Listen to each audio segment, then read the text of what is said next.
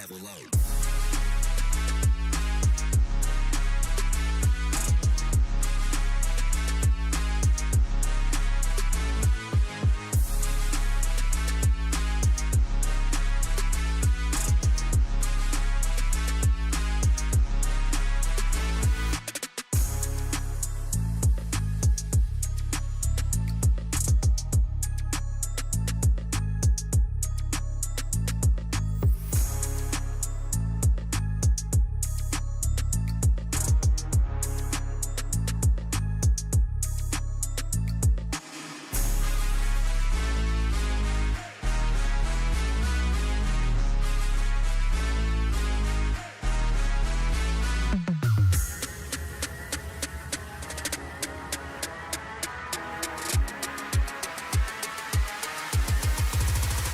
Level low.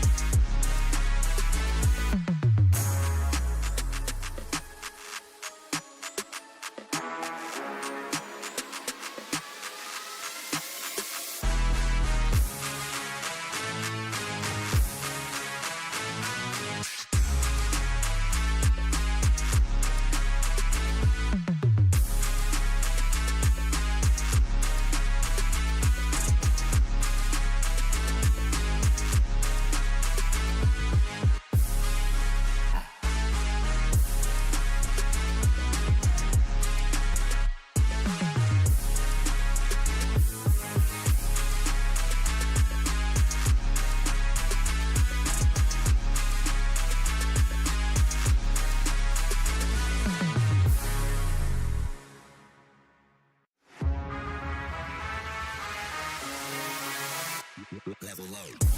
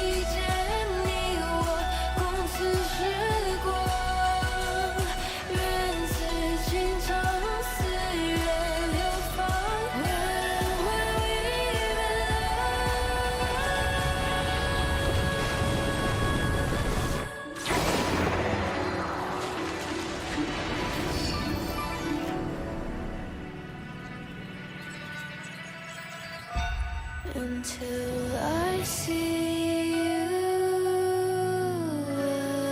again, to the end we begin. Ties that fly,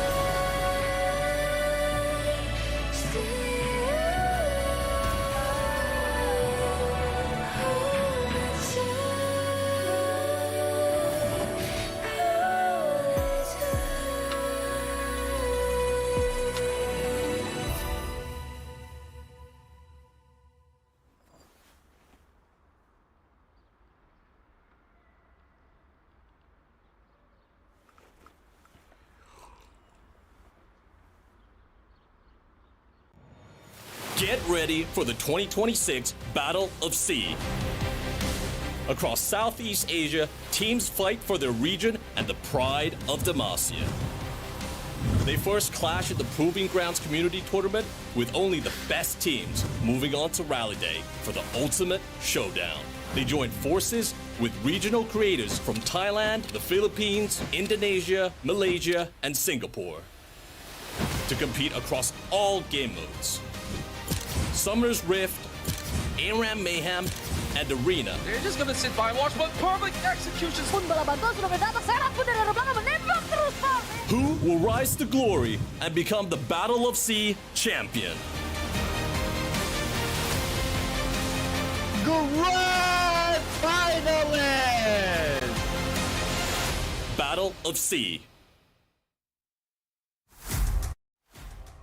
Welcome, Summoners, to Day 2 of the Battle of S.E.A. Proving Grounds. It's your boy here, Qontra, alongside with Sagi, to bring you all the heat, all the action happening throughout the span of this evening. Thank you, of course, to all of you guys who are joining us, and also shout out to the co-streamers who's having their own watch party going on, as the Battle of S.E.A. is a regional tournament featuring 5 participant countries: Thailand, Indonesia, the Philippines, Malaysia, and Singapore, to battle it out, to prove to themselves and to the rest of the region that they are the very best at sea.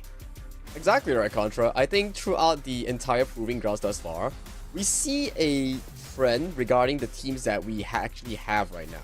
If we look at the remaining teams, we have Team SSS, FRC, Faerie Charm, right? Team FF, and finally WP Academy. I gotta say, out of the 5 regions that you just mentioned, we only have 4 representatives coming in from Malaysia, Singapore, and 1 representative coming in from WP Academy here. So for Thailand, Indonesia, not the best case for them, as they've been knocked out yesterday.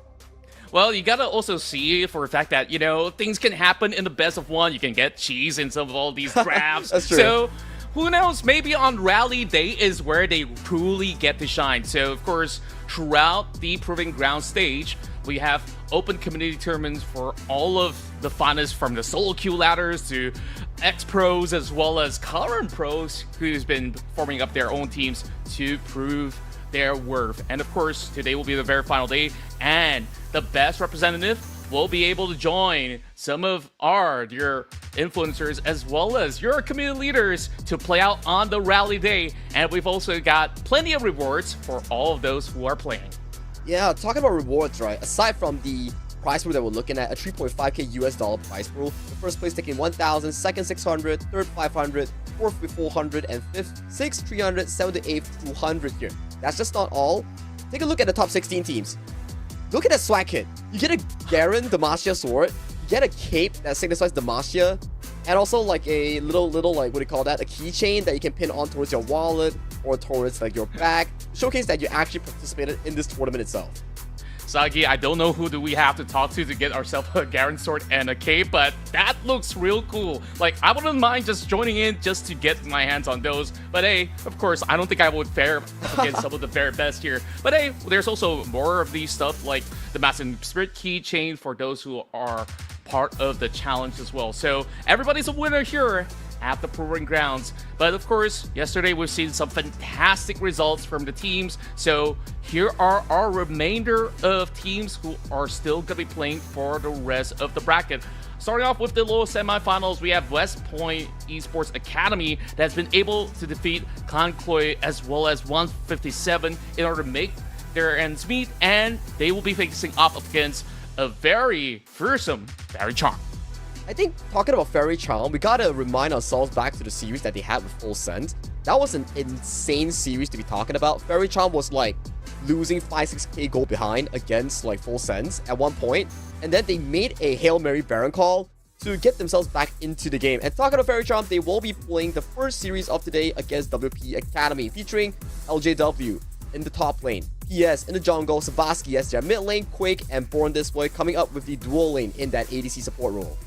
Yeah, and speaking of which, this is not their very first time meeting up against each other. If you guys have been watching some of all these tournaments back in the past, they do have some history up against West Point Esports Academy as well. Devour, the current rank 1 in the solo queue ladder, will be, of course, one of the players to look out for from West Point Esports Academy, as he's going to be leading a fray together with Relia, Outgrown Up, Paulo, as well as Azabeth. So this is bound to be a very exciting matchup that we're getting here to kick things off.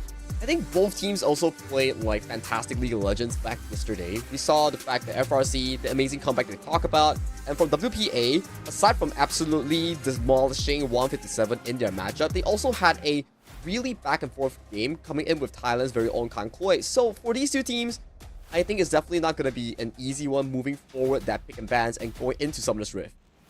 Indeed, I mean, overall, there's a lot of pride at stake as well when we take a look at how they've been really putting everything on the line. And we talked about that big Hail Mary play that kept FRC alive. I wonder if there's still going to be another crazy Hail Mary that we're going to be seeing later on, because they definitely have this no-holds-barred kind of playstyle. But you also got to see, WPE, they got a very versatile draft as well. They've been playing some kind of carries like Akali at the top lane. We've been seeing Aurora coming out from Relia. So it's a very big pool that they're actually working with. As we kick things off, Faerie Charm starts on the blue side, and the first ban will be a respect towards Devoured on that Viego. It's an interesting one, right?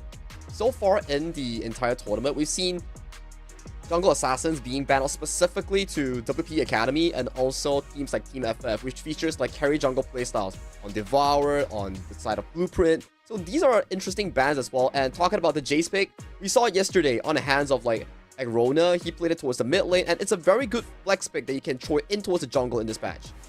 That's true, and definitely you could even flex it over the top side. It's just so versatile, and that's the thing that I really love about this brand new season that we're getting with, of course, the Demacia patch. That's why we're in Demacia colors today, and we've even seen a lot of all these focus bans coming out, because that Akali was played by Relia one of the matches prior, so they're just making sure that, hey, if this is a very problematic champion, we might as well just get rid of it. And of course, from West Point Esports Academy, they're also taking out Fiora as well as Nico. Those kind of playmakers as well as late game skirmishes is definitely going to be very pesky, but they definitely don't want to have Born This Way maybe picking up a very cheeky Lee Sin talented bot lane.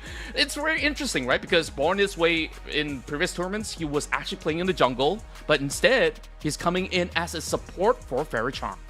Talking about support role, right? It's interesting that you mentioned that Born This Way this time around for the support role. Maybe it's like an emergency substitution or like a role swap that we don't really see much often here. But kicking off the pick and bans, we do see LJW locking in that Dr. Mundo here. Likely going to the jungle, because so far in the tournament in 2025 and 2026, we've seen more and more of Jungle Mundo dominating as the premier frontline.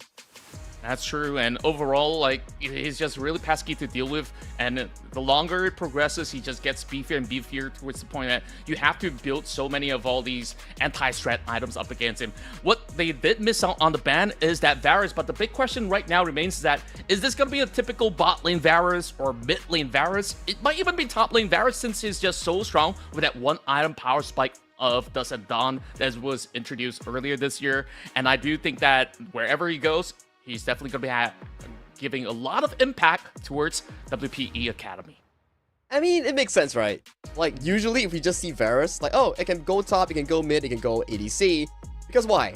I remember that one video that I saw Faker did that 2-minute 30 clear on Ambessa, and you know, some people have tried that, and they're like, okay, maybe Ambessa can be played in the jungle here. So, for WPE Academy on the red side, this too will remain a flex until the very end, considering they have the final pick on the red side. That's true. Meanwhile, Faerie, they don't really mind revealing a couple of their cards on the table right now with both the Nautilus as well as Azrael pickup.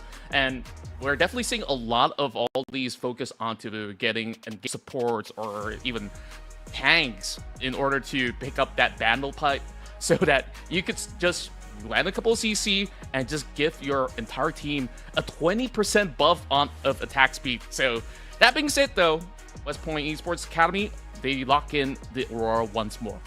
Yeah, this Aurora will be interesting, considering the fact that options are widely available. We can see that Polo might be getting his hands on that Varus to the ADC role. And for this Aurora and Bessa, we've seen how Relia was able to play that Aurora in towards the top lane, and considering the fact that this patch, you have quests. You can go for potentially something like the Teleport Ignite, you can go for Flash Ignite for more aggression, as long as you can break through that level 20 mark and finish up that quest.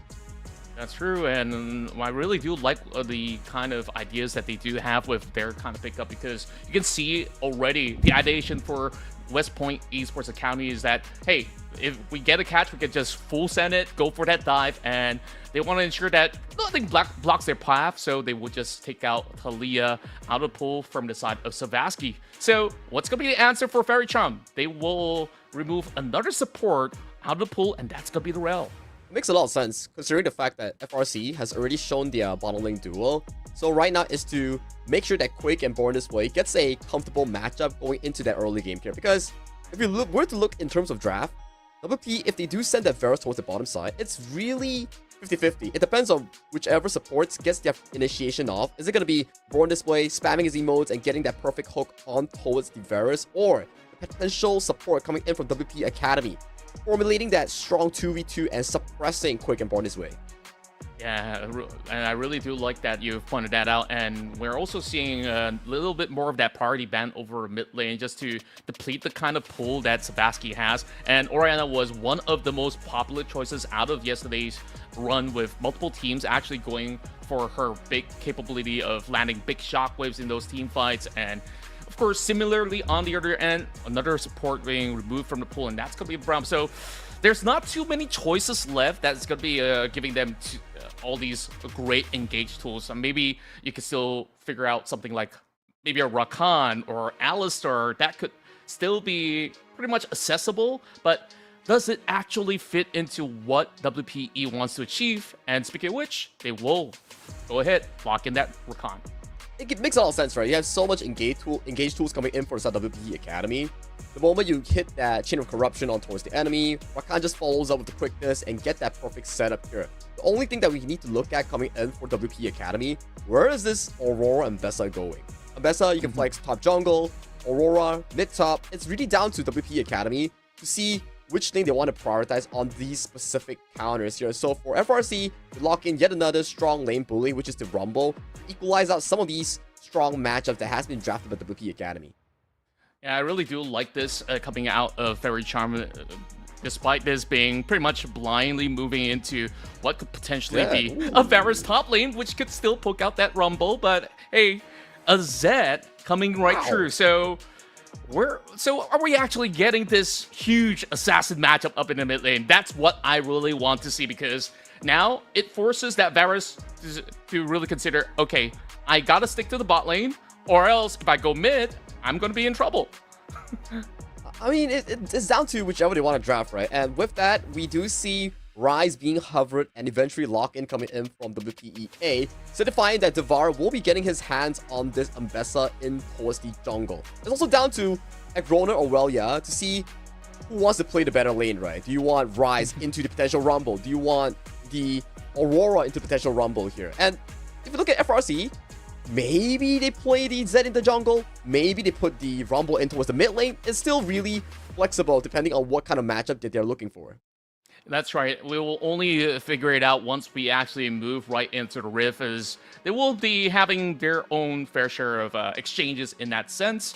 And there we go. We get a little bit of refreshment. Indeed, it will be Bessa in the jungle and Aurora over on top lane. So, of course, early game, the Rumble just really got to keep himself safe. It's not going to be easy for him to really slowly poke out that Aurora. But who's going to be the key figures in this matchup, Sagi? Because I'm looking at a lot of potential from both sides. I think it's definitely down to FRC in that bottom lane here, because if we look at the matchups entirely in terms of laning phase, I gotta say WP Academy drafted themselves into a very comfortable laning matchups here. Priorities everywhere for LWP Academy in terms of those lane matchups, and the only anomaly in that 3 lanes is FRC's ADC and support. If they can break that 2v2 and control it for PSS Mundo, that could be the breaking point for FRC. On the flip side, LWP Academy, they have very, very strong laners here. Every single lane is able to outpush and set up Devour for a very comfortable jungle pathing. I absolutely do agree. In terms of draft, I really do favor WPE for the sheer amount of crowd control. I mean, you got the Rise, you got the Rakan, and also the chains of corruption that could just be thrown into those fights. And if anyone actually tries to get anywhere out of the corners of the map, then you could still have the Mbissa to permanently chase out that one fellow. But hey, if the Mundo can just scale up and go where he pleases, hey, it might just be a very different story. So it really boils down to who really takes the lead in those first 20 minutes, and then we'll really get to witness the full game plan coming from the side of Faerie Charm, because there definitely is a lot of weight on the shoulders of that Ezreal. So I'm really hoping to see a really good round in this best of 1. I think to your point as well, right? We talk about the first 20 minutes. If we break down on how both teams want to play, for the side of Faerie Charm is to survive the laning phase, right? You have essentially maybe 3 losing lanes if you don't play it to your own cards. And for the side of the Academy, ride on the side of Devour's jungle pacing and make sure that these 3 winning lanes convert it to more jungle pressure, more early game dragons. Make sure that you can ride the Varus momentum in the early game to close out the game as soon as possible. Force that dragon soul, right? And you look over to the side of FRC, it's really down to their comfort draft. And if we go to the mid game, the Zed is going to be a very strong side lane pressure. So for them, survive the laning phase and pace themselves towards that mid game.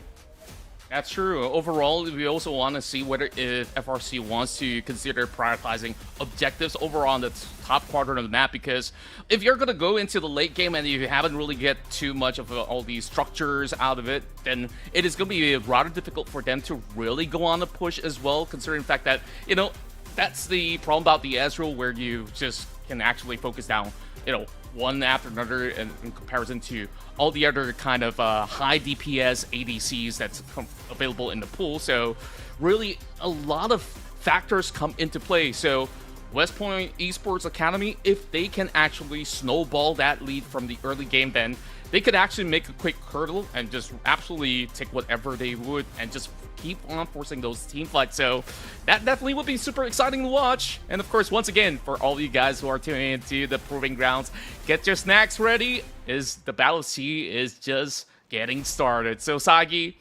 I'm not going to be the guy to put you on the spot and say, oh, let's make a prediction on which team. We're here for the vibes, man. I'm pretty sure that the co-streamers are too, because overall, we are having some of the best out of the Philippines and MYSG to really kickstart the day.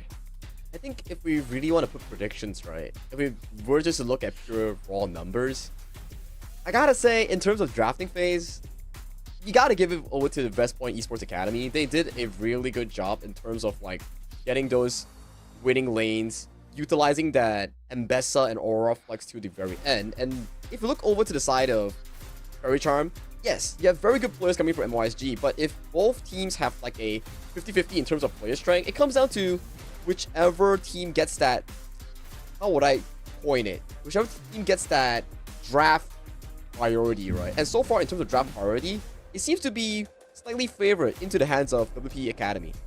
I definitely do agree, and that also boils down to how hard does these two supports have to roam around the map to really create scenarios that can actually give them all these small little build-up of a lead in that sense. So born this way on the support role, I'm definitely sure that he's definitely played plenty of all these matches in his solo queue climbs and stuff in order to really shine. But overall, this is something that's new to us because we know him very well to be a prominent jungler in the scene, whether it's in pro play or even in the queue ladders. And on the other side, I mean, West Point Esports Academy, they've definitely shined from the matches from yesterday, that they really do have a support that really is willing to give it all in order to get those leads for the team. So I'm just really hoping to see something really special coming out of the bot lane, starting from these two supports, and then of course later on in the late game, the both ADCs are gonna prove their worth on who really gets the better lead. I think if we were to pan over to the bottom lane later, something that Born This Way has been known for in the solo queue ladder is his ability to mind control his opponents with the mastery spams and emote spams. We've known this guy for like so long. We've seen him play in tournaments. His specialty, you gotta say, is in the jungle, is in the form of those heroes like the Lee Sin, but when it comes down to his personality, it's gotta be those emotes. Yeah, I'm glad that we're actually playing on the live server instead of, tournament realm, so that he can actually flex his mastery whenever he pleases. So I think that anyone that has faced him have already gotten used to, okay, this guy, if I start the game, I'm just gonna mute his emotes, and that's it.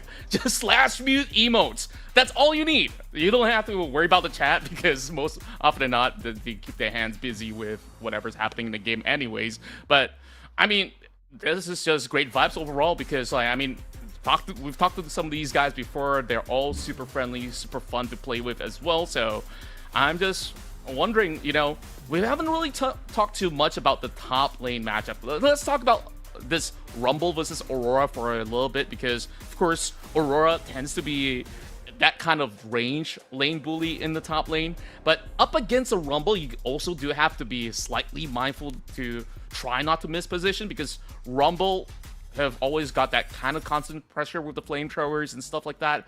But once they do have the equalizer, I think that Rumble is gonna be having some really big impact from level 6 onwards. Yeah, and it comes down to whether or not LJW can actually control that level 1 wave. Like, level 1 is Rumble's weakest phase in the game, so if potentially LJW can survive that early game, pop that level 3 in, then the shield starts kicking in, the flamethrower starts kicking in, and he can start actually being able to mitigate that lane pressure coming in from Relia's potential Aurora top lane, right? So it's really down to those wave management talk about, how you trade well, how you cast those spells to get yourself into those certain advantages.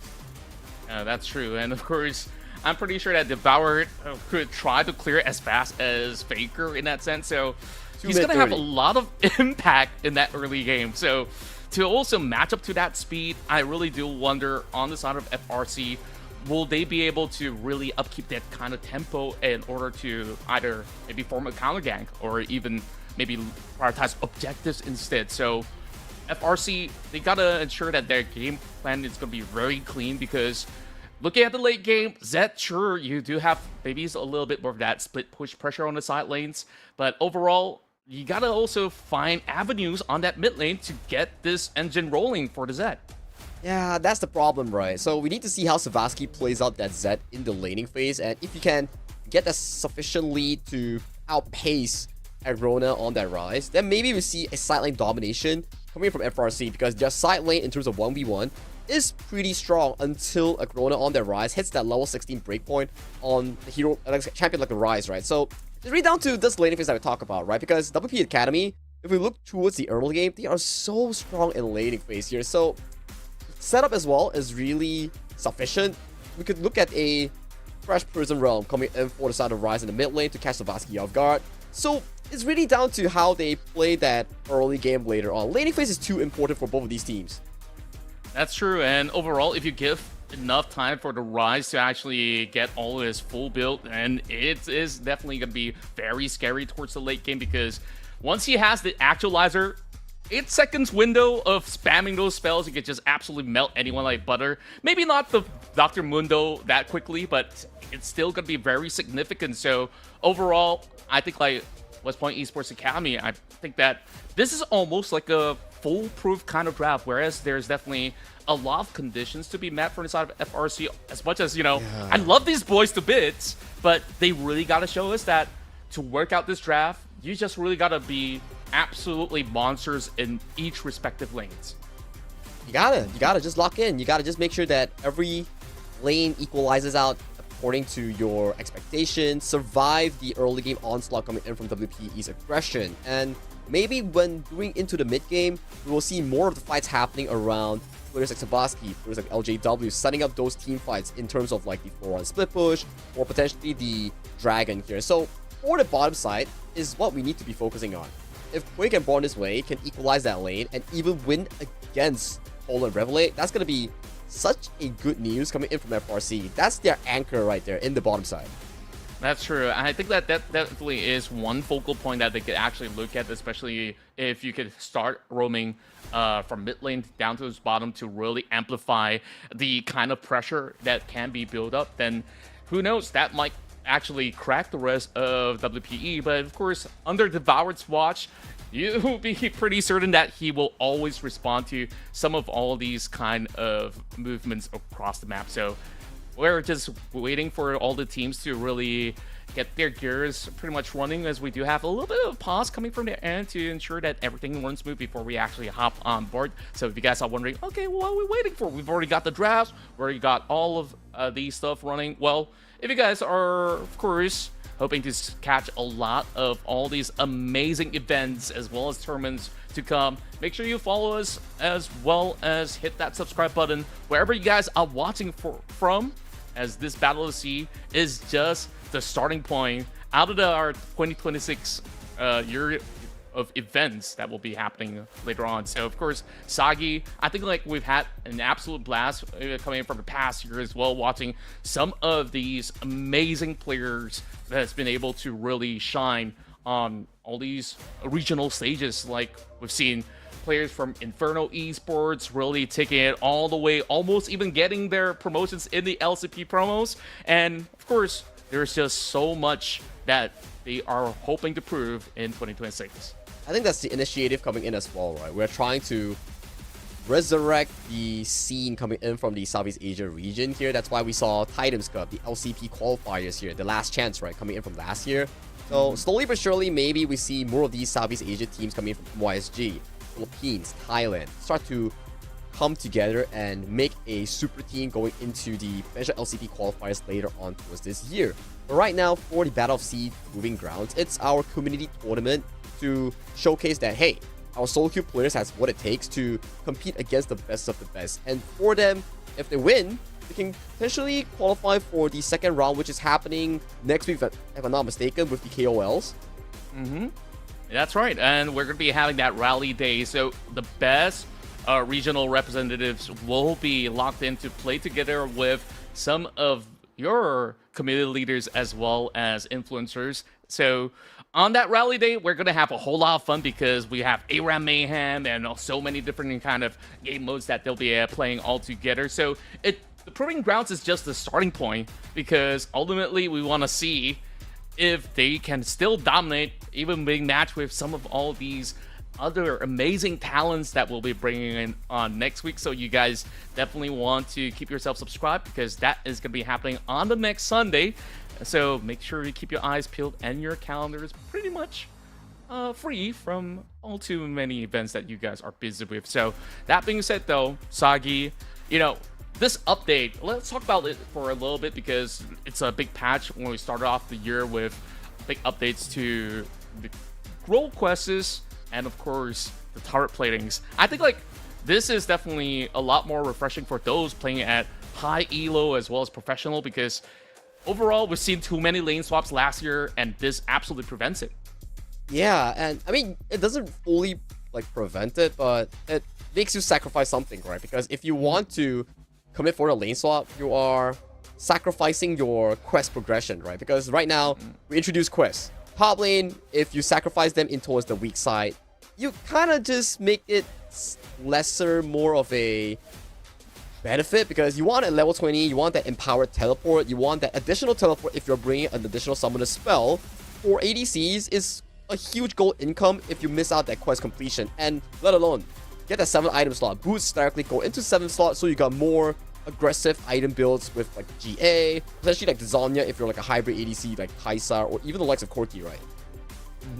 That's true. Like we've seen a lot of all these professional games, whether it's the LEC or LCK, even ADCs like Jinx is getting a little bit more viable in pro play as well, because once you do get your hands on the 6 and 7 item, that's where you could absolutely see them absolutely tear through team fights like it's hot knife through a butter in that sense. And we also see a lot of all these amazing variety of summoner spell pickups that can actually lead to more aggressive plays on that 1v1 top lane, right? Overall, this is the reason why, you know, Aurora becomes viable. She gets that free TP past 12, 14-minute mark, and you can still impact into some of all these fights around Dragon. So this is just the beauty of it. And if you were to go on tanks, you could still take those kind of teleports.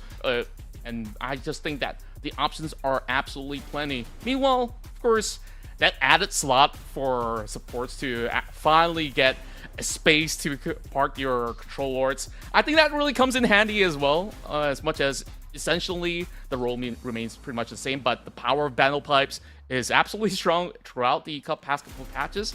But if there's going to be enchanters coming out, I do think that, you know, there's a bunch of all these enchanters that's still really powerful with all these newly introduced healing items like Dynamo Songs to pair with Echoes of Helia. So options are absolutely plenty. I'm absolutely enjoying all the new patches coming through. Talking about items, right, Qontra? The revisit the item known as the Hextech Gunblade. We've missed this item since like God knows how many patches, and right now it's back in towards this new season of League of Legends. So I do believe that we do see more Akalis coming into pro play to more of these like tier 2, tier 3 tournaments because of like Hextech Gunblade. Because this item fits Akali so well. You jump in with Akali's ultimate, immediately pop the Hextech Gunblade, and you could go potentially for that all-in. So for this item to be back, it's good to see some old names coming in towards this. Yeah, speaking of new items, I think that there is a lot of all these new items that can benefit certain champions, and for those that love playing Caitlyn, you know, they got the Hex Optics C44 that just empowers you for that range auto attacks. Imagine getting that headshot in as well. It just doubles it down. And of course, there's just so many of all these interesting kind of builds coming up. And since we do have a Rise, once you have that actualizer up online, man, that is a very, very nasty item that absolutely benefits Rise at this point in time, because you could just amplify your damage output just by doubling the cost of the mana, which is not a problem for Rise at all, right? So within that 8 seconds, he could just absolutely blow somebody up. So I want to see that happen later on, and who's going to be that victim towards the side of FRC. It's like pulling the old Rise ultimate and making it a item, right? Like back then, when you pop the Rise ultimate, you go like on the onslaught mode, you can spam that spell button like a keyboard, and with the actualizer being an actualized item right now, it's more of a, how would I say it, a different item. It's like Shojins for mage users, right? It's like you're just like spamming that. It's like, okay, it's time to all in. Let me pop that and let me like just like swipe my QWER and just spam all my spells. It'll be a shame where once you pop that and then like you have something that can absolutely silence Rise, and then like, oh, I've wasted like maybe 2 seconds out of the 8. But hey, it doesn't really matter too much. At least it's 8 seconds, so they could still at least pop a couple of spells right through. And what other interesting items are there? I think like there's definitely a lot of interesting stuff like Bastion Breaker. If you have those kind of split pushes over on the side lanes, you even have other than the ones that we've mentioned earlier, I think like over. Bean Hunter yeah, the new ADC item. That's pretty good, man. It is, and we've seen a lot of people experimenting with all these kind of builds. We've even seen Nasus is starting to build that item alongside with Essence River, and he just absolutely dunks everybody else with that. So it becomes an absolute monstrosity for those who are facing the kind of crit Nasus build. I mean, those are in mid-elos, you'll see a bunch of them. I mean, it's for the funs and lols, right? When you look at a Nasus that's like stacking, you can sort of wonder like, after the Essence Reaver, I kind of need some true damage coming in for my crit items. So for them to build Bean Hunters on Nasus, maybe it's like for the funs, you know, for the funs. You get that ultimate haste, you get that additional attack speed. You just sacrifice like what? A lot of HP, a lot of tankiness for being able to bonk the enemy, right? Yeah, just get more crits, get more lifesteal, and you're sorted. Well, I do believe that the technical pause is going to be taking some time. Just want to get some confirmation from our dear producers if we're going to be going for a little bit of a quick break, or are we going to be moving in for our matchup. Of course, we'll keep you guys updated towards that. But of course, at the meantime, Sagi, I think it's a little bit of a long podcast between you and I. So, have you experimented with any of all these, new stuff that was being brought to the table? I gotta tell you, the moment I click League of Legends from Riot Client, the only thing I click is Era Mayhem. So for Summoner's Rift, I haven't been in Summoner's Rift for God knows how long, but I've been watching some pro games, so I may be a bit rusty when it comes to Summoner's Rift here, but judging from yesterday's game that we saw, I think if you want to have the best game coming in from yesterday's elimination matches, I think FRC, the current team that's playing against WP Academy, definitely takes it when it comes to FRC going up against Full Send from Thailand. That series was just insane. Like, insane. 5 to 6k gold swings, 4 to 5 minute games, 2 to 3 Barons, and FRC still managed to find a comeback despite losing so many gold here. So, maybe, just maybe, coming in towards today's series, especially in the BO1, maybe they can bring that magic just like their name, Faerie Charm. Yeah, I mean, these charming bunch of lads, they've definitely shown us a great dueling spirit as well as tenacity throughout that epic matchup that they did have. And, sometimes going through matches like that, it either gives maybe a lot of information towards those who are watching. I mean, the teams that are reviewing the WOTS is like, hey, maybe we could punish some of all these movements. Maybe we could actually go up against this guys from a certain angle. But look at Faerie Charm, it really feels like this is a team that is ready for whatever is being thrown at them. So, of course, with the amount of experience that they do have as a whole, be it individually or even as a team, of course, on paper, if you take a look at preparation, WPE Academy, they've been stuck together for quite some time now, I do believe, and they had plenty of practices. As for Faerie Charm, maybe not as much as a team, but overall, they've always been active in, their climbs and stuff like that. It's more like that natural dynamics from the side of FRC that is really intriguing, because with Born This Way from Inferno joining them, and there's a bunch of transfer windows where you have Neko going over onto Team Triple S, if I'm not mistaken. Yeah. And now they still have Savasky, who used to be like a major AD carry role over on bot lane, and he's absolutely comfortable in the mid lane. I think, this comes from like their experience coming in from God knows how many years they've been playing in League of Legends, right? So for them to be able to swap roles between each other, for them to be able to take on the heavy duty, so it's definitely very amazing for them to be able to do these sort of lane swaps, because for me, it's super difficult to actually move from one lane to another, because I know for a fact that if I do it in such a high competition level, I will get absolutely demolished by my lane opponent. It could happen to anyone out there, and that's the beauty of this brand new patch, because sometimes if you get a field roll and then all of a sudden, hey, some notification pops up and it says now you get either double LP to win or you have no LP losses if you lose the match. That does not mean that you get to throw the game for free, because you still have to earn at least B in your performance. So that being said, I believe that we will be taking a very short break once we have been able to sort out the technical issue, and then we'll be jumping right back in for more here at Battle of S.E.A Day 2 of the Proving Grounds. We still have to give it a bit moment here, and in just a short moment, we will be tossing it over here. Production just gave over us a short minute 5 break, so we will see you after this 5 minutes.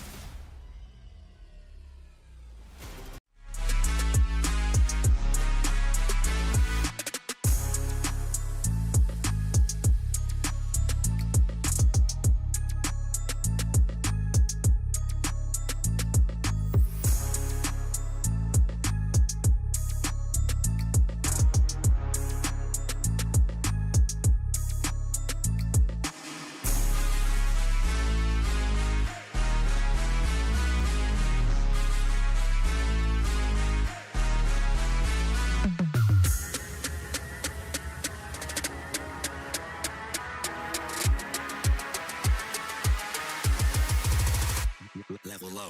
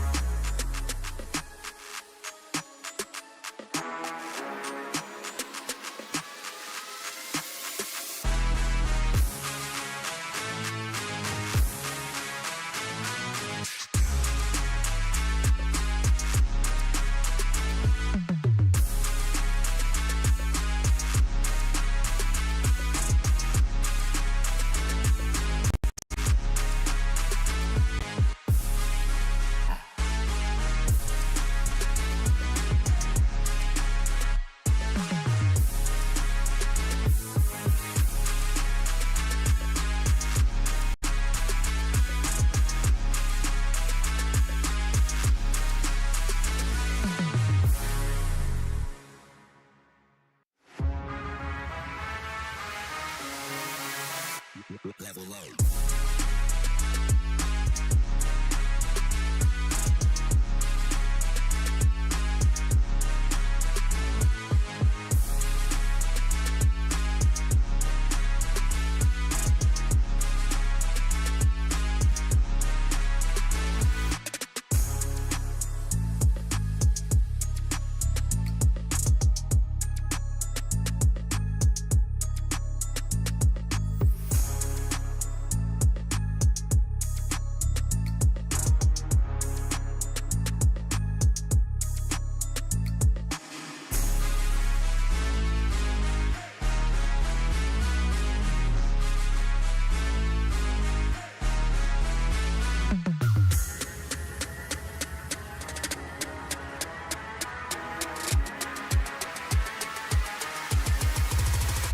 Level low.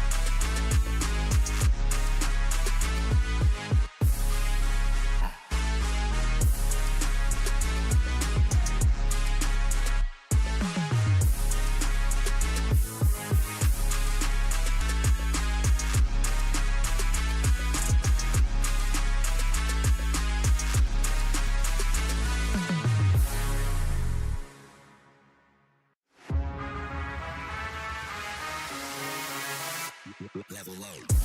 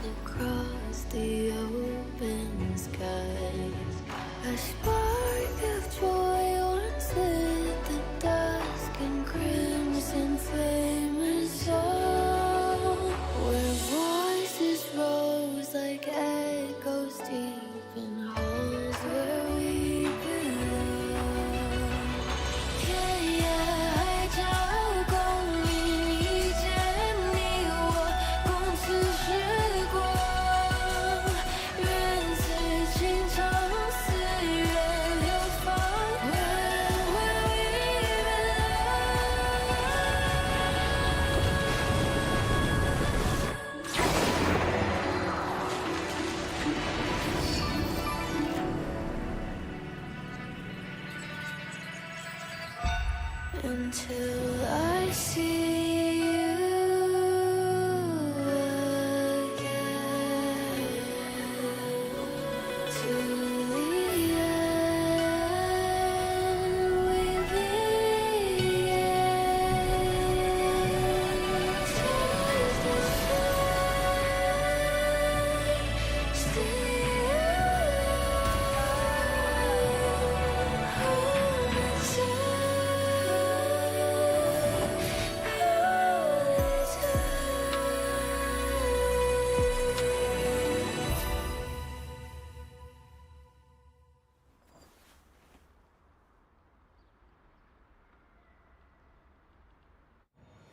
Get ready for the 2026 Battle of S.E.A.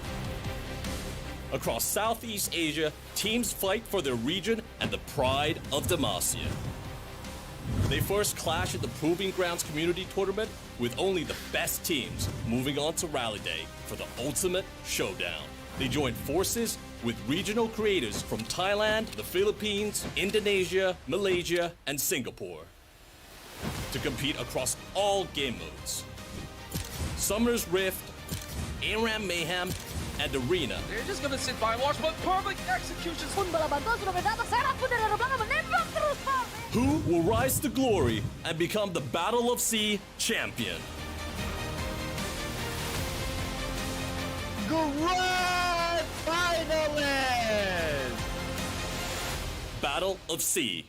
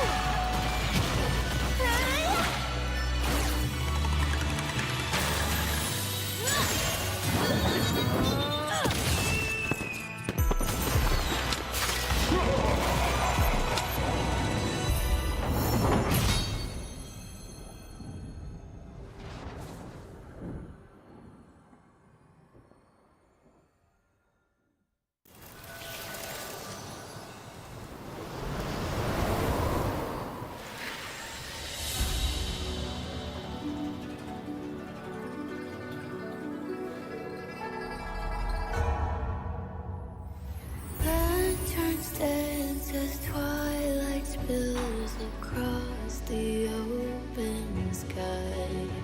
A spark of joy once lit the dusk and crimson flame is all. Where voices rose like echoes deep in halls where we belong.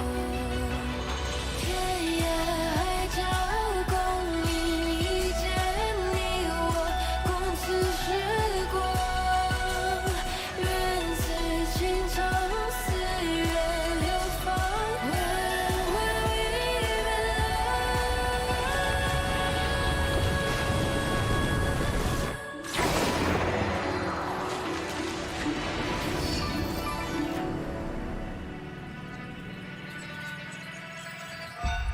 Until I see you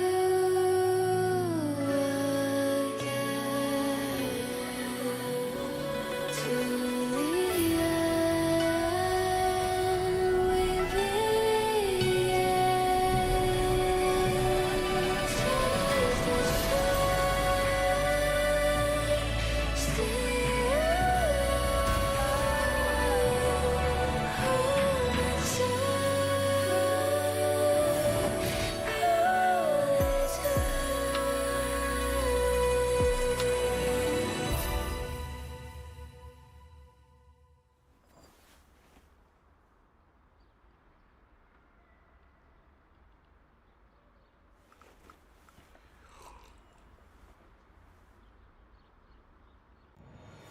Get ready for the 2026 Battle of S.E.A.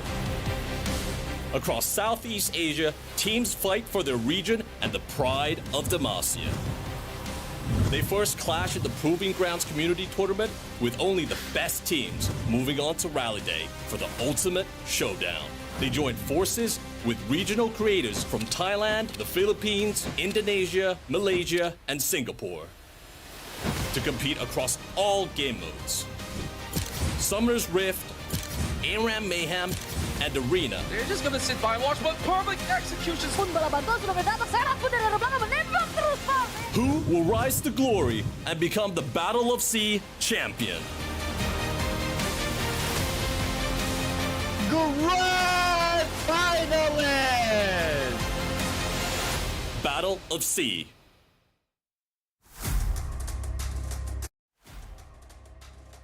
Welcome back once again to our second day of Battle S.E.A. Proving Grounds, as you're with us here, Qontra as well as Sagi, to bring you all of these exciting matches, and hopefully everything's sorted for now because we were already past the draft, and then we had a little bit of hiccups coming in from the technical side of things, and finally, Sagi, we are gonna be back, and now we jump straight right into the rift. It's Faerie Charm versus West Point Esports Academy. It's MYSG versus the Philippines.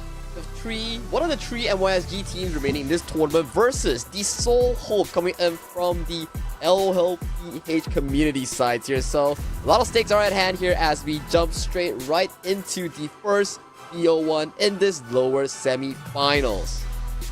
It's been quite the journey for both of these teams as they've been able to survive the gauntlet, and still this match is going to be a very crucial one for Faerie Charm to still keep their hopes and dreams alive to play on the Rally Day. Meanwhile, West Point Esports Academy being the sole PH representative to have moved this far in the brackets in the top 4, they should be set for the Rally Day, but they absolutely do want more out of the prizes. And of course, as we kick things off, it seems like it's going to be some standard start, but we do have some deep wards planted over onto the Raptors already. So West Point Esports, they do know for a fact that that is going to be a little bit of vision set up, so they will instead have to invest a star on blue. And a very aggressive item setup here coming in for Savasky, opting to go for the Doran Blade into this Rise matchup. And bottom side though, already a very aggressive 2v2 coming in from Born This Way and also quick against Gochi and Street Sweeper. Yeah, liking how things have panned out so far. Of course, nothing too drastic in the first couple of minutes because you want to look for that level 2 spike, but it is going to be Born This Way, looking for a beautiful dredge line to really chunk down Gochi. Yeah, those Mystic shots are hitting so hard as well on the side of Faerie Charm here. So a very good 2v2 win here thus far coming in from the FRC dual lane here. And I gotta say, Born This Way pretty accurate thus far with his dredge line. Yeah, it's absolutely clean, and we're also seeing a little bit of a brawl coming in from the top side of the map. Relia now has this wave shoved all the way to keep up the pressure up against this Rumble, where honestly the Rumble could not really extend all too far to really get too much out of the situation. If at best he could actually freeze that wave and maybe get a little bit more, as you can see that Aurora is already one full wave ahead. Yeah, and you can see towards the map itself, both junglers has been spotted out by the Vision Ward. So the first rotation going into the gank wouldn't be as easy coming in for both Devour and also PS. So we gotta see how it actually pans out later on the first Scuttlecraft, because the mid-top side looks super duper strong coming in from the side of WP Academy, and for mid lane especially. Sabowski's not having a good time. He's almost 2 waves down in terms of CS. Yeah, now that you also brought up the point that he actually started off with the Doran's Blade, like typically if that matchup does not really fully favor you, you're gonna be getting chunked down. Maybe a Doran's Shield will be a little bit more optimal, but hey, he kind of signed up for it. But what really impressed me is that Born This Way, you know, he kicked things off and say, you know, I'm pretty confident with my bot lane. So, and we're going to go for another hook. And it's straight Street Sweeper. And it's first blood already for Born This Way. Everything landed on towards the Rakan, the dredge line, the AA into the lockdown, and from Quake, he landed every single spell on towards the side of the Rakan coming from WP Academy here. The anchor that we talk about back in Pick and Bans here, this 2v2 going super well for us at FRC. Yeah, it's pretty beautiful of what we've just got to witness out of Fairy Charm. And, you know, that's one condition being met. Now, could you actually get more done on the rest of the lanes as well? So, Born This Way, I think starting off with the Oracle Lens in order to clear those wards also come in pretty handy overall. Street Sweeper now has got to be maybe a little bit more mindful of his position when he goes back to lane. Yeah, top side as well, a bit of a poke and prod here coming in from both of these two laners here. But as of now, both junglers are pathing away from them. For Devourer, it will be about like the next 1.5 minutes before he actually is able to cause any sort of commotion in towards the top side against LJW. That's right, Sherby Ow. just tries to chunk out Savaski. He's already down to 1/4 of health already, forced to actually pop a couple of potions. He does have the flask though, so he can actually have another charge in order to try to sustain, but oh boy, this does not look all too good. Yeah, one more overload could potentially send Savaski straight towards that base here, but a very good wave clear here so far coming in from Savaski, trying to minimize that early game deficit as much as possible in this matchup. Yeah, he's going to be losing a little bit of that prio in this maneuver. And now they're already looking for a very deep dive angle over the bot lane. But the thing is that Gochi's got both sums available, but are they really going to commit? Oh, nice dredge line though. He does actually hit over onto Sweet Super, and he will have to burn that flash. Both sides dropping really low, but Gochi still gets it though! Beautiful snipe from Gochi. That was a overextension here coming in for side of FRC. They already got what they came for here. Burn the flash on towards both the Varus and Rakan, but the supplementary play coming in from the jungler support of the side of FRC was too much. If they just stopped there and contained themselves, that could be such a big win coming in for the side of FRC. But let's check out the replay here. Nice hook on towards the Rakan here. All spells landing on towards the Ezreal here. But a very on-time flash coming in from Revel 8 to dodge away from the ongoing damage. And the final arrow, that was just nice. Yeah, so far, Quick has been absolutely precise on all these Mystic shots as well to really amplify that kind of gank setup towards the bottom end. I think the beauty of how Gochi did manage to at least get a trade off of that bottom skirmish and still kept that barrier is still could be helping them to sustain for a little bit more in case if that happens again. Of course, meanwhile, the Dragon was pretty much left for the taking for the side of WPE Academy. They will easily secure it without any form of retaliation from FRC. Yeah, interested to see what kind of Dragon Souls are we going to be seeing this game around here, because it's going to be very important, especially on towards this strong 2v2 bot side, for you to stack those dragons as early as possible. It gives the team that's winning the advantage of that soul point to pressure the enemy into risky team fights against you. That's true, and overall, it definitely does get a little bit more interesting if we get something like a Hextech Drake or so as a soul point. And that will absolutely amplify what this Ezreal can do in the mid and late game in that sense. And of course, everything else, it still benefits other members of the side of FRC. But for now, it's pretty much a stalemate of 1-1 ever since we got a little bit more of that exchange over the bot lane. Yeah, bot thus far. Yeah, bot lane's looking really good coming in for the side of FRC. It's going back to our pick and bans, right? We say that, okay, FRC must, at the very least, 50-50 that bot lane, but this is not 50-50.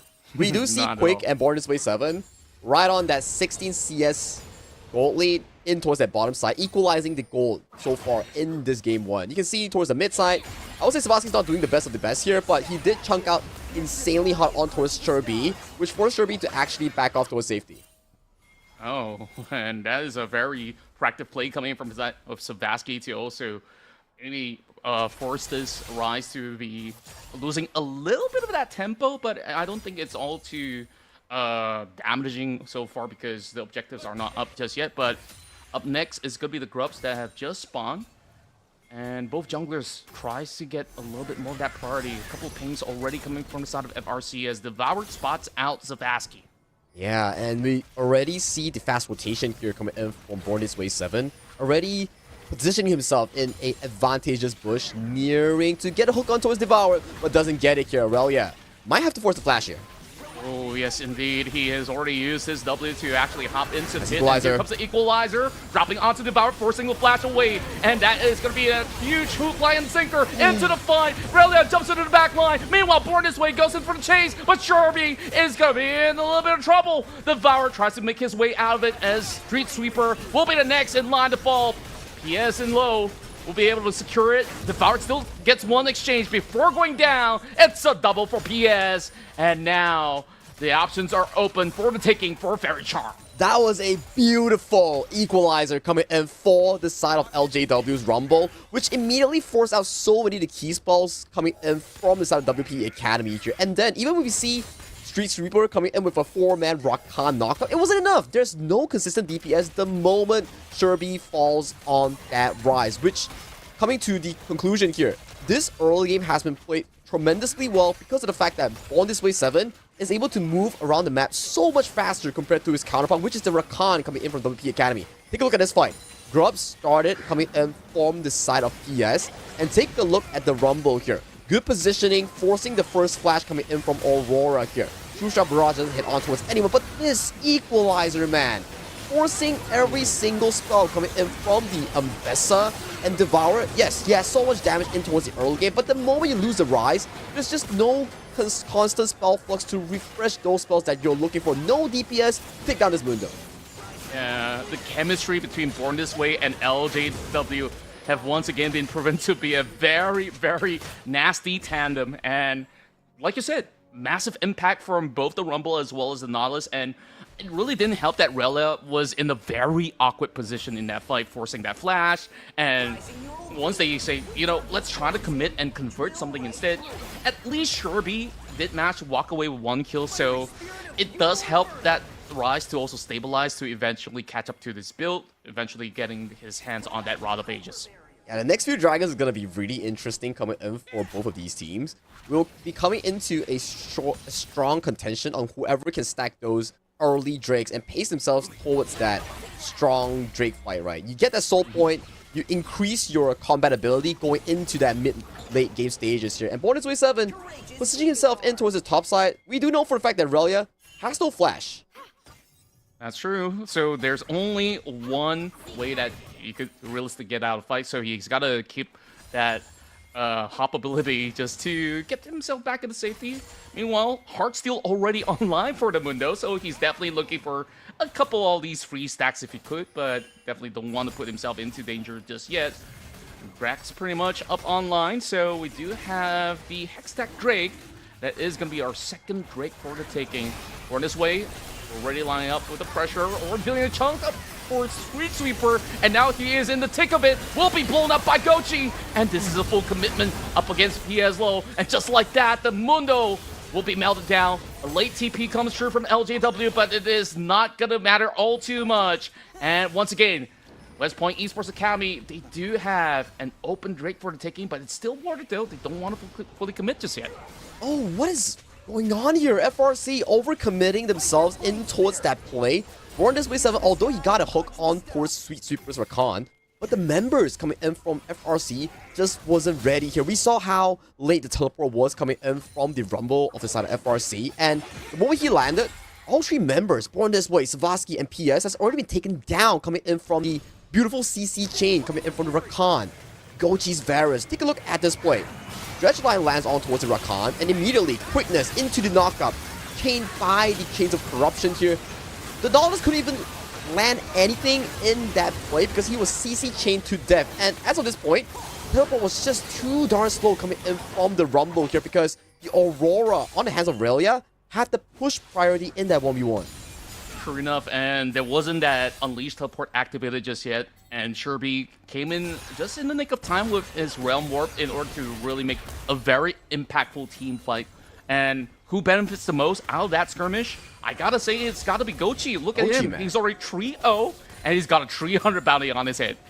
Yeah, and with the control being relinquished over to the side of WP Academy on this Dragon, you gotta be wondering, if they get themselves on the hands of this Dragon, the Dragon's stacking pressure will be in the hands of FRC, but take a look at PS in low buff. He's trying, he's going for it, he doesn't land a smite. Yeah, they don't want to fully commit though. Street Sweeper looking for a little something, but Amundo is not who you really want to jump on. since he could just block one of this crowd control spell anyway. So they will have to give it over to West Point Esports Academy. So it's good going for WPE because you give them more time, you can let them skill. It is still going to be the ball on their court if it's going to hit that 35-minute mark.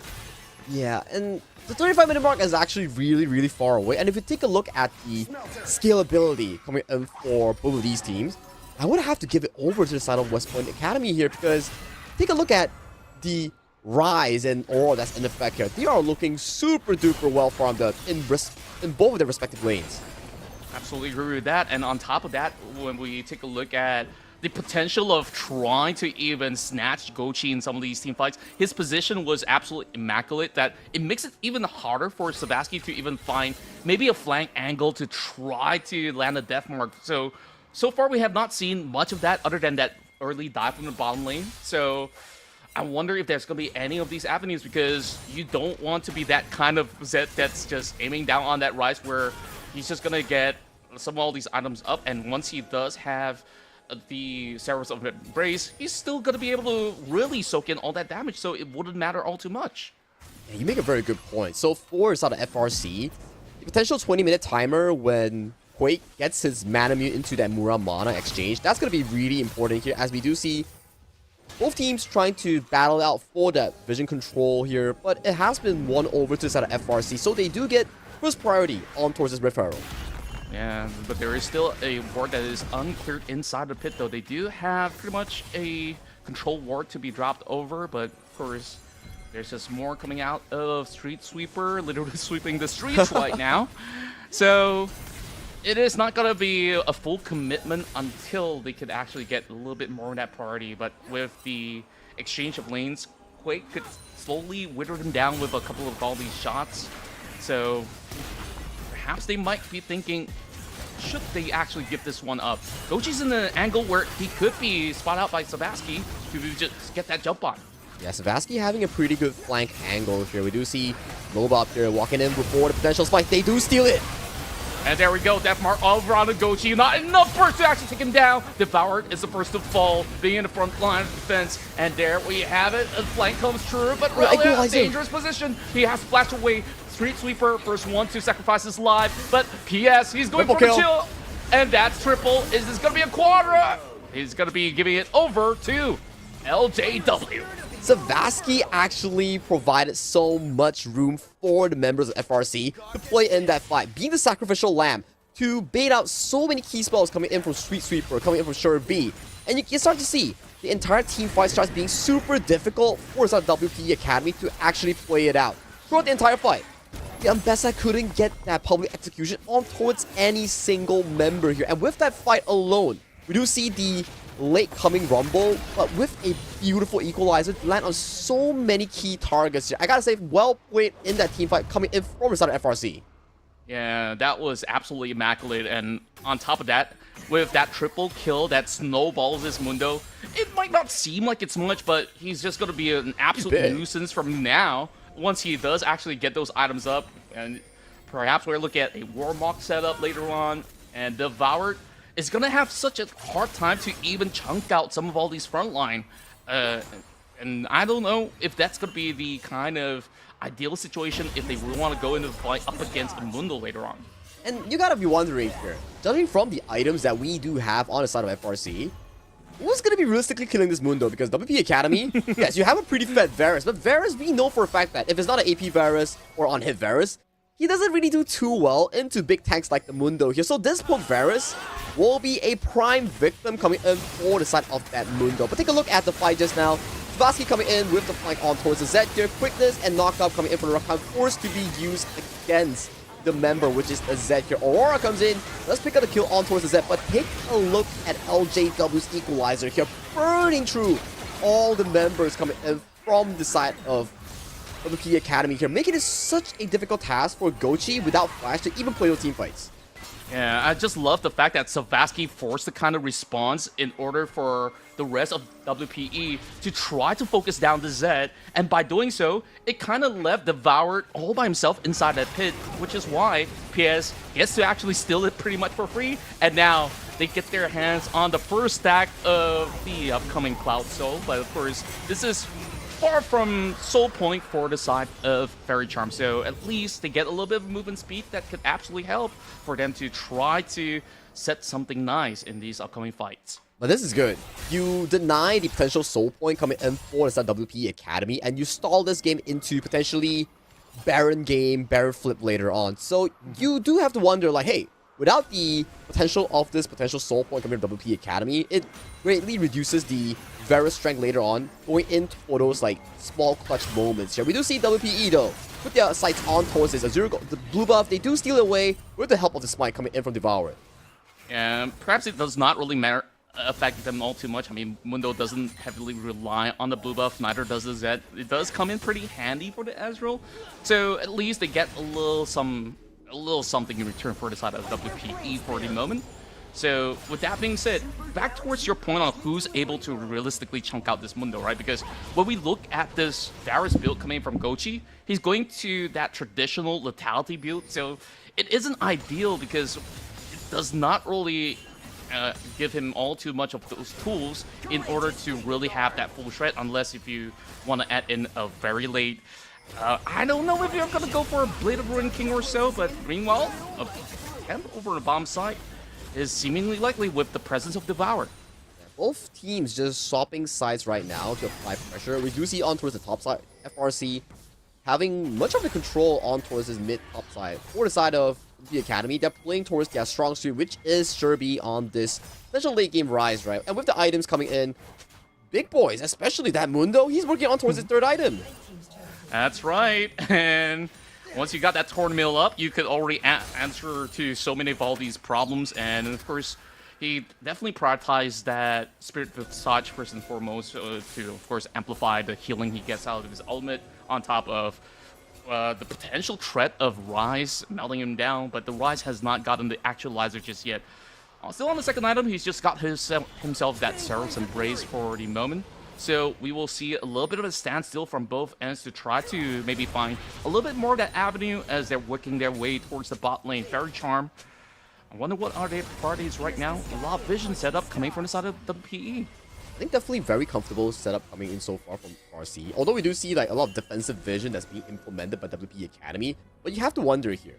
They're not in a rush because this Mundo, once he finishes up his third item, and you take a look over to the WP Academy, no form of any healing reduction, there's no ignite as well to cut down those healings here, so realistically, who's taking down this Mundo?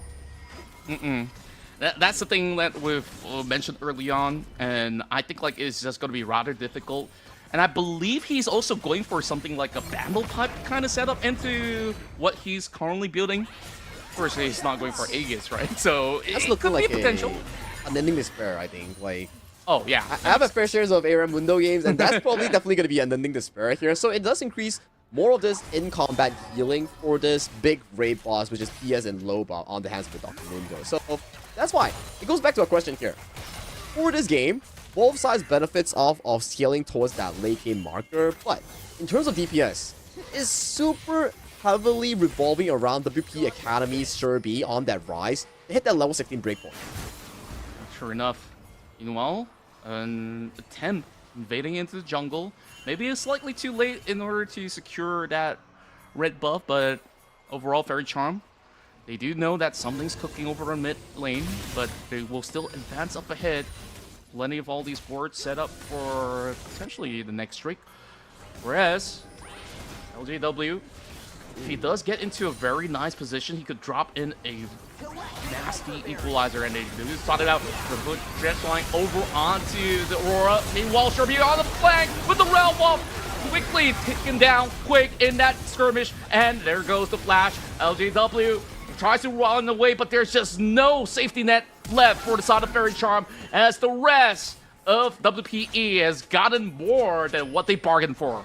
That was such an on-point engage coming in from the side of Sherby and also Devour it here.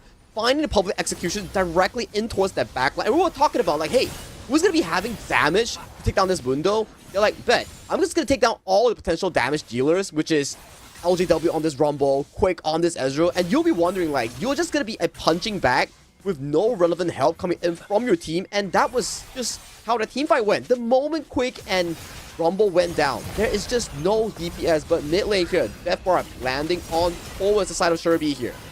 Oh, unfortunately does not connect with the Dredge line though. Now that puts Borna's way in an awkward scenario. Forced to give his life for it with that Tem coming from Savasky, and that just amplifies what WP is building towards right now with another kill in the back. Ooh, True Shot Barrage does actually hit onto Sherby though, but now is where it matters more as the next Cloud Drake is already up online. Well, he does have the Empowered Baron recall upon completing that mid lane quest, so Sherby will be pretty up and available coming in towards this bottom side of the map, coming in for this Dragon take. For Border's Way 7, he's going to be taking the Walk of Shame here, slowly approaching this potential Dragon here. We need to see who lands this potential smite as Faerie Charm looks to be potentially going for this. They're pondering, they're looking, they're thinking. Oh, Savasky actually hops right into the pit, but this time around the Resident just put everything onto the Mundo where the Equalizer does hit over the back line though. Now it is going to be their retreat. Oh, with the round wall, saving all of their lives. What a play by Sherby. That could have been so bad if there was anyone coming in from side of FRC to potentially stop that Realm Warp here. But with the health advantage coming in for side of FRC, they are looking to start off this Baron here. Baron is their strong suit. They found the win against Full Sense yesterday with the Baron flip. Savasky has to hop right back in the pit, and now they're looking for a 50-50 flip with a little bit of Dredge line hit over onto the side of Sherby as he does open the portals to go in between worlds. Meanwhile, a beautiful public execution over on the backline once again coming in from Devourer will find the rest of Faerie Charm as they try to pull all the way back. There's still plenty of damage offered for the side of Quick, and they will now be shredded down as Relo is the last one surviving for WPE. Still finds his way to take one more down.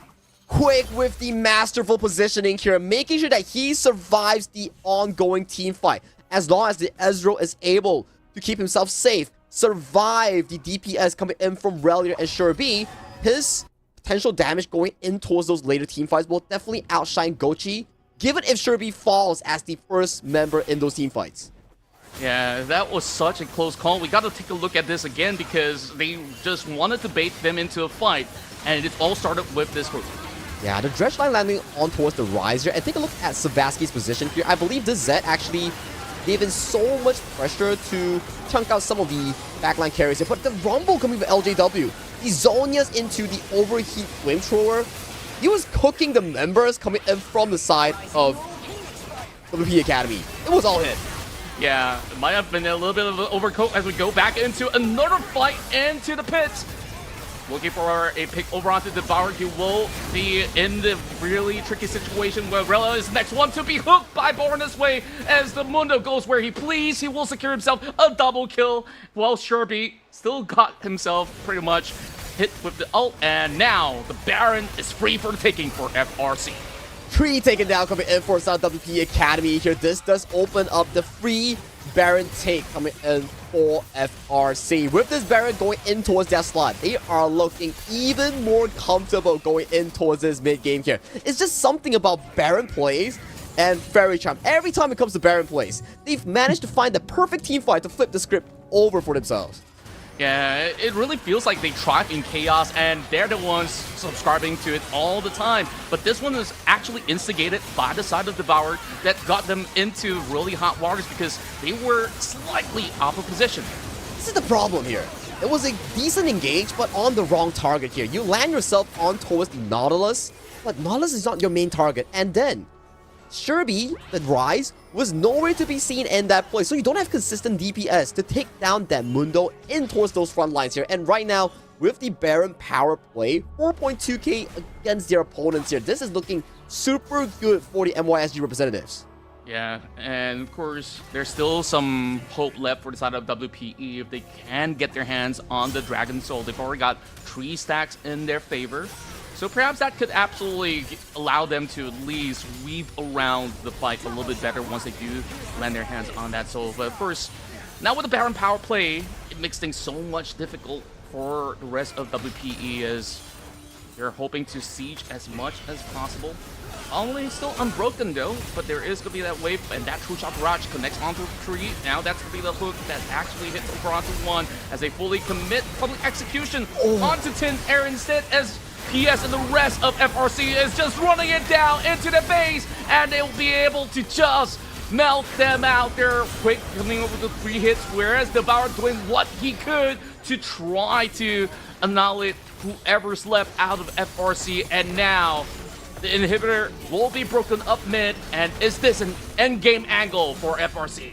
With 30 seconds death timers on the clock on all the carries coming in from WPE Academy, this is definitely going to be a straight game push for the side of Faerie Charm, and for them, Faerie Charm, they advance to the lower bracket finals here. That was a beautiful team fight from start to finish coming in from FRC. The dredge line into the ultimate coming from the Nautilus, setting up LJW for the perfect Rumble ultimate, and quick getting that DPS consistently in. This man is so consistent on the Ezreal. Wow, what a matchup that was. Faerie Charm out of Malaysia and Singapore will prevail, and they will move up ahead into the lower bracket finals. Congratulations to them, and of course, commiserations for the representatives of the Philippines. I think West Point Esports Academy, they played their hearts out, but that perfect call, that perfect equalizer, like you said, really put everything to a halt for the rest of WPE, and we will see more of FRC later today. If I were to give my personal MVP in that game, it's really difficult, because if we talk about potential of team fight, the beautiful equalizers coming in from LJW was really, really spot on. But if you want someone who's just a Mystic consistent, it has to be Quick on that Ezreal. He was so darn consistent in those team fights, barely dropping to any of these engages. It's got to be between these two players here. They were so good in those team fights. Yeah, especially when you take a look at all the early game highlights on how Quick have already hit like almost 100% of all his skill shots. It is just so nasty to the point that he's got all these efficient builds up online, and then once he does have that endless hunger, it's almost no point jumping onto Ezreal anymore, because she's just gonna heal back up very, very swiftly. So that was just so well played. I definitely do want to commend on the side of West Point Esports Academy, because at a certain point in one of those team fights, like you said, they don't really have to deal with the Mundo. They just gotta take out all the rest of the carries, and I think like they kind of forced their hands a little too much in doing so. Oh yeah, I think so as well, yeah. So for us, I do think that we will be going to a short break, if I'm not mistaken, before we go into the next series here. That's true, and of course, we'll catch you guys in a couple of quick minutes. So do stay tuned for more action here at the Battle of S.E.A Proving Grounds Day 2.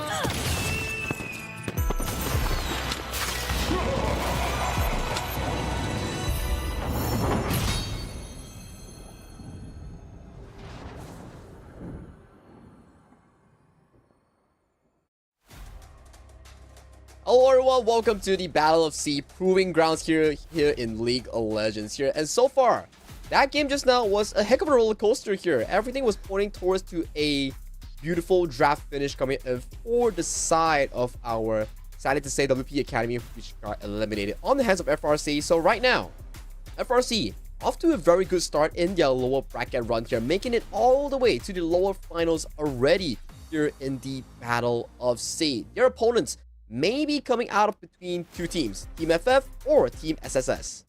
That's right, and of course, we will take a look at Team Triple S. SSS consists of Dust, Arashi, Nekodesu, Blaze, as well as Faerie. Now, this is a very established roster with some of the players who have seen professional circuits such as names like Arashi, as well as Faerie, who have played in the PCS days under the banner of Sem9, and I do believe of Impunity as well. Nekodesu have been the star for the past year, being the player that's been consistently ranked 1.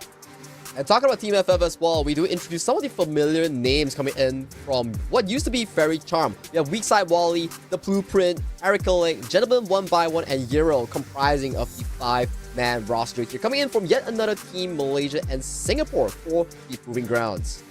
Yeah, and I really do love this matchup in particular because we will have a very exciting mid lane matchup.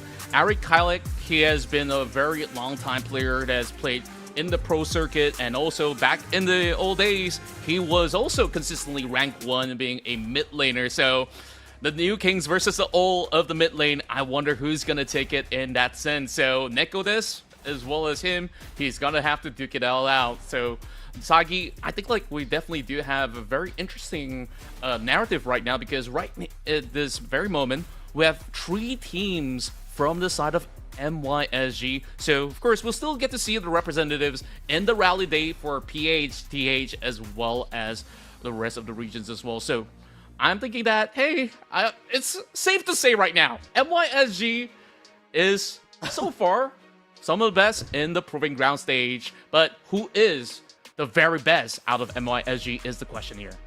Yeah, it's down to these 3 teams, right? But in this upper bracket finals here, we will have Team SSS going up against Team FF in the first game of this upper bracket here. Winners advances to the grand finals, awaiting of whoever falls down against the series against Faerie Charm. So let's kick off the pick and bans here. We do see a very strong jungle focused bans coming in from Team SSS. We do know for a fact that the Blueprint, this player, he's a master in terms of the jungle carry pool, which you can see Rengar, Hecarim, and also the likes of the Naafiri all banned against him. Okay, now I definitely do think that he definitely has something interesting to actually bring to the table. You still have, you know, if you talk about carry jungle, maybe a Kane, maybe a Viego could also be in the picture as well. But to also kick things off, Triple S, they start things off with the Vi pickup for Arashi, presumably, whereas a lot of all the bans coming out of Team FF is pretty much staple picks that we've seen a lot, not only in pro play, but also in, you know, high elo in general. Yeah, and judging from the playstyle coming in from Gentleman 1x1 and Euro, they like to play the playstyle which revolves heavily around like late game EDCs, such as the Jinx, such as the Yunara here. Potentially that could be a pickup here, but my oh my, we do see a Zahen being hovered and potentially locked in coming in from Team FF. Now, the big question is this Zahen going into the jungle or the top lane? Because overall, of course, there's some kind of adjustments to, you know, the couple of patches that kind of weakened his introduction. But back then, it was an absolute monstrosity up in the top lane. And like you mentioned as well, Aphelios now being brought in the pool. This is something that was not shown back in day 1. Team FF, they're not holding any punches back in this match. Yeah, they are not. They show you a very interesting playstyle where potentially we might see a Lulu, a Trash that could play up really well with Gentleman 1x1 for that late game carry potential. I can see Team SSS, they like the tempo style. They like to force fights early with their aggression here. Hence, you can see Nekodes and Arashi hurrying up for that Vi RV combo to further control that early to mid game pacing, right? Just make sure that you land your ultimate on towards the Vi, I'll land that subsequent charm coming in from the Ahri. And also, they're having a very decent pacing all throughout the game phases as well. I mean, of course, Ahri can absolutely have those early game impact to move around the map, but so can Ari Kalik right now. bringing in the Silas, and you got really good elements to steal, whether it's going to be the Cease and Desist or maybe even the Spirit Rushes. It is definitely going to be pretty much putting a double down onto Triple S. Like, you can take all these big team fight kind of skirmishing camps into the pool, and he's just going to absolutely benefit with his ultimate to steal those ults away. And you can see we did talk about the potential supports that could be in the use of both of these ADC players here. Champions like the Thresh, the Lulu, and potentially things like the Tahm Kench might be the considerable bans coming in for this second phase. True enough, and overall, there is definitely a wide variety of enchanters left on the table if they want to go for those kind of pickups. Whereas Triple S, they also do need a very beefy frontline, which is what's lacking right now. So does it actually force one of them to actually play the weak side over onto the top lane to go up against potentially a Zahen? So that's going to be the quick answer with Triple S locking out that Leona. So what else do we have in the pool other than the Tahm Kench that you've mentioned? Tahm Kench is a potential, and if I'm Team FF, maybe I will put the priority on towards winning lane. For example, the Karma seems to be a pretty good pickup here. It's like daring SSS to say, hey, I know for a fact that you want to go with the Tahm Kench because it's a very good pick to allow Blaze and Philia to protect the president, right, which is the Jinx. So if you lock it in, I'm going to make sure it's a hell of a laning phase for you here. Hence, US is like, bet, let's match the laning phase. I can land the dredge line, you can land the mantra, see whoever gets that solid 2v2 in towards the bottom side. Wow, this is going to be an explosive match. Once again, we are seeing another Loneliness being introduced into the Rift. Last game, it was born this way, and Philia has been pretty nasty on any champions that has a hook mechanic, so he's definitely going to prove himself again. Whereas, it is the final pick of the Ambessa that might actually be break wall by this K'Sante that's being picked up. So it further confirms it that the Zahen is going to be played by the Blueprint instead. Yeah, the Blueprint, his playstyle is really revolving around these carry junglers here. That's why when I was talking to him pre-game draft, he was saying that Philia did tell him that we will be target banning you because of the fact that you have a very distinct hero champion pool here, which introduces a lot of these jungle assassin playstyles here. He's not the guy who will go for the Mundo, will go for the likes of the Xin Zhao. You know for a fact that his playstyle is one of those jungle strong carry roles. Yeah, and I think like this is definitely very fitting for his personality because Zahen, you want to be in the fight for as long as possible in order to proc the passive for him to get that second life on the Cultivation of War. And of course, if you guys have been ARAM retirees or have not played League for too long, this is like the old Aatrox passive where you get the second lifeline, right? So that being said, it could be very pesky to deal with for the side of Team Triple S because you gotta ensure that you can sustain long enough in the fight. So it is absolutely crucial for Blaze to keep himself alive at all times. I think Blaze and also Gentleman 1x1, their advantage comes from the strong laning phase later on into that 2v2 in towards the bottom lane to get that priority that we saw that Quick provided to the side of Faerie Charm, right? So that's that 2v2. But the focus that I want to be putting at is definitely the mid-jungle skirmish coming in from Arashi Nekodes, the Blueprint Eric Helic. I think this is definitely going to be a hot place for 4 of these players to duke it out. Whoever wins that mid-jungle priority will affect the side lanes heavily going into these early game objectives. True enough, and of course, going back into, you know, both sides of the mid laners' impact into what they could potentially bring to the table. On Triple S, you could already smell the kind of dive setups that they could actually go with, whether it is going to be Arashi that is going to be going diving into the back line. And with Eric Kellick, he's got so many options. He could steal the Nala's ult, he could actually steal the Vice ult, or even Ambessa, which essentially all do the same thing. You could also look for an alternative to try to absolutely delete the AD carries. So this is absolutely scary for either Blaze or General 1x1, so they have to be absolutely on their toes every single moment. But weak side Wally, I want to keep my eyes on him as well because, of course, he's going to build a lot of all these resistances, and I want to see his impact when it comes down to the team fights. Yeah, the team fight is definitely going to be an interesting one coming in for the side of weak side Wally here. We've seen for a fact that how well he pilots these tanks like Sion, like the Kasante here. So coming in towards this matchup here, we do have Team SSS coming in from the Malaysia and Singapore region.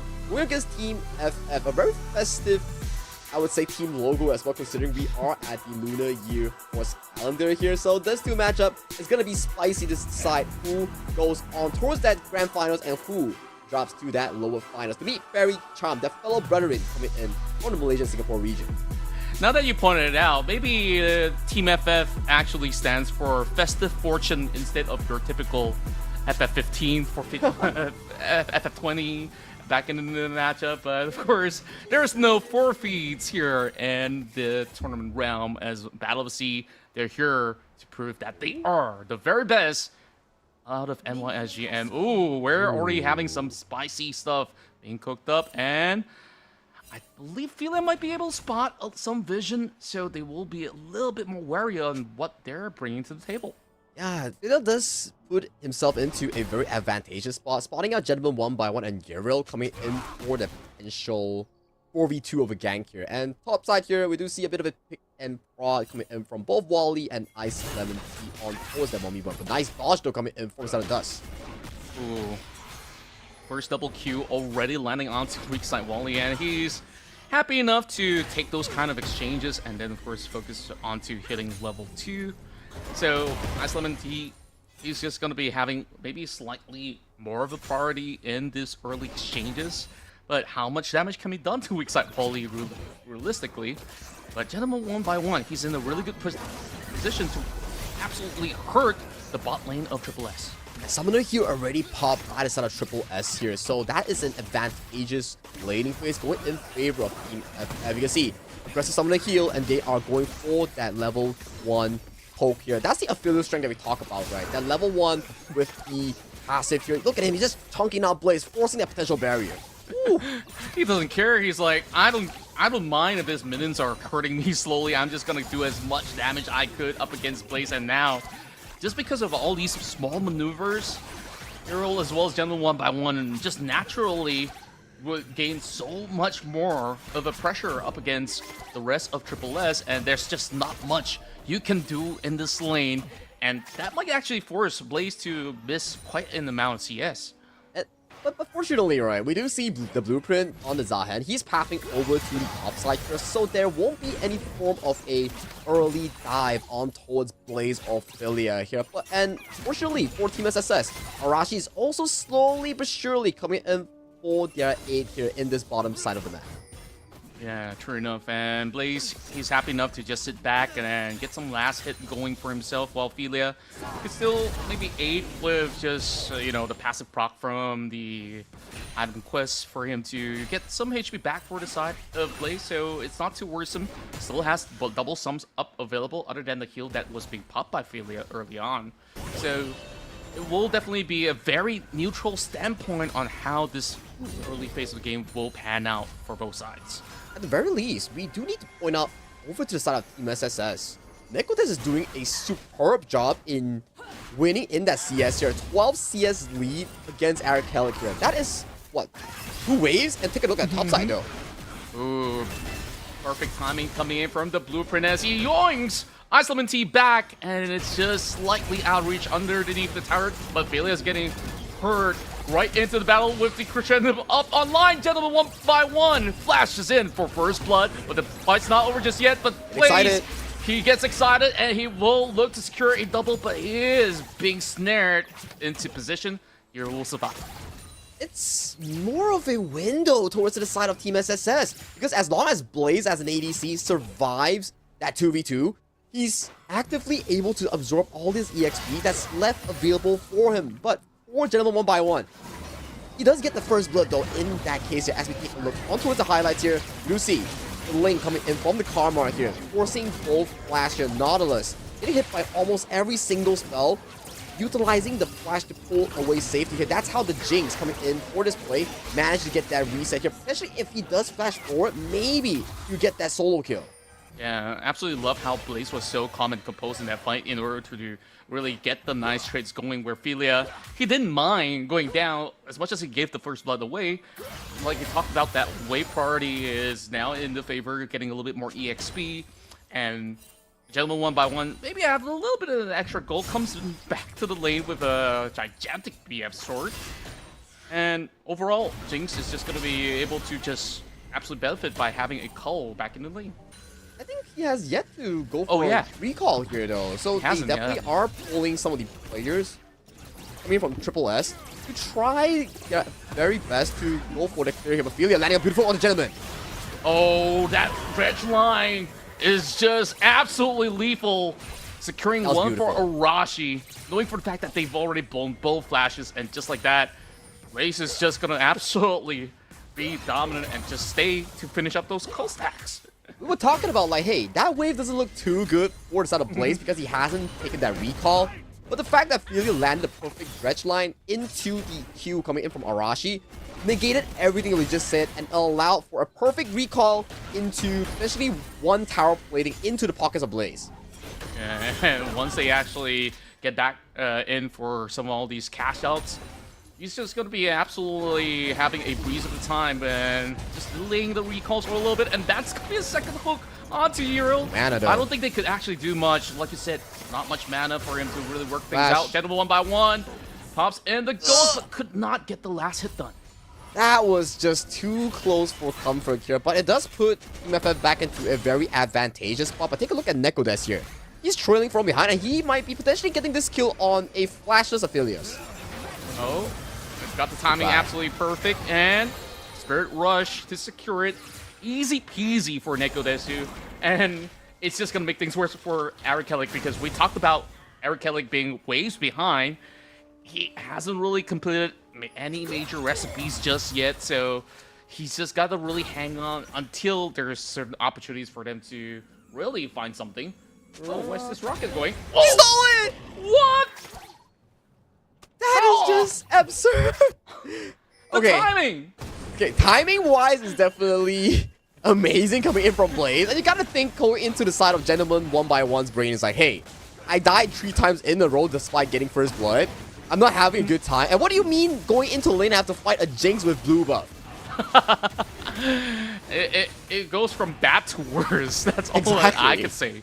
But hey, the only good thing going for them is that Blueprint did actually get the dragon though, so that's gonna at least help them in the long run. Yeah, it's a consolation prize. It does slow down the game tempo in towards the side of Team SSS, but you gotta wonder here.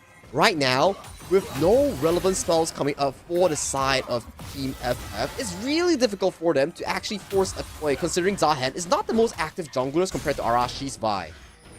True enough, and overall, like, Zahen also needs to hook up some of all these expensive items, whether if it's going to be the Sun to Sky, or if you're looking for something like a Triforce later on.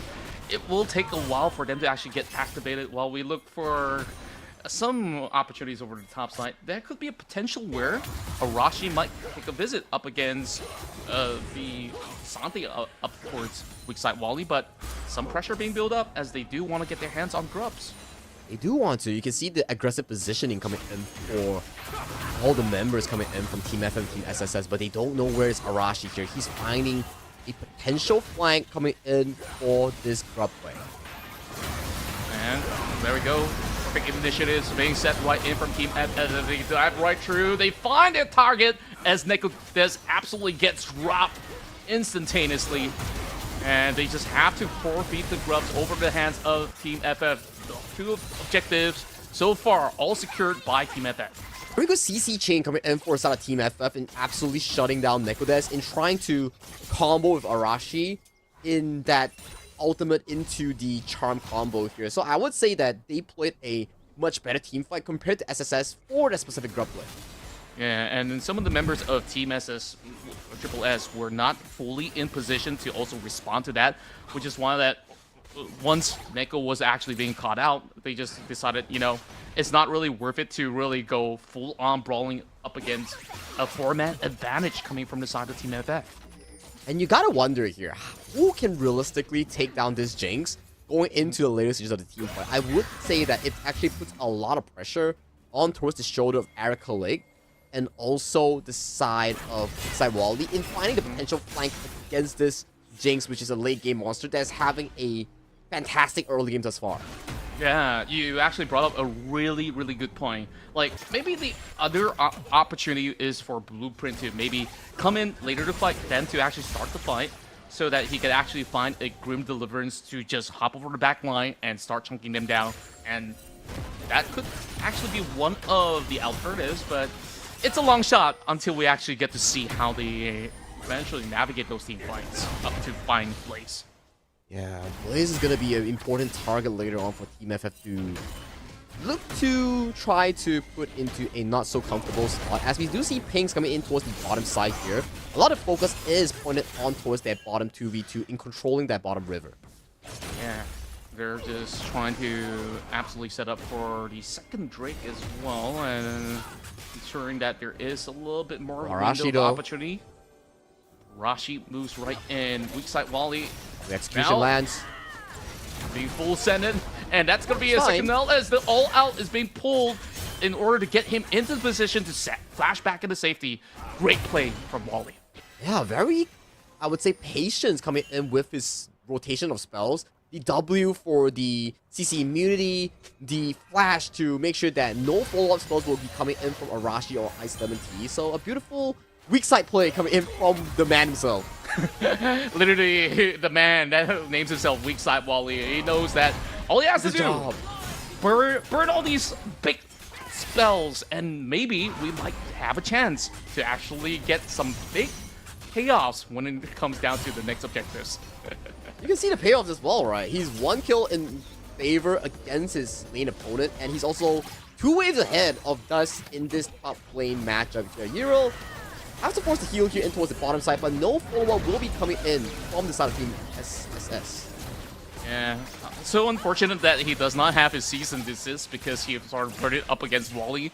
Else, that could have actually been a very good gank up against Gentleman 1x1.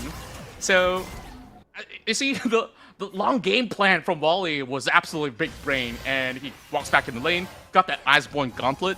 So, it will not be all too easy for Ice Lemon Tea to really seize much of an opportunity, though he does actually have a Eclipse in hand already.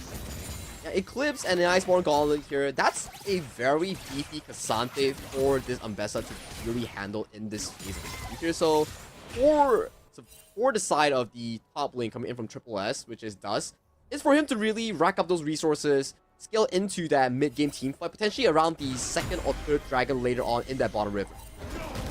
That's right, and I'm looking at the long-term game plan right now. Weak side Wally, he's stacking all these armor, of course, just like how every Cassante does. And then you look at Team Triple S, the only AP output is going to be Neko Desu. That actually puts it a little bit more weight on his shoulders on how he should navigate some of these team fights.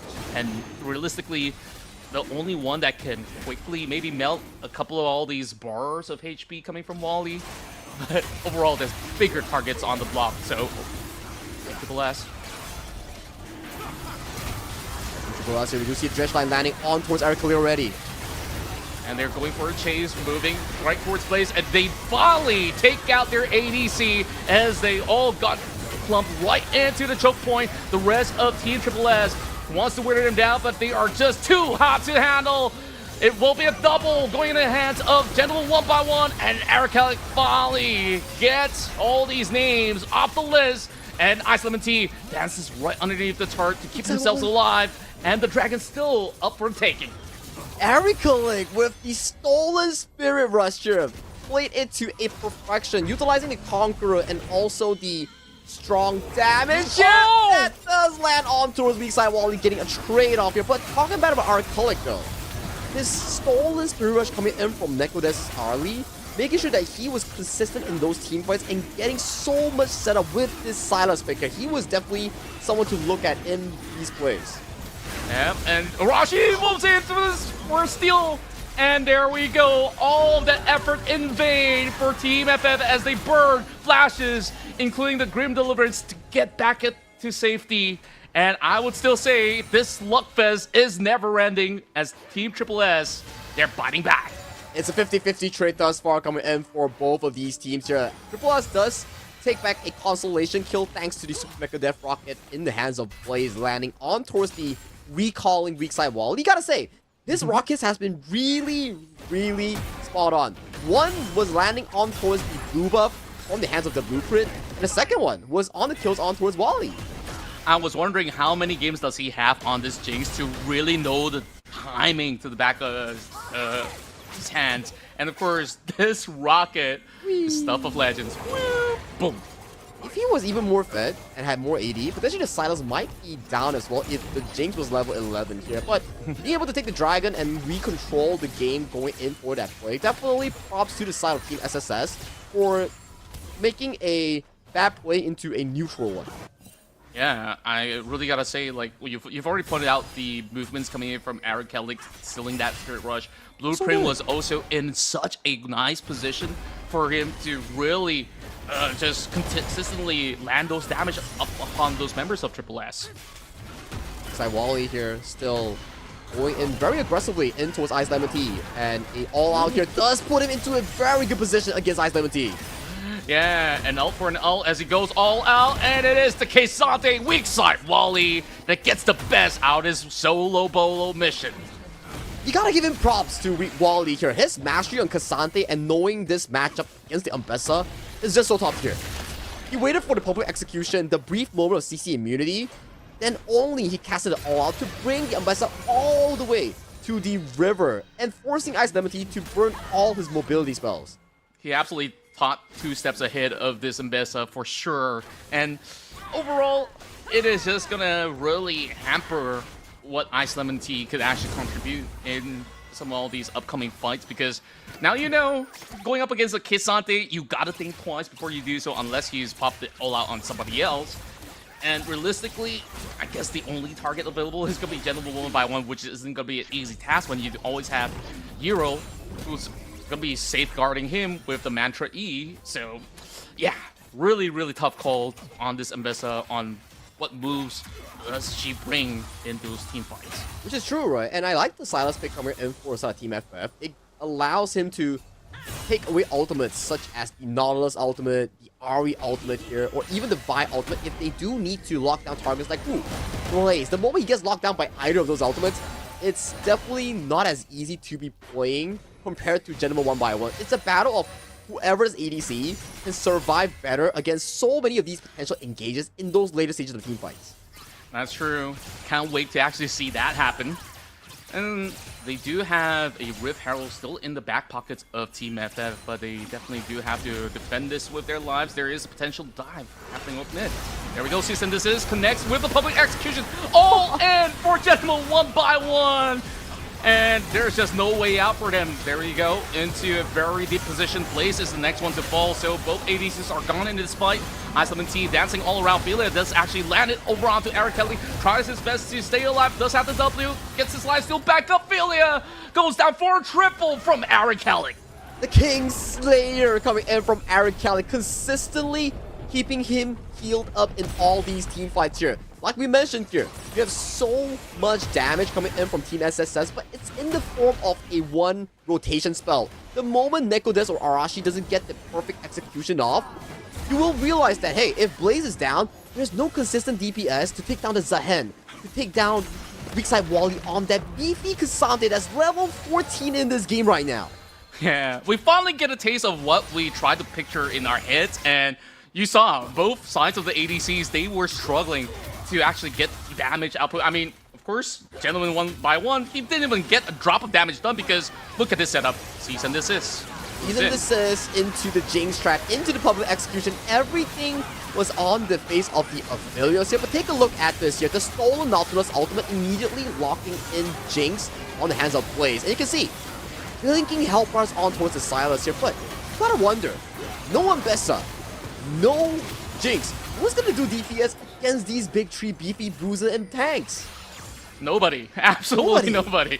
So I think like that's where they really have to once again configure some of all these team fight setups. Maybe fight in a little bit more of that open space where they can still weave around. Speaking of which, another fight breaks loose.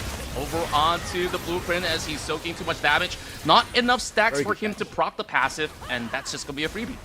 That is a beautiful catch coming in from Team SSS. The moment that the blueprint got caught out, it's just at the timing where this dragon is spawning here. So right now we do see Arashi doesn't land on towards Archelic on that initial engage, but Archelic has to pop the stolen Spirit Rush. So for this objective, it'll be going into the hands of Team SSS with practically no contest here. Oh, they are actually falling up ahead up against Ice Lemon Tea though.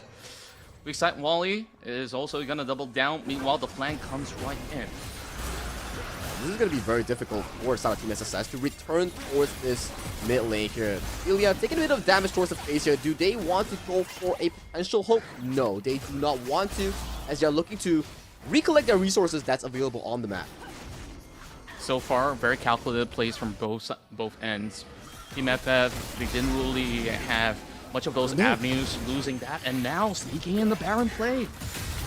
Now, is there going to be any member of Triple S that goes in for a check? They do have that ward drop right in, but the question is, will they bail out or commit? Ice Lemon Tea now just looking for a little bit of that nose dive, but it's Archelic now jumping right through, does not really want to commit. And here comes weak side Wally being the front line of the defense as he gives himself up. And now the rest of Triple S, they will take over with the Spirit Rush, absolutely connecting from Nekodesu, securing a double, 4 plays, and they're back in the game with a Baron power play. They're not just back into the game, they absolutely demolished that team fight coming in for the side of Team SSS. Not only they got a clean ace and multiple kills in towards the pockets of the late game Jinx on the hands of Blaze, they also got the Baron from the hands of Team FF. Take a look at this replay here. Thus spots out the potential play coming in from the side of Team FF. And the moment that they spotted it out, the call is so split coming in from Team FF. Half of the members wanted to finish the Baron. Half of the members wanted to go for the team fight here. And that split second of confusion and delay allowed for Team SSS to immediately get this objective in towards their hands. Oh, we go back into the action this time around. Blaze gets jumped on, but it is him who will secure a rampage up against General 1 by 1. Oh, it's been some rough times for this Aphelios, I gotta say. It's not easy. He burned the flash wanting to go for Blaze, and that put him into such a difficult spot later on because you're playing against so much engaged tools for the side of Philia's ultimate, Nekodesu's ultimate, Arashi's lockdown on the season this year. This Aphelios is not going to be having the best of the time later on going into these game-winning team fights. That's true. It's like, should I consider early Guardian Angels or maybe Edge of Night, which does not really complement the build? He's just got to really soak in all these engage pressure for the most part, and just know for that this will happen in every other brawl that they sign up for. So yeah, burning that flash absolutely wasn't worth it. It wasn't worth it. And take a look at the item discrepancy coming in from both of the ADCs here. Thank you, observers, for pointing it out. That's a 5,000 goal lead. Going into the hands of the Jinx was a Aphelios matchup here. This Aphelios is not having the greatest of the times here. This is a monstrous lead on the hands of Blaze. But when we talk about scaling, right, like there's definitely a certain picture that we can draw for our audience out there that if you give enough time for the Zahen or even the Aphelios, then perhaps then they will have major impact. But now with the Baron power play in effect, is not gonna allow the rest of Team FF to even get there in, what, another 15-20 minutes? Which, by then, the game might have even ended already. Which is true, right? Initially, we thought that Archelic and Blueprint and Wally was doing an exceptional job in making sure that the game was in their own tempo here. But with this 8,000 goalie, it's not looking too good for the side of Team FF and actually being the hold down for that late game environment here. Who's going to be realistically jumping on towards Blaze? You have so much control, so much CC to cover up for this ADC. Ooh, something's exciting happening over the top side though. Weak side Wally now goes all in, and then probably execution does actually connect, and he does get the better trait this time around. An eye for an eye. Meanwhile, the team fight breaks loose as the Grim Deliverance is being forced to pull all of them back into safety. Triple ults already being collected, and now they're looking for Kelly. Does not have enough resources or tools to catch him off guard. Silas so far unkillable throughout the rest of the matchup, where earlier I've seen Mega Death Rockets as well as some charms being connected, and Euro did manage to at least burn some of these ults away. And Team FF, they're holding firm, but they did lose that inhibitor. Yeah, losing an inhibitor and right now potentially losing the soul point in towards the hands of Team SSS. So every single move coming in from SSS, they've been profiting on a larger scale. We talk about the 50-50 in terms of those team fights. If Eric Killick could get that stolen Nautilus ultimate land on towards Blaze, but that was like, what, 10 minutes ago when the game was dead even. But ever since that Baron ace and that Baron stolen away from the side of Team FF, things like this tend to happen when you have no realistic face check. Sure enough, and the Karma did actually pop the flash earlier, and there we go, Nekodesu with another perfect charm, this time catching over onto the blueprint. He does actually whip back into the jungle to safety, but it is gentle one by one getting clipped, and it doesn't even matter because Blaze still gets him in return with the double, looking for a triple as well, and Rashi does not care. He just wants blood. He could smell it, but Arcalic as well as weak side Wally should be able to hold firm. We just have to let them have the inhibitor while Triple S might be looking to end the game. Super Minions are marching through the bottom side here. If this Minions actually fall, this could be the game-winning push coming in from Triple S. Death Timers are starting to come back online for the side of Team FF. Can they do the defense? A very desperate attempt coming in, and Arcalic gets blown up! Team Triple S will now break down the Nexus and break the hopes and dreams of Team FF as they are our first representative from MYSG to secure the Grand Finals. Welcome to the Grand Finals, Team SSS. It was looking really 50-50 in the earliest segments of the game. Weak side Wally doing the 1v1 solo bolo against Dust. And then throughout the mid-game, we saw a beautiful team fight coming in from Eric Kellick with the Solan Spirit Rush to put themselves on towards the board. But everything changed when the 20-minute timer came. The moment the players wanted to go for the sneaky Baron play, they had confusion, visual confusion. Do they want to finish the Baron? Do they want to take the 5v5? That split second of indecisiveness allowed Team Triple S to get that convincing team fight 5-0 into that super strong Baron power play, into that 15,000 goalie at the very end of the game. I could have said it much better. Like, Sagi, that coin flip onto the Baron, they try to rush it, and by the time with the arrival of Triple S, that really split that decision and forced this kind of miscommunication to happen. So it's kind of like a series of unfortunate events where they were forced to make certain plays to happen, but couldn't really get that to really pull through. So Triple S, they really found their way back into the game, and they were absolutely dominating those team fights. They were, but let's do check out the replays on what exactly went down and throw to the short break before we jump in for the lower bracket finals.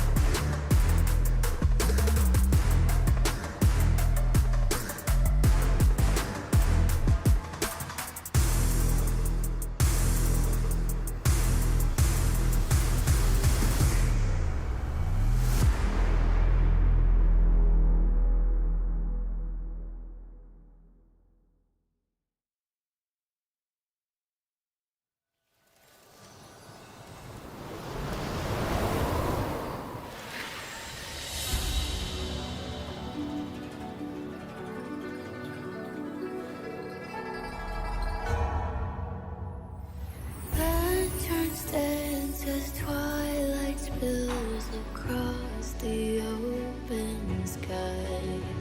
A spark of joy once lit the dusk and crimson flame is all, where voices rose like echoes deep in halls where we belong.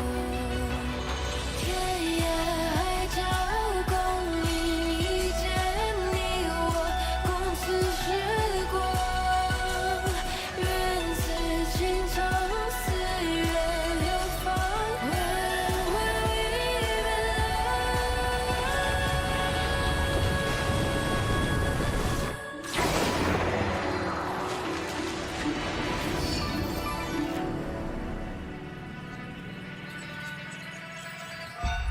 Until I see you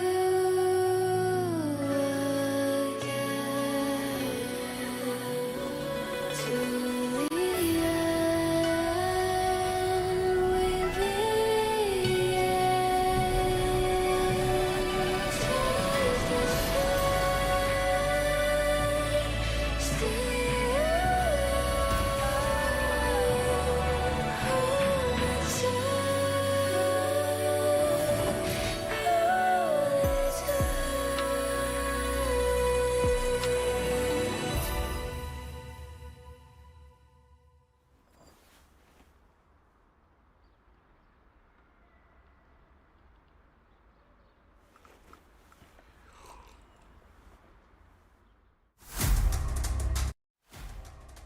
Welcome back, Summoners, for another grueling round from our toughest competitors here in the Proving Grounds here for day 2. And of course, it's Qontra and Sagi for the entirety of this evening.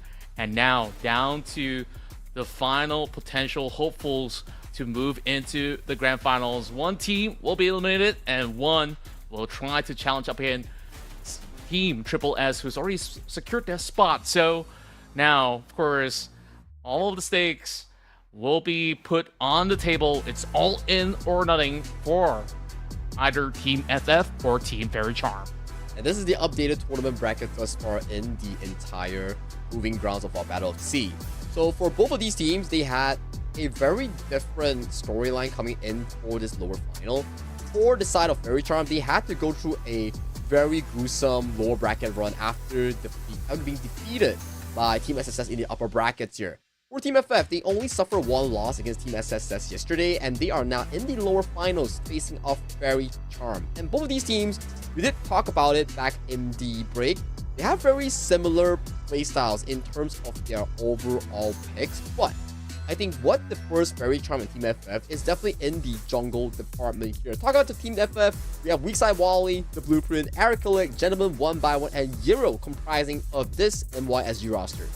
And we've already got to see a glimpse of what they have to offer in the past matchup up against Team Triple S. But the question remains is that, are they going to shake up what they bring to the table in the form of the champions that they will field? Because you mentioned about the Blueprint, who plays a lot of carry jungle options out there. So we'll see whether if Faerie Charm will pay no mind to that, because PS, we've seen this Mundo before.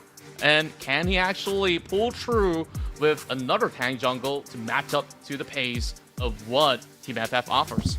Yeah, very good point, right? He just likes to go on the heroes, the champions like the Mundo. And for the Blueprint, he likes to play the assassin, bruiser, carry styles that we've seen so far. So it's a clash of philosophies between the two junglers. And it goes back to the laning stage as well. Can the laners provide a comfortable room for the junglers to farm safely into that first or second clear? Once that first or second clear is over, there's lesser invade threats unless you lose a full-on team fight. So that's what I want to see going in towards the draft later. Strong jungle matchups for both teams, and then decent matchups for the laners to supplement that jungle 1v1. Yeah, and on top of all these kind of theories that we could potentially craft, both these teams have not only played together as a team, but also against each other, whether it's going to be the solo queues or even rank flags and even competitive scene, because some of them have been under the same banner before. Eric Kellick, who used to play together with Quick, and then you also do have Savasky, who did play with Weak Side Wally back in the Titans Cup, so it really takes one to know one, and these are basically all the usual respect bans. It's like, I know you want to play your main champ, we're not gonna allow it. Yeah, that Rengar is never gonna see the daylight in this entire tournament for the Blueprint here. The whole server knows he's a pretty good and one of the best Rengar players thus far. So in this tournament, it's practically gone. And Faerie was like, okay, yeah, that's what they banned. Yeah, take the notes down. We're doing the exact same thing against Team FF later on. We're banning Rengar, we're banning the Faerie, especially banning the Hecarim as well, coming into the third ban, coming in for Faerie Charm. But that actually opens a lot of all these juicy picks on the table for the rest of the lanes as well, right? So they even go to the point, it's like, okay, what else is under the Assassin banner? Zed, so far in the recent patches, have been one of the quickest in clearing camps, and they say, you know what? Let's take out the Zed as well, might as well. So is Faerie Charm going to commit all 5 bans on the jungle? Is going to be the question. Maybe Team FF locks in the Hecarim right now, because this is one of those rare moments that the Hecarim is open to Team FF. It depends what kind of priority they want to be putting over to their first pick here. Is it going to be the ADC? Is it going to be the jungle here? But the answer is over to the ADC with the Yunara locked in for Gen 1x1. I really do like this pick coming for Gen 1x1 because, of course, last game on Aphelios, you are just a sitting duck when you have all these kind of dive comp over on your opponent's side. So with Yunara, you could at least sidestep for a little bit and have just about enough DPS to contribute to a team fight. But speaking of DPS, once they've seen that Yunara, they answer back with a Jinx. So, of course, the next question is, what's going to be the next pick? Are they going to lock in an early support? Because there's a lot of engaged support still up for the taking because there's just no bans on support. We do have the Jinx Lulu, the Jinx Trash, things that are really good when paired up with the Jinx in towards the bottom lane here. It's really down to your point, right? What do they want to prioritize here? Is it for the team composition? Is it for the comfortability of the 2v2 here? But we do get ourselves a Jinx and Nautilus here. It's also a very good combination, right? When you hit the hook with the dredge line coming in from Born This Way, and then you land the traps on towards the enemy's feet, it allows for a very smooth CC chain against the first opponent that you land the hook on. Yeah, and of course, to answer back, they secured themselves the Thresh in order to just hinder the kind of kill threat coming in from the dredge line, and you could just basically disengage whenever, wherever. And you did mention about, you know, that Hecarim being left available for the Blueprint, something that he is very comfortable on. So they gotta be worried about certain positions when they want to commit on some objective takes, because with that one onslaught, he could just slide in, maybe steal the objective away, or maybe just absolutely scramble through the back line to really open up possibilities for Team FF. And to also respond to that, it is gonna be Lee Sin, picked up by Faerie Charm. Very aggressive drafting here coming in for both teams. It's essentially very similar as well. We have Team FF having the Yunara Trash bottom lane versus Faerie Charm's bottom lane, going for the Jinx and also Nautilus here. So that 2v2 in the bottom lane, once again, decides heavily going in for that early game here. Can the Lee Sin go for that early aggression into those dives, into those invades? It depends on whether or not they get that early game push, that 2v2 win. Can we protect the Hecarim from the early game invades? Because Hecarim early game, not the strongest compared to Lee Sin. Yeah, I certainly do agree, and of course it really boils down to the proactivity as well, because you need pretty much that level 6 for that activation for Hecarim to be in full effect. I mean, you could definitely drive by to maybe burn some summoning spells in the early game, but that's pretty much to it, as we do see a little bit more sure focus on both sides of the teams to wither down the kind of champion pool on the top lane. Sion taken out, Fiora as well. I think that there is a potential that they might also consider taking out other big heavy tanks so that it will be easier for Team Faerie Charm to also navigate. And Team FF is just worried about, you know, side lane pressure, because Fiora, Gwen, they excel at just absolutely shoving the waves and just outdueling you in those solo bolos or even team fights. Yeah, and it goes back to our conversation as well. Yeah, the jungle, they have their own playstyle, but top laners as well, they have their distinct playstyles here. Weakside Wally, like the name suggests, he likes to play more on the tanks, the Scion, the Ornn, the likes of the Cassandra that he has success with just now. So this leaves very little counters that are still up and available for that top lane here. Hence, we might be seeing the Malphite being locked in for Weakside Wally.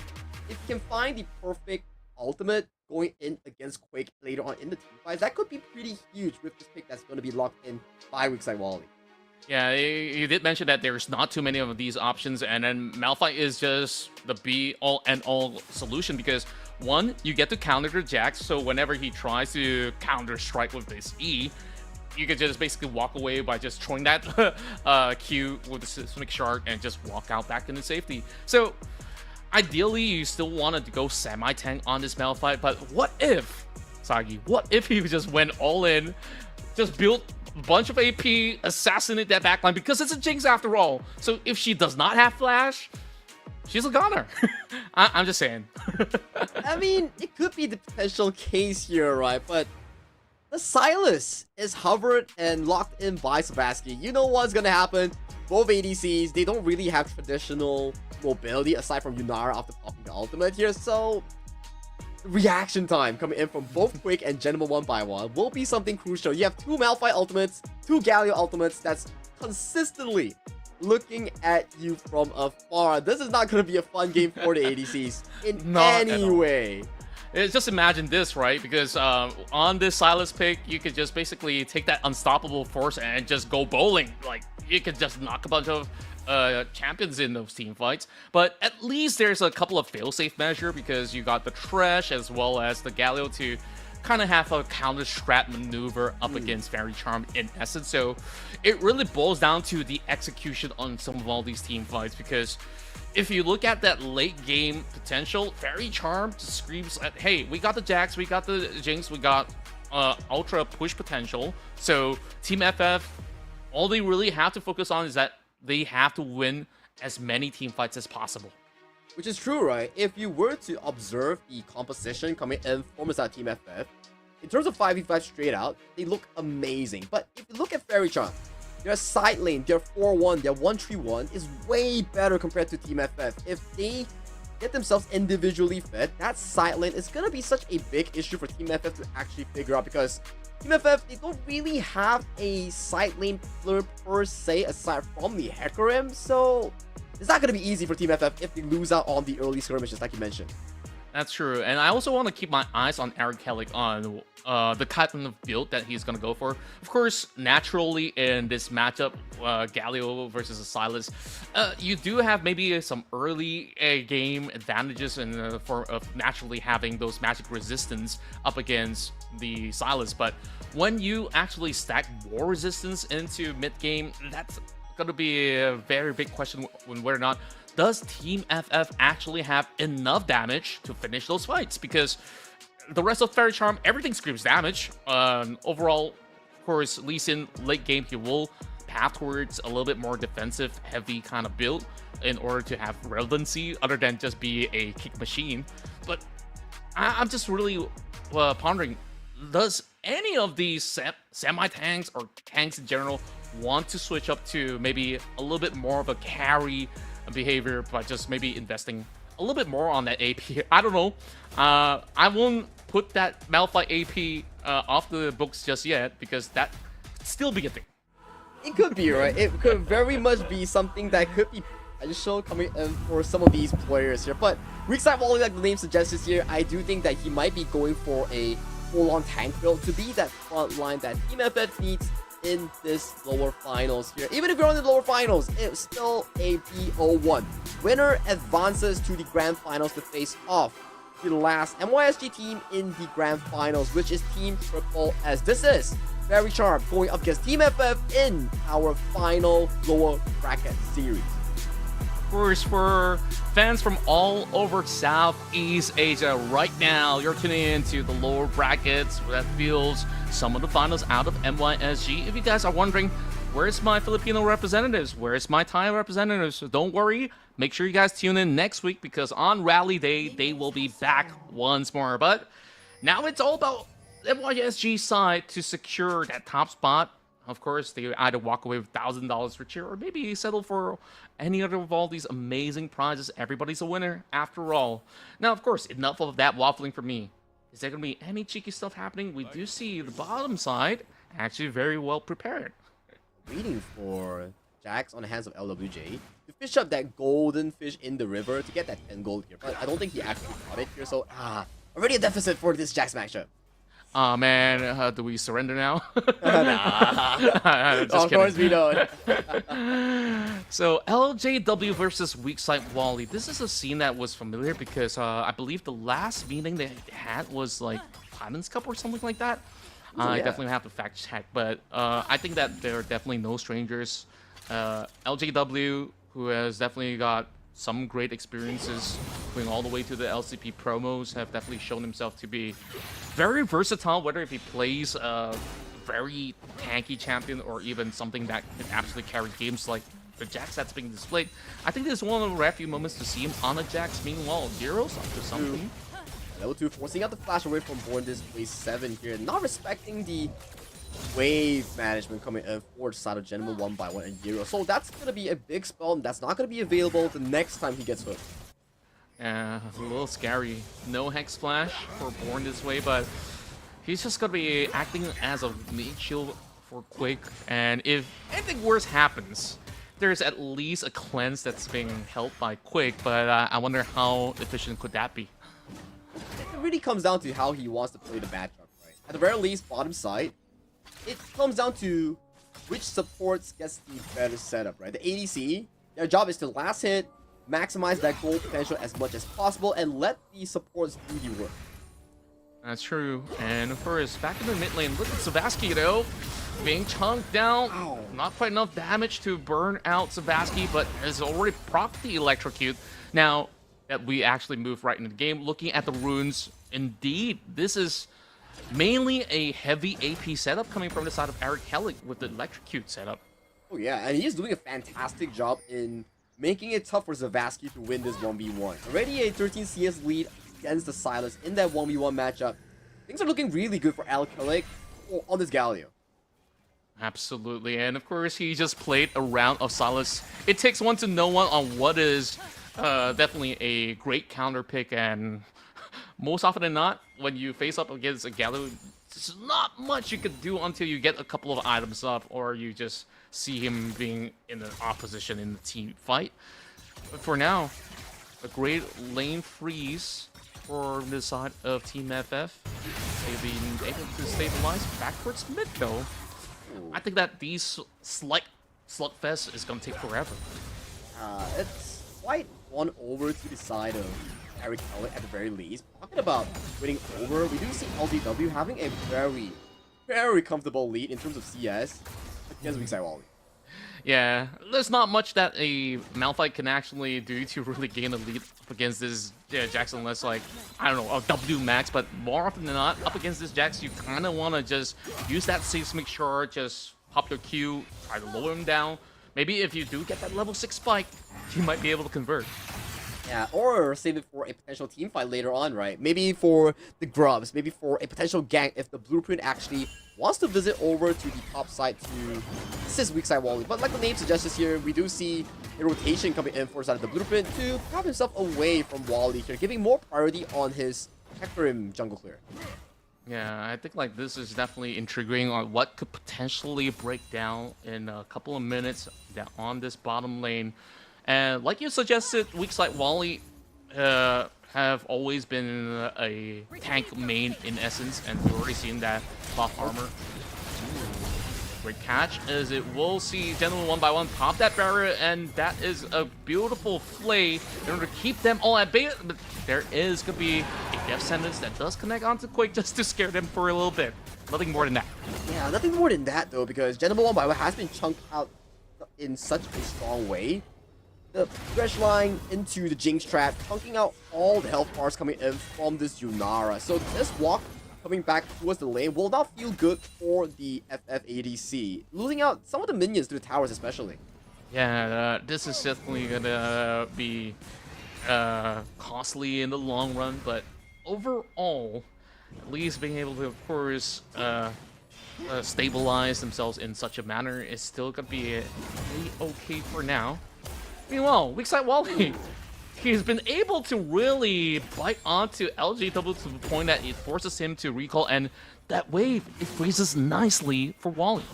It does freeze nicely for Wally here, so that's a very good news coming in for the side Team FF top lane, but you gotta wonder. 11 CS lead for the side of Faerie Charm's top lane. That's a Jax, and we know for a fact that Jax, he skills extremely well. He has flash Gentleman 1x1, gets hit, gets CC chain, but the Lantern comes in to save Gentleman 1x1 away from danger. Yeah, great timing coming from the side of Euro, but now that's big news because Team FF's ADC has got no flash, so all eyes are definitely on the side of PS if he wants to eventually pay a visit later on. And that could also be a little bit of deficit when they go for that dragon takedown. Yeah, like not having flash for the next 5 minutes here. 11 minute will be the flash reset coming in from Gentleman 1x1. So if anyone goes in for a bottom gank, for example, an insect coming in from PS's Lee Sin, that could be very detrimental for a late game ADC like the Yunara. It could happen right here, right now, though, but spotted out by a ward, so I guess he's gonna wait for the right moment then. Running his hands on the dragon already here. He's capitalizing the fact that Quake and Born is way 7. They're winning out this bot lane 2v2. And for mid lane as well, capitalizing the fact that Arcalic has to take the recall here. So this is gonna be a easy dragon pickup coming in for the side of Faerie Charm, starting off the game. Yeah, Team FF, they automatically know that there's just absolutely no priority and are unwilling to take that kind of risk to suddenly give that snowball factor towards FRC. So instead, the blueprint says, you know what, get that dragon, because I'm just yoinking some of all these camps away, and oh, okay. Let's see this rocket. Not this time, not the same guy. Fool me once, shame on me. Fool me twice, you don't get me. I just love how they've already got the warp plays right there because they expected, okay, this guy's gonna play and invade. But, yep, not fooling anyone out there. Sebastian being caught out as he flashes over the wall. The onslaught comes true. Blueprint, he will be able to save his red buff, forcing PS to be in a dangerous position. And Born This Way is already in the perfect setup in order to get that catch up against Eric Kellick. He does go for the Dragon's Rage, but PS is forced away. Flashes over the wall, and now Born This Way gets caught out by Gentleman 1x1. An aggressive play started off by Faerie Charm to capitalize on the counter invade, but the 2v2 strength coming in from the Galleon Hecarim just miles ahead of Savasky and PS compared to the Silas and Lee Sin here. So very well done for the side of the Blueprint and Arcalic to take control of this early play. If you can take this blue buff, that would be even more huge. And speaking of that, Euro's entrance into a very outnumbered fight. Nothing much that Savasky could do about that situation. Euro just got himself a perfect catch on that sentence. If you're Savasky, you're not going to be feeling good. You're playing a Silas, you want to be winning that mid game in towards the side lane, but you suffer 2 back-to-back crucial deaths, losing out the blue buff, losing out the red buff, and right now, it's looking like a very comfortable jungle lead for the Blueprint if he can pick up all the remaining resource in his own jungle side. True enough.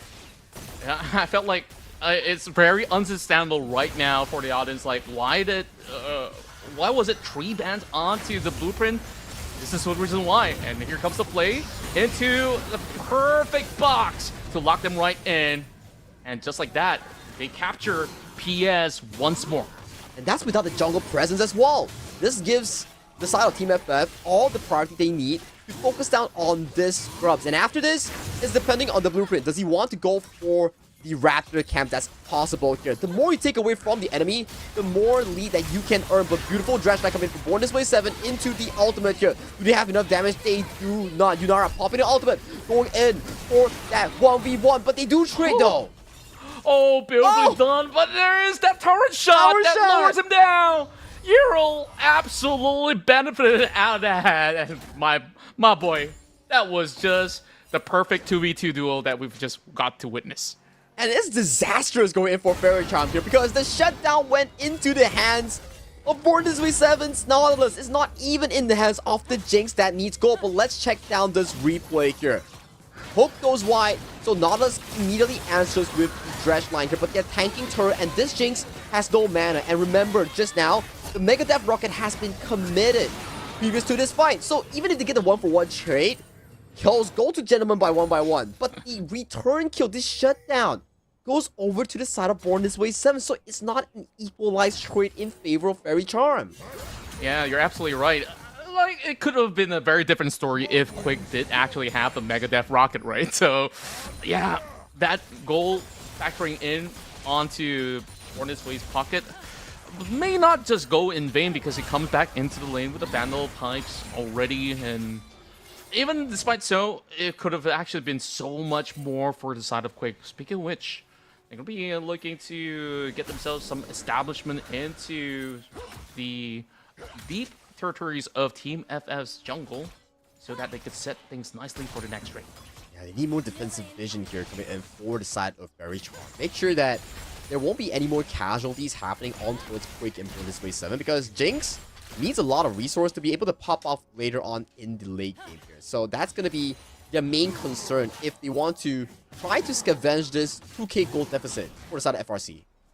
That's true, and you know, I felt like something's missing out of some of these Faerie Charm matches. Where's the emotes? I want to see those emotes. Born This Way. Maybe the admins have a talk in this year because based on Born This Way 7's playstyle, he's too quiet. This is not him. This is not him. Oh, he's probably given a warning. He will oblige to it. He's gonna be a good boy today. So Euro now actually gets that death sentence though. Does not really yield all too much, but do they step into the trap? Not quite just yet. Eric in an awkward position, but will be pulled back into safety with the lantern. And now some party for FF. Yet to see a single form of an insect or a setup play here. Hook goes wide, doesn't land on towards the Thresh here. So this jungle control looks to be relinquished to the side of Team FF for a easy pickup on this dragon. And we see Big Side Wally though has to teleport back to match the defense against the side of LJW's Jax. Yeah, nicely read as well. Faerie Charm not willing to risk it for the biscuit, especially when Wally's already walked all the way down towards the pit and has to actually burn the TP just to get back to match up against the Jax. And the blueprint is just forcing PS to just continuously lose all these camps. Now, Quick, are you going to send another rocket is going to be the next big question. Wally prepared to also dive bomb if needed be. But this might go through, PS secures it. Well, it's very good that PS actually secures it because before that even, there's already a 2-level lead for side of the Blueprint's Hecarim here and almost a 30 CS lead for the direct jungle matchup. So it's not looking too good at the very least in this early to mid game for this jungle 1v1. And weak side Wally doing a really good job on the weak side, making sure this Jax doesn't get too far ahead. And a very interesting one as well. That's a Dusk and Dawn Jax that's being purchased by LJW. Yeah, I think that we've seen this build getting a little bit more popularized where you just dish plenty of damage when you go in for that stun on the counter-strike. And of course, it does actually benefit the rest of his stats as well because it procs double on hit effect. So when you just activate that W on Dusk and Dawn, it's gonna absolutely hurt. So this Jax is gonna be cooking something huge later on. Yeah, if you can get towards the backline, if you can break through the likes of Yero and Eric Kellick and go for the Yunara coming in for that Team FF, that could be pretty huge for the side of FRC in finding a momentum breaker that they actually need. Because out of all the lanes right now that we're looking at in this game, Team FF is winning from jungle all the way to ADC. But Hook go. Oh, we're gonna be just pouncing on the side of PS as they do have the box being placed into aqua territory, but the TPs come through. Savaski hops right in, steals the ult from the Malphite, but he will be looking for Blueprint instead. The shutdown goes through. Finally, Savaski makes that valuable, but he is in the worst of position. Will be given over on the side of Team FF. They are looking for a recommit, but not finding all too much. Still, both sides traded off, and of course, FF comes up ahead. Yeah, 2 or 3 in favor for Team FF here. Too much damage that's being contributed coming in from this Hecarim, before he actually faltered in that team fight here. I hope we get a replay on what exactly went down, because I think both ADCs positioned themselves masterfully, but it comes down to the members that's providing the DPS in supplementing whoever gets those big kills going into their pockets. Yeah, I just love for the fact that Blueprint is very willing to go in for a dive bomb if in situations where they got themselves in an awkward territory, and you saw it was just big plays. A big play. So we do see the initial exchange coming in for both teams, but Silas getting a nice unstoppable on towards multiple members here. And as of this point, the Hecarim, you thought he's going to be dying, but he actually laid out so much damage. And as of this point, you lost the Jax. You no longer have sufficient DPS. And topside, though, we see a 3-man taunt. There we go. The onslaught goes through as he looks to just deplete PS, and somehow he survives. The Blueprint has got nowhere else to run. The rocket goes through. Savasky lays another one down up against the Blueprint. Now, Shelly's available. A very dangerous situation for PS if there's going to be another contest, but I believe the fight's pretty much over.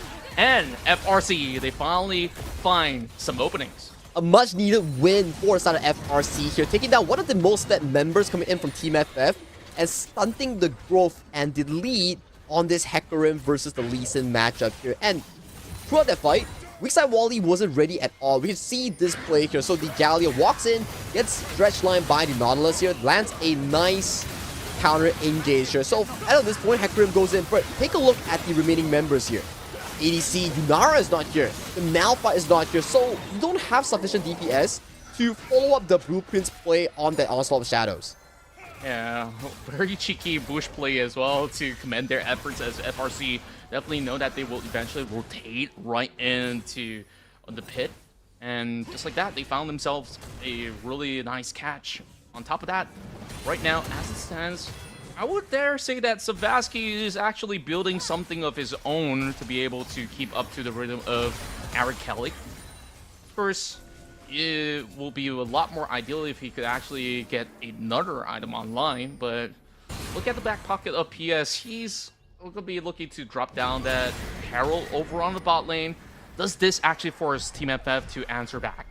I think no. It's just going to be a few platings here and there going in towards the pockets of Lee Sin. But look at mid lane, though. That's a lot of power pressure on an important tier 1 in the map here. So once this is down, the jungle division immediately opens up for Team FF to make much more aggressive plays. True enough, they immediately go in for a beeline towards the dragon. And this is going to be an Infernal Soul game, and I'm pretty sure that they will fight for the very last drop of their HP if they need the Blueprint now. Still wants to keep the vision intact as Weakside Wally is holding on to his unstoppable force. There we go, a big dive right over her back, and there is still going to be a huge steal coming out Team FF, but does it actually pay off? But the Blueprint will be able to actually find the rhythm and just slowly dissect them one after another. And there goes LJW. 3 takedowns for an ADC. They take those any day. Yeah, they only have to sacrifice Genoma one by one's Yunara, and you can see these supplementary members causing so much chaos in that team fight.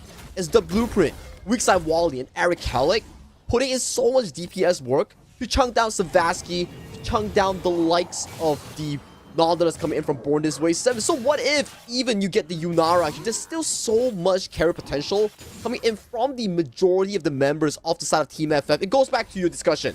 What build is Eric Cullet going for? He's answered you. He's going for the full damage one.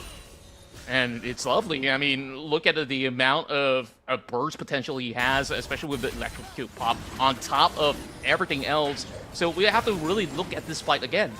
Yeah, take a look at this. They are waiting for Eric Cullet to slowly but surely come back from his recall. So he has sufficient range for the heroic entrance here. So to start out the fight, we see a nice stretch line that's being landed by the side of Nautilus here, but it's too deep in towards the back line here. The heroic entrance perfectly separates the Lee Sin and Jinx coming from FRC to be any of use in the FRC team fight. So right now, you're isolating the Jax, you're isolating Savasky. It's a 4v2 even if you have taken down the Yunara on the hands of Genoma one by one. So the formation in terms of team fight is super difficult for Quick to be playing in. Yeah, that ultimate coming in from Eric Kelly absolutely disperse off Faerie Charms' plan in order to really get much of the avenue, because they were trying to dodge that hero's entrance, and even when they do, it was just disoriented for the side of Faerie Charm to even try to look for recommitment. Speaking of commitments, though, something's going on right now as they are trying to fend off any invaders coming from FF. Just battling for vision here, making sure that the more the blueprint action gets from the hands of PS, the lead starts to grow extravagantly, right? Because right now, if you look at FRC, a lot of the heroes need gold and vision here, and a nice taunt does land onto Savaski, but there won't be any much more of a continuance of that play. So it goes back to this. The more you take away from FRC, the members like Quake, Savaski, or LWJ, they start to pace slower into the game because you need so much gold. True enough, they really have to really find avenues in order to regain a little bit more of that momentum. And now that PS is just so far behind, look at him, he's not even completed his boots up to the 20-minute mark, and just that pressure might actually crack him. There we go. Just a little dash, and they're also trying to knock a couple of plates off the top side. Yeah, they're just banking in these plates, forcing this goal lead to be almost about a 5,000 in favor for Team FF. You can take a look at the items here. I would say that Wally is doing a heck of a good job in making sure that he takes less gold, but is funneling so much resource here. Take a look at the engage towards top side. Oh, Eric Kelly, he does have a lantern being set right by, but that onslaught stops him from even getting his hands on the lantern, and that puts Team FF in the worst possible location. PS now looking for an angle. He does not actually connect the Sonic Wave, and there is going to be Blueprint just trying to fight muscle to muscle, and Savaski is back on track to just take them out, looking for an ace, but the Blueprint is just a little too fast. And with that said, FRC opens up a potential Baron. They're back online right now, and Savaski finding a potential pickoff on towards the Blueprint, but it does scare him off from any potential of a steal on this Baron here. It was looking so darn hard for FRC to find an opening angle, but with that immediate pickoff on towards Eric Kellick into Zero, forcing a 3v5 in favor of FRC, they pick up this Baron with no contention. That was such a beautiful play coming in from Born This Way 7 on that Nautilus. Yeah, that call was just perfect because they absolutely understood, hey guys, Team FF, they kind of overstayed their welcome in our jungle, and they want to be greedy by just trying to take those plates off. Let's go for it. And, you know, overall, they just never backed down, and you just saw how they just answered perfectly into getting all these perfect dive bombs over the backline, and it doesn't really matter by the time that Blueprint wants it because they're going for another fight. Here comes the hero's entrance. Catching onto two, but where's the follow-up coming from the rest of Team FF? He's being stuck in between. Eric Kellick might not be able to survive, while LJW will be able to follow up. Savaski goes in, knocking him down with the Unstoppable Force, and the Quake flashes over the wall, and this is just helter-skelter, and Nays in kind, Faerie Charm, looking to break everything inside. You can't be taking these fights, Team FF. This is a Baron powered up Faerie Charm here, and they are getting everything that they need to put themselves back in towards this game through a 5,000 gold deficit just 2-3 minutes ago. They completely flipped the game, and right now they are back into control of this elimination game. Yeah, that was a little bit questionable on why they decide to also extend when they do have the Baron, and we gotta take a look at it again.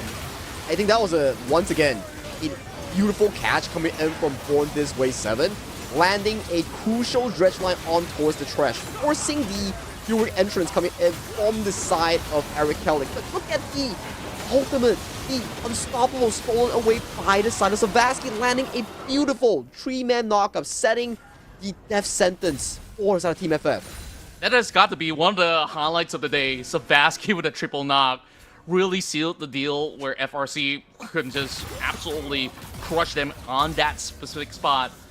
And maybe if they just decided, okay, we just let Hero get caught and we just let it go. But that recommitment was so costly for Team FF that it ended up an ace. And not only do they lose out on a potential dragon, mid lane absolutely got crushed right through whether they like it or not. So Team FF is severely on a back foot. But I say severely, it's only about 2,000-3,000 gold lead of a difference right now.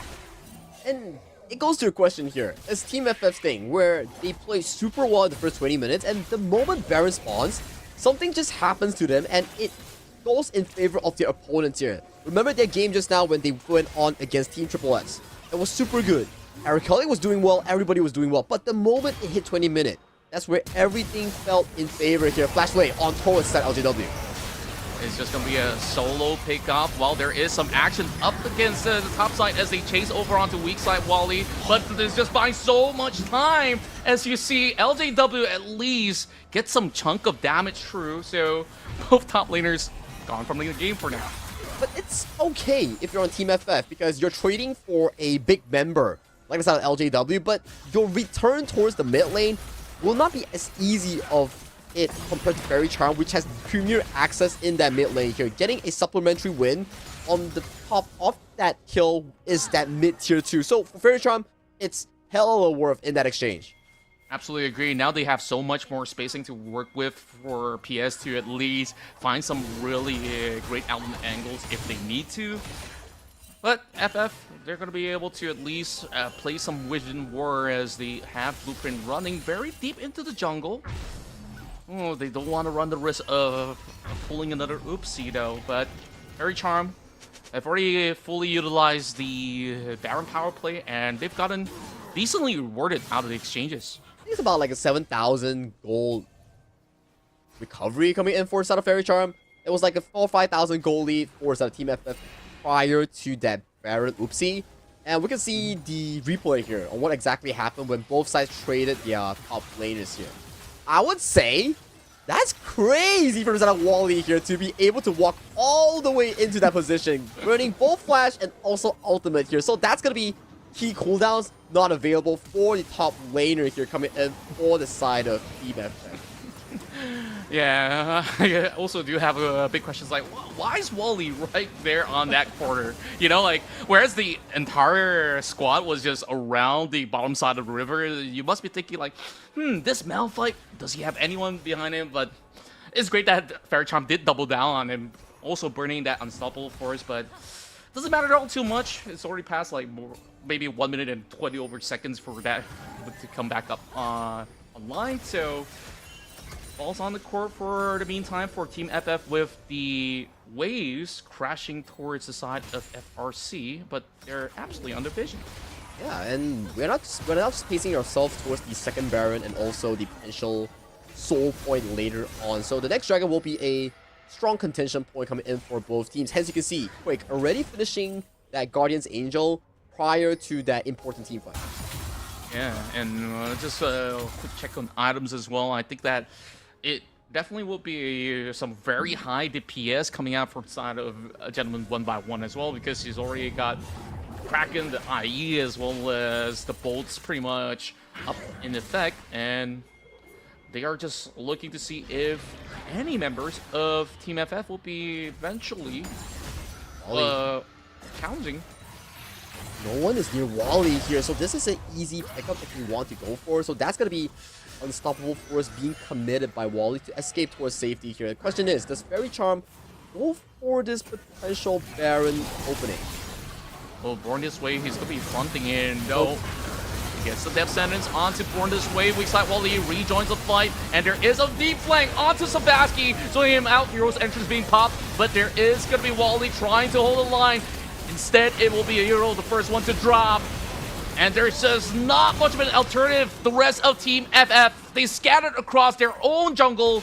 It only leaves Wally and Blueprint surviving the onslaught. Once again, man, the engaged potential coming in for the side of Born This Way, and also Savaski getting immediate access with the stolen Unstoppable Force, diving deep into Gentleman 1x1. Although we do see Savaski falling, but Lunara, with no protection, with no flash or summoner spells, it's easily picked up by the remaining members of LJW and also PS on the Lee Sin.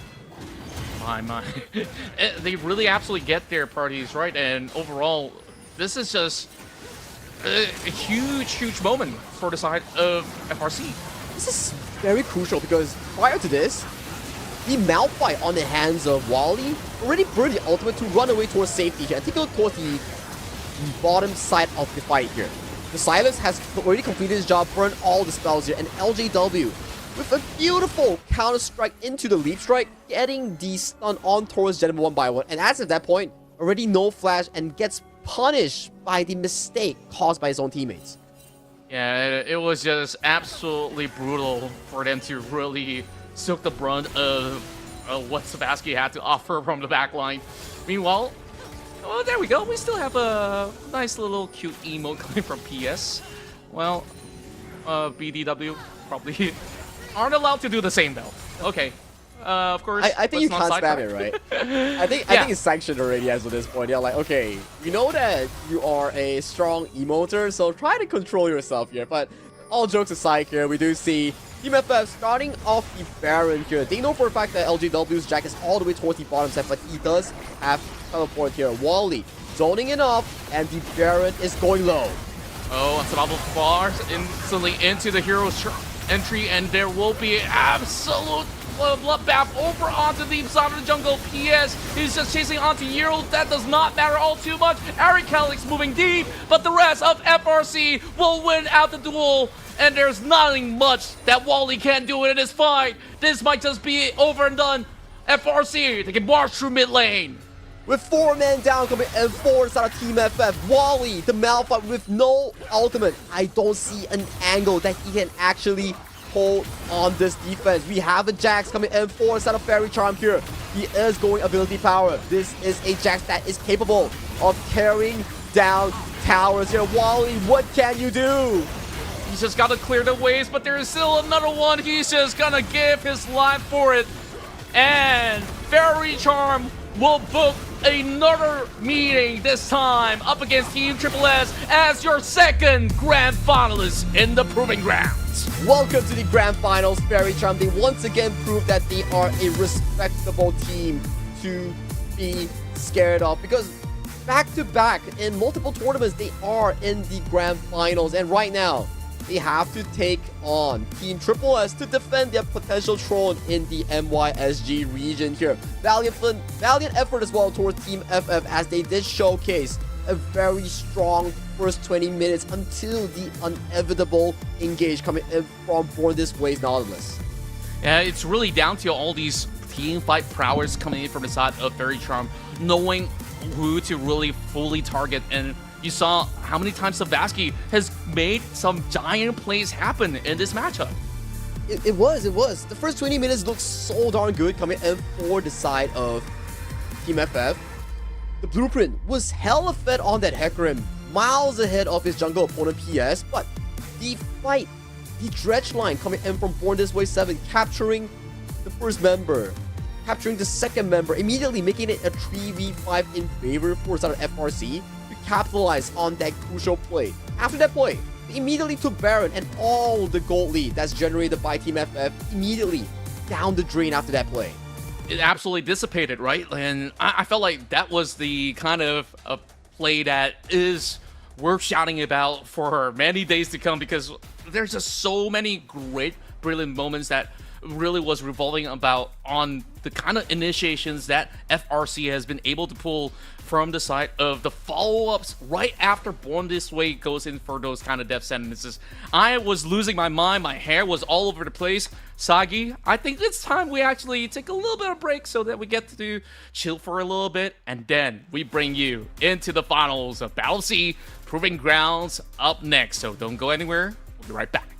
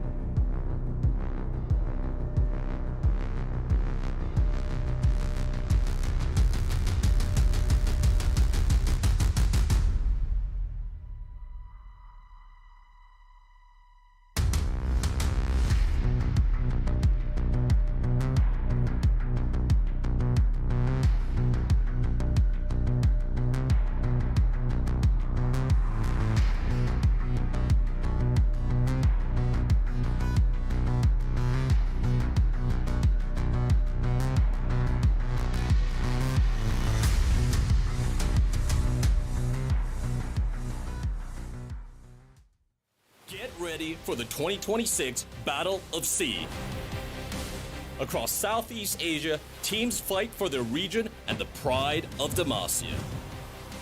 They first clash at the Proving Grounds Community Tournament with only the best teams moving on to Rally Day for the ultimate showdown. They join forces with regional creators from Thailand, the Philippines, Indonesia, Malaysia, and Singapore to compete across all game modes. Summer's Rift, ARAM Mayhem, and Arena. They're just gonna sit by and watch, but perfect executions. Pun bola bantuan sudah mendapat. Serap pun dari arah belakang menembak terus, Pak. Who will rise to glory and become the Battle of S.E.A champion? Grand finalist! Battle of S.E.A.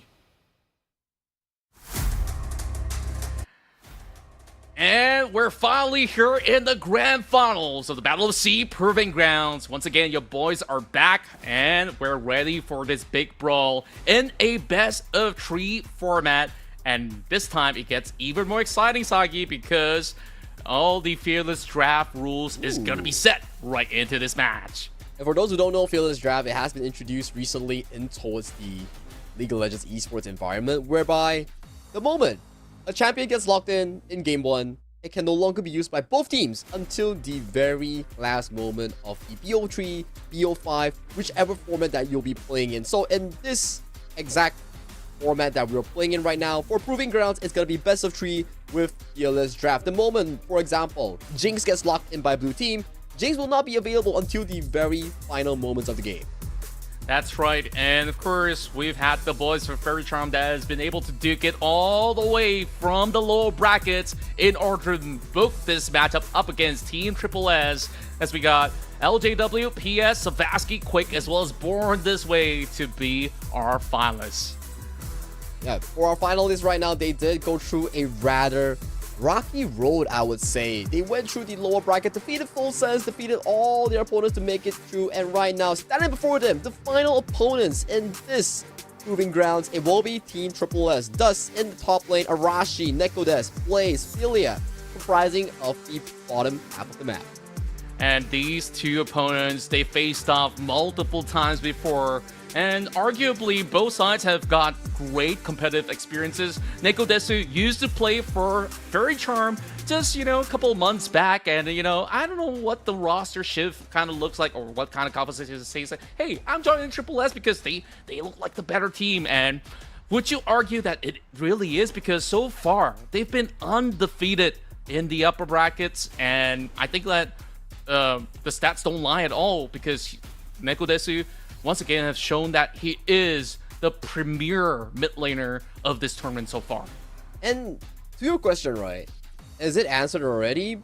It somewhat actually is, because the team who sent Faerie Charm all the way to that lower bracket run was, in fact, Team Triple S themselves. So it really comes down to whether or not the Cinderella story coming in for the side of Faerie Charm can actually be realized in this grand finals, right? Because coming in from such a rocky road in that lower bracket, defeating teams like Full Sense, defeating teams like the WP Academy, and finally defeating Team Double F just now, you gotta wonder, they are pretty geared up for this final showdown against Triple S. Maybe this time in a BO3 environment, things could look pretty spicy and not as easy for Team Triple S.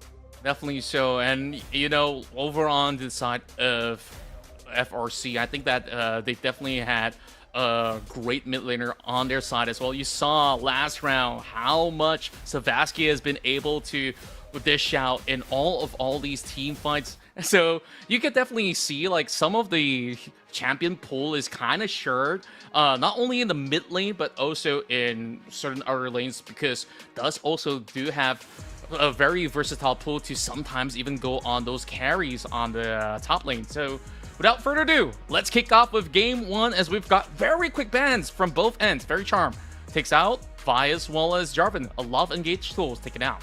Yeah, a lot of the Arashi specials has been removed from the pool itself here, so we do see Team SSS trading bans with the LeBlanc, with the likes of the Nico here, so that Nico support won't be available as a lane bully coming in for that bot lane 2v2, so it does open up more of the champions coming in for the side of Born This Way, which we see that he favors the likes of the Trash, he favors the likes of the Nautilus going into that bottom 2v2.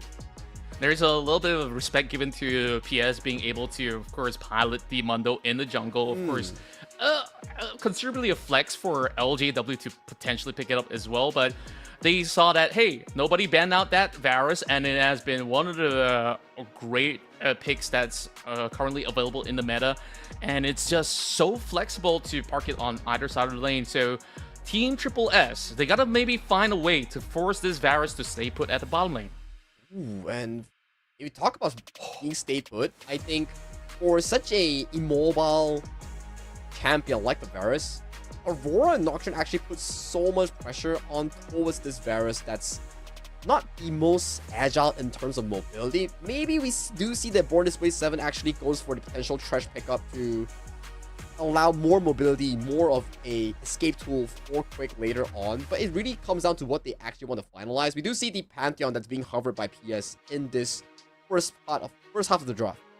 Yeah, I do like the fact that they are going for double flex picks as well. So whether if it's going to be a Pantheon jungle or maybe Born This Way, who, of course, is very efficient on a Pantheon when he was a jungle, now he could also utilize it to full effect as a support if they do pick up maybe a tank support or even any type of engager in order to draw certain favorable exchanges. Now, what's interesting though is that pickup of Orianna. We've seen a lot of that yesterday. Savasky now gets a hand on that, and it could actually see a giant chain reaction that could be brought up from the side of Faerie Charm in those team fights.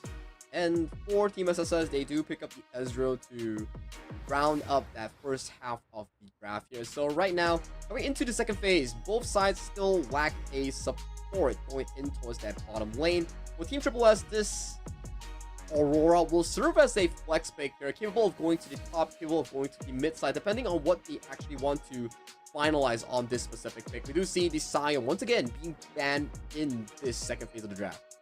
Yeah, I think like it's definitely crucial to really remove as many meat shields as possible, whether it's going to be a top lane or even over onto the support role. So Faerie Charm maybe has a little bit of edge to kind of flex this Pantheon in essence. So that's going to be a ban onto a Leona, since you've already mentioned there's just so many dive options for the side of Triple S. You don't want to also have another Leona on their pool.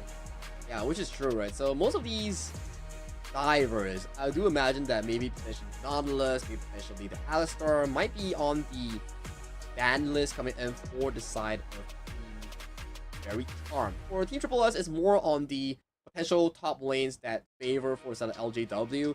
Those will be removed from the pool from the hands of LJW in the 4 and 5 pick later on. That's right, and now down to the final ban. What's it going to be for the side of Faerie Charm, since there is going to be a certain consideration of maybe a Rakan or even the Tahm Kench, but they could also use Tahm Kench of their own if they do want to have the Pantheon to be the main jungler. So second phase, we'll start to see Faerie Charm maybe reveal a couple more cards, and they saw that Alistar was untouched throughout the entire Proving Grounds, and finally, Triple S, they bring that to the table. Yeah, Ezreal Alistar, not the strongest in terms of the laning phase, but sufficiently safe from the hands of what Quake can offer with that Varus here. And it goes back to the question here. What build is Quake going to be looking at for this Varus here? Is it going to be the new Dusk and Dawn build, the AP build? Is it going to be the likes of the on-hit build that we see in Pro Play? Or go back to basics, go with the likes of the Poke build? So these are the things that Quake could really consider going into the game later on. Okay, we finally get our answers on the support role, right? So at least now there is going to be a peel, a very reliable peel for the Varus in the form of that Braum.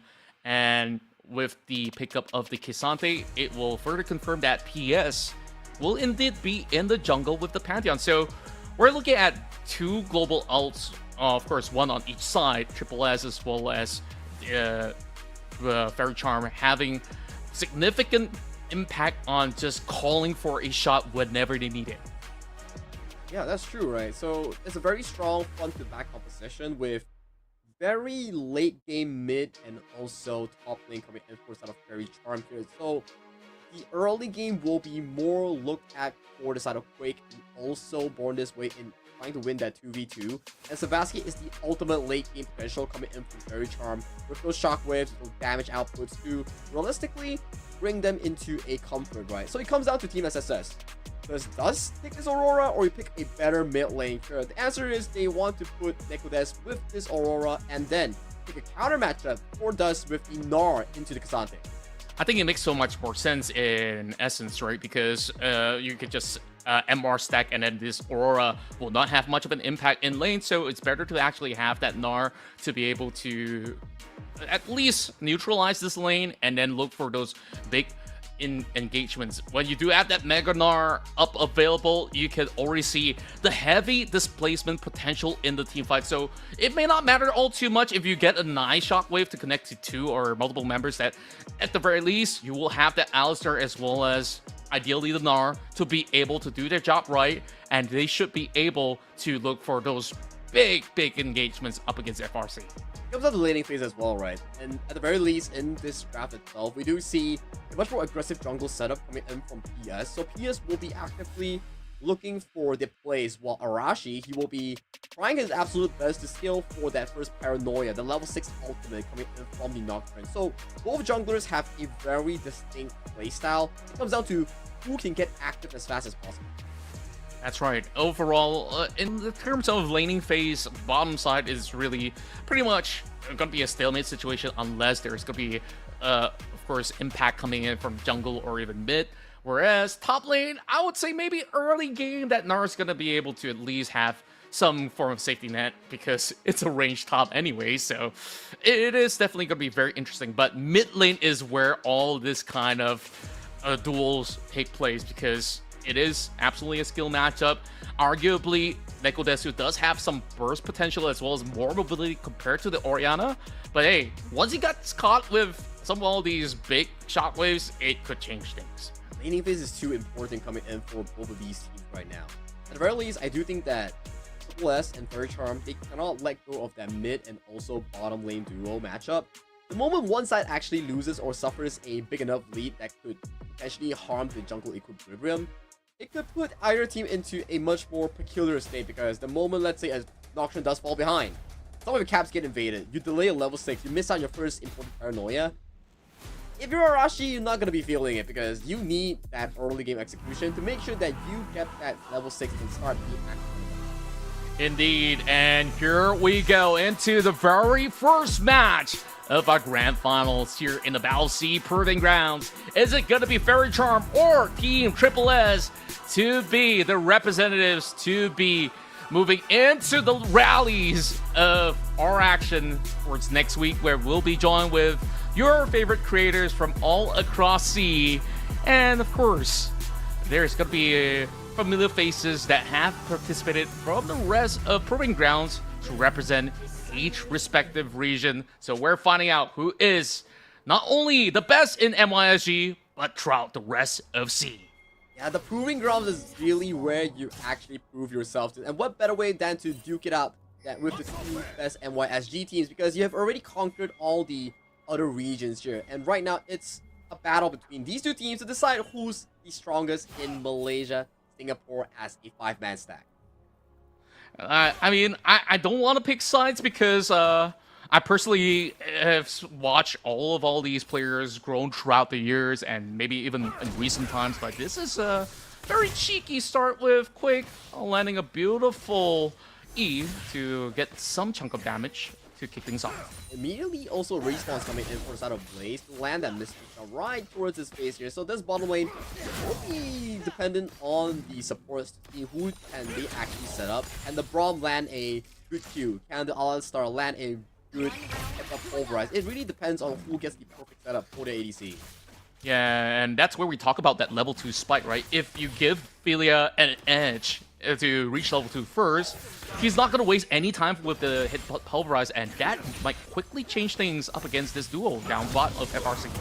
Level 2 already have a pulverize landing on towards both members here. A bit of a chip damage on towards that of Born This Way 7. Immediately, some of the heal popped by both supports to keep your team healthy and available in that 2v2. Yeah, I love the fact that Born This Way immediately reaches out for the next available minion just to hit that level 2 as well, so that they can keep things steady at the very least, and just instant reaction for them to keep the lane state healthy with the heals. Meanwhile, as we have assumed, this is just huge areas of control for the Gnar in the early game up against the Cassante with the range advantage. And you can see towards the mid side as well, right? Top side, it's pretty 50-50. Cassante not having the push, but still able to pick up some of these farms that's crashing in towards the tower. But mid lane though, Sebastian doing a really good job in picking up some of these last hits compared to Nekodes. That's right. These two have definitely met a lot in the solo queue climb back in the past, maybe in the present as well. Of course, Savasky, revered as one of the best ADCs now, matches up to Nekodes, arguably the best mid laner across MYSG, and he's really holding to his own. And in fact, he's actually playing super aggressive on this Orianna. Yeah, he's just matching blow for blow, making sure that he gets value from all these command balls, right? So making sure that this early game is not going to be as easy for the Nekodes that actually have on the Aura. You can see Arashi finishing up his first clear here, trying to get that Scuttle Crab that has been finished up by PS here. So that's going to be an easy pickup for the Pantheon. Yeah, just 1 second late into a potential contest to try to steal that away, but it doesn't matter all too much. It did manage to secure the ones over on the bottom side. So everything's pretty much even Steven from the jungle end. And we go back to the exchanges down bot. And you did mention early on, the pairing does actually favor FRC as compared to Alistar and an Ezreal combo. I feel like the Ezreal Alistar comes online when we see the first Grubs fight that's going to be happening over to the top right. With Alistar, you have much more setup compared to the Braum. Braum is more of a front-to-back champion that relies on the stacks on towards the enemies here. You stack, you raise up your shield, and then you heal for the potential carries like Savasky on the Orianna or Quake on things like the Varus here. So, very distinct playstyles coming in from both of the support. Yeah, and remember we talked a little bit on displacements, and now I start to also ponder the amount of displacements that FRC also does have when they do reach level 6. You got the all-out coming in from LJW, you got huge smash coming in from the Braum, and of course the Shockwave as well. So I think like these tools absolutely could control a team fight if they land nicely. But speaking of which, Arashi now looking for opportunity, forces the flash away from Born This Way. Ooh, very rare of a Noxian to be able to find such a nice gank angle here. So that's going to be flash committed from side of Born This Way 7. That's going to be a big cooldown as well for the support coming in for side of FRC. And Arashi already doing a lot of a pressure play as a immobile jungler in the early game. Yeah, and that sets up really nicely for him to just immediately call for an early take on this Ocean Drake. First trick though, so we gotta still keep in mind what's gonna be the soul point, but Ice Lemon Tea, immediately flash, expecting a gank. Yeah, PS just casually aura farming in the middle of the river, just standing and like, okay, you have to flash. Okay, you flash, you shake on that, and then I'm just gonna back off. It's a fair trade, right? Like, It's a fair trade. Ice Lemon Tea, yeah, you still get your wave priority in that sense, and it at least buys a little bit more space for LJW to at least call for recall back to base, get a couple items up to be able to soak a little better up against this Gnar. It's true. And as of this point, I do think that the Gnar is actually doing a really good job getting that almost a wave worth of CS lead against his lane opponent here. Exactly what you need to be doing. And Savasky actually doing a very good job as well towards the mid lane, neutralizing the early game prowess of the Aurora with the electrocute. Yeah, and I also do like for the fact that if you take a look in the mid lane as well, oh, there we go, Shockwave connected. But of course, coast is clear. Nekodesu does not need to force a flash or so. He still has his W online. So I was about to point out that he actually completed his Sorcerer's Boot first and foremost. So in terms of maybe power spike, maybe slightly less compared to that Orianna, who's been able to already get a couple tomes, already working on to maybe a Luden's Echo or some other items. So of course, we have to see what will be brought forward later on when they really do commit their first item. Yeah, and as of this point, it's a very stable lane phase coming in from both teams. Nothing too crazy that's happened thus far.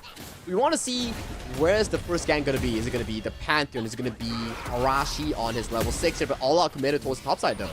Oh, is it going to be a full connection? Because Ice Lemon Tea, he does not have a charge for the Mega, Nice but he is still trying to wait for his E to come online. It's first blood for LJW. Cause and effect applied on towards Ice Lemon Tea's Nara here. Not having the best of the time here, being solo killed by LJW's Cassante here. What a beautiful engage coming in from the top lane of FRC.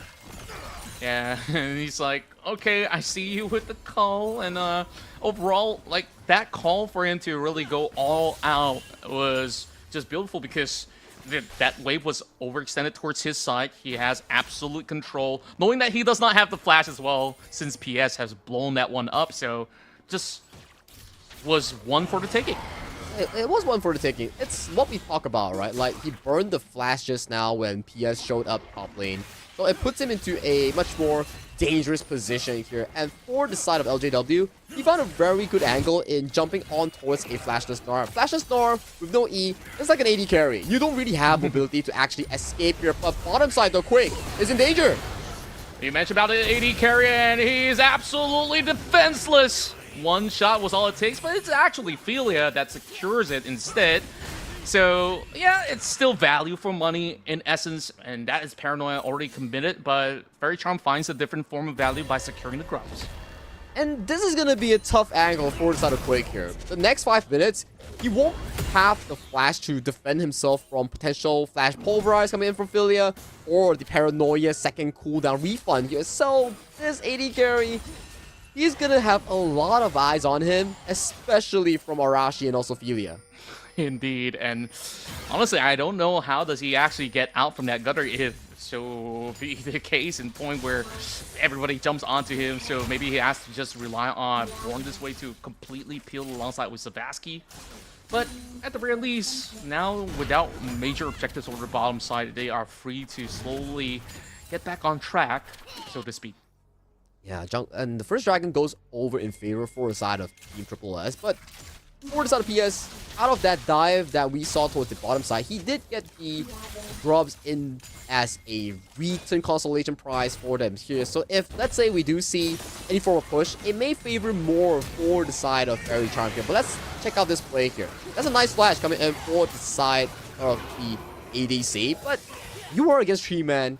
That is just a play that you have overextended yourself into. Yeah, it's absolutely worth it, as we also saw. Philia did want to secure it with the flash being burned from his end, but also keep in mind, he has Unsealed Spellbook. So I want to see what Philia does. Does he cheekily takes a smite in some of all these hot contests for Baron play or Dragon play? We'll see a bunch of interesting stuff coming from Philia later on. The double smite could prove really useful, as we've seen some of these teams, they love to flip the Baron. They love to go for those aggressive Baron takes when the game is in a much more stagnant position. But right now it's that 10th minute mark here. Second dragon is about to spawn in about 1 or 2 minutes here. So that's going to be the next... Oh, it spawned now. So this next upcoming dragon will be the next combat point coming in for both of these teams. As you can see, junglers has paced themselves towards this bottom river here. And more of the control has been relinquished towards the side of Fairy Charm with the Pantheon in the bush. And there's also going to be Arashi calling the shots with the Paranoia, but they're absolutely prepared. It is just a big setup with the Shockwave to take out Arashi. Where is the backup? The TP comes true. Philia is forced to just eat every single brunt of damage, and just like that, FRC comes up ahead. They're on the table right now. They not only get the kill on the jungle and support, they also get the grand prize of this Inferno Drake going in towards their pockets here. It was so ready here. They were knowing for the fact that, hey, next play that Arashi will be doing will be on the flashless Varus here, because they know for a fact that this Varus has no escape tool, so they've utilized that information installed in Arashi's mind to use it against him. So that's how they actually got such a nice counter gank with the dragon. Yeah, some big brain plays overall, and it was a great control of vision, a game over on the bottom side, and to also know that Arashi wants that juicy prize of the Varus, so it really played out for the side of FRC. And the Varus actually played a very good job, right? He was baiting so well to make sure that, hey, you want this play? He's walking towards the wall, baiting Felia to come in for the headbutt pulverize, but jumping to live. Yeah, speaking of which, even more value added to the table. Savaski gets Arashi the second time coming. And now the Oriana has got the bounty on the hit, 2-0 up, where Nekodesu's got to work his way to earn that shutdown. Things are not feeling good at all for our Team Triple S. You do not want to see an Oriana winning CS against an Aurora, plus having a 200 gold bounty on towards her here. So this Oriana is going to go super hard later on, but Worlds cast onto Savaski. Can he escape? Oh, a couple of all these spells already utilized. I don't think it's enough damage in order to burst down Savaski. And just like that, it still survives, but a pause is being called in, so hopefully they get to rectify. But we move back into what was in play in some of these fights. All the mind games that we see from both FRC as well as Triple S, they basically really go all out on each other. That's true, right? So, coming into this entire loadout that we've seen thus far, we're currently sitting at 4-1. Dragons are tied, and 1,000 goalie in favor for the side of FRC. It looks pretty good considering the fact that they do scale much better compared to the side of Team Triple S.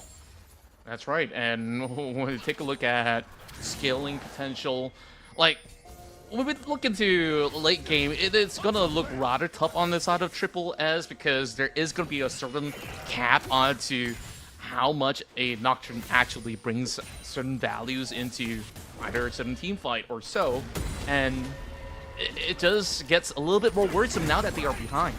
Yeah, we need to see the value that Arashi could potentially generate with his subsequent paranoias here. So right now, for Fairy Charm, they're reading the paranoias and Arashi's movement really well, and with the kills that's being supplemented into Savaski's pockets, this Oriana might be a difficult target to land unless Felia or Arashi and also the Mega Gnar gets to jump on towards this immobile mage. Yeah, I want to find a point in time where Isolati would be able to really contribute huge in some of all these team fights, which, of course, we haven't really got to see much of the action coming in from either side of the top laners just yet. But perhaps that Rip Herald to be spawned later on is going to be something worth to take note of. Sitting underneath a ward right now. There we go. PS is just casually walking around. He's willing to just give this skull a little bit.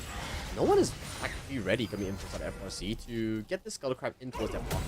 That's going to be a good pickup for Arashi, at the very least, in this jungle wall. And, oh, that's a nice splitting as well. So that's the new dust that's around the side of the turret here. When it accumulates to a longer duration, the next hit that's going to be a very juicy hit that gives you the big damage on towards the plating. Yeah, all these petricides that builds up, and the more it's accumulated, the bigger the damage that you do towards these objectives. So I really do like to hear the sound of it because it reminds me of like a Heartsteel stack, like. It does. And considering that Heartsteel is no longer like a meta item for some of these champions in towards the game, listening to that feels like a Heartsteel adrenaline, you know? Like when you play ARAM, it's like, bong, bong. Yeah, it kind of reminds me of that feeling, you know? Well, we get plenty of that next week because we will have some amazing ARAM matchups, of course, in ARAM Mayhem format. There we go, TP coming in between worlds being called out just to ensure the safety net of Nekodesu. And it is going to be a further commitment coming from the side of Felia, trying to blockade LJW in order to secure themselves a turret down bottom. That's a lot of skulls and also TPs committed by the side of Team Triple S to try to capitalize on that bottom play. But LJW with very good map movement and the ability to read the sense of danger, he does escape towards safety here, allowing both the Oriana to pick up plates on towards the top side and the Herald going freely into the hands of PS here. So this Oriana, I gotta say, this is looking scary for our Team Triple S. He's just getting much more further ahead on the hands of Savaski. Yeah, it's just maximum efficiency that we're looking at from the side of FRC, right? Like, it's okay, you can get whatever's down at the bottom. We actually double down. We get Herald, we get the tower at the very same time. So it's just some small deficits for the side of Team Triple S for the moment now. I'm also wondering on, you know, the potential of Necrodesu to try to burst somebody out. I mean, ideally you want Quick, but it is going to be a very much of a tough work to even get to the ADC in some of these fights. I think as of this point, getting anyone that's a squishy like Savasky or Quick could be on the chopping block for some Necrodes to look for in the subsequent fights. And for Team SSS, it's not like all hope is lost, because the Nocturne, the Aurora, and the Muramana that could be coming online just moments coming in for this Ezreal. These are important signs to be looking at, especially when going in towards the mid game here. And we do see Herald spawn towards the mid lane to buy time when we do have the river that's being heavily controlled coming in towards that Triple S. I like the fact that Fila just like, okay, let's see if I can hit but this Shelly out of the park, but nah, you can't exactly stop it with that being a little too early. So that's it though. Third Charm, they got themselves those plates and have already prepared themselves very well for a dragon that spawns up. So we're getting Chem Tech, which is going to be very valuable for them to go for extended trades. Extended trades, and like the lower you are, the more value you get from the Chemtech soul later on, right? But here's the thing, the game is pretty evenly tied in terms of gold and also in terms of like XP. I do want to see more aggression coming in towards that Team Triple S when the Ezreal completes that Muramana later on, which I think he's basing it for it right now. Once he gets that Muramana fully stacked, things could be looking much more confident for that Team Triple S in engaging in some of these plays. Oh, I absolutely do agree with that. And I spy with my little eye that once he finished the dragon, PS was in the pit, right? And with the rival of Meganar, oh, there we go. Paranoia underneath the turret. A little risky, but it does burn the flash away from Quick as he responds in kind, dropping in the chains of corruption, securing a kill up against Filia. And there we go. As we got the man drop all the way up mid. And that is all she wrote. One kill in favor of FRC. It's good. Like, I imagine the initiative coming in for that Team Triple S is to burn the flash on towards Quake and call it a day. But because of the fact that prior to this play on that Rift Herald towards the mid side, they did really well in terms of that, and Between Worlds has been casted but gets caught immediately by the Shockwave. Oh, this forces the flash as well. This is looking very, very tough as Blaze tries to keep himself alive. Flashes in time to avoid the command attack. And my, there's just so many super spells being burned out. And initially, I wanted to point out that PS kind of burned that flash for free when he was in the pit because he tried to avoid that Gnar to get back to safety.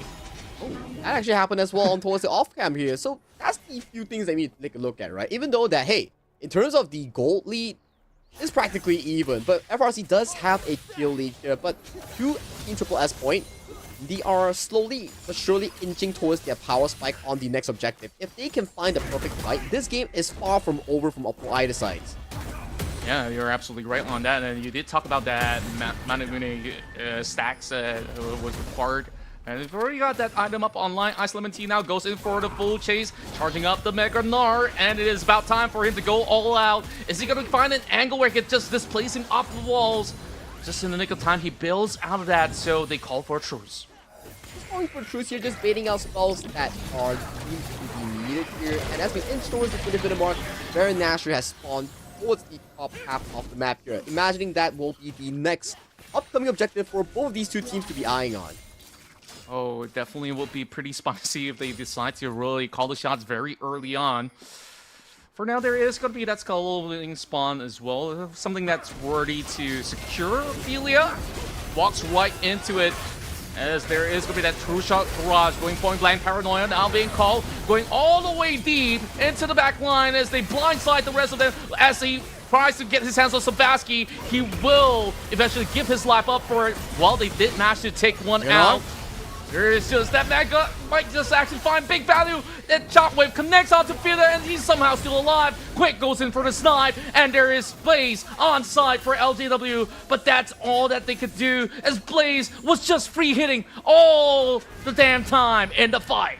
And throughout all that chaos here, Ice Lemon still got caught by LJW's Cassandre here. That was a missed moment for the Mega Gnar here. If he can get Savasky or Quick on towards the wall. Both carries had no flash already, and that was a misplay coming from the Mega Gnar. Yeah, it was looking rather rough where it was a couple of all these happenstances that didn't really fall into the right conditions for him to truly utilize that Mega Gnar in that fight. Exactly here. I think we'll be getting a replay of what exactly went down later on, but that's a lot of spells that's being committed by both teams thus far. And the Orianna is slowly working herself towards the third item here, potentially the Voice Staff, or potentially some items like the Zhonya's Hourglass to fend off better against Arashi. Because Arashi, although he did falter in that fight, he has already completed his job. Get the flash from the Orianna and allow the side of Dust to come in with the Mega Gnar, but unfortunately, just a bit short from the wall. Yeah, true enough. He also did put just about enough pressure onto Quake to put him into a less favorable position as well. So that being said, they did at least go in for a much better trade for the side of FRC, and now getting some really nice setups all the way through the top corner of the map with those vision. Want to see if Triple S, what's going to be the ticket back into this game. So far, Nicodes, interesting enough, this is one of the games that I haven't seen him pick up any kills nor even assists. Not saying it's bad. I know that eventually it will come for Nicodes, but he's got to find the right moments. He doesn't have to find the right moment. It's just like Dust on this Gnar. He needs to find the perfect moment in getting a setup. Be it Quake or Savasky, either one works, or even isolating Lobop here. So those are the requirements here as we check out the replay here. So the Alistar on the hands of Ophelia gets engaged on. Let's pop the Unbreakable Will, getting a beautiful setup. As we jump into his live, both teams are looking for the objective. Ophelia does actually get the pulverized through. The Grand Skyfall comes right into the picture with the smite, actually favoring Triple S to secure the dragon, but the fight continues on. Quick, getting some really decent angles as they slowly chunk down Ice Lemon Tea, and Nikodesu, he does actually get a pop right through, but he's getting chased to oblivion for a double in the hands of Quake, and I believe that's just pretty much set and done. 3 for 1 in favor of Faerie Charm. The on-hit Varus, the machine gun, just piling on the damage on all these members here. So what if you get the kill on towards Savasky here? This Varus was less untouched throughout the entirety of the fight ever since that Nocturne ultimate. He was just gunning down the members of the side of Team Triple S. The Gnar, finding the Gnar on towards the tank members like PS Lobop and also LJW. This gives so much room for the side of Quick to do so much DPS that they need. Getting 4 quick kills in towards the pocket of Faerie Charm and also the Baron Nashor. With 3,000 goalie on the line, this is the start of the Baron power play.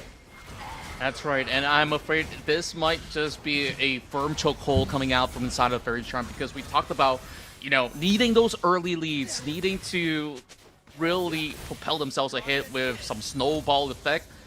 Now it's slowly hitting towards that late game mark where you don't really have as much impact on that Nocturne. You don't really have too much impact.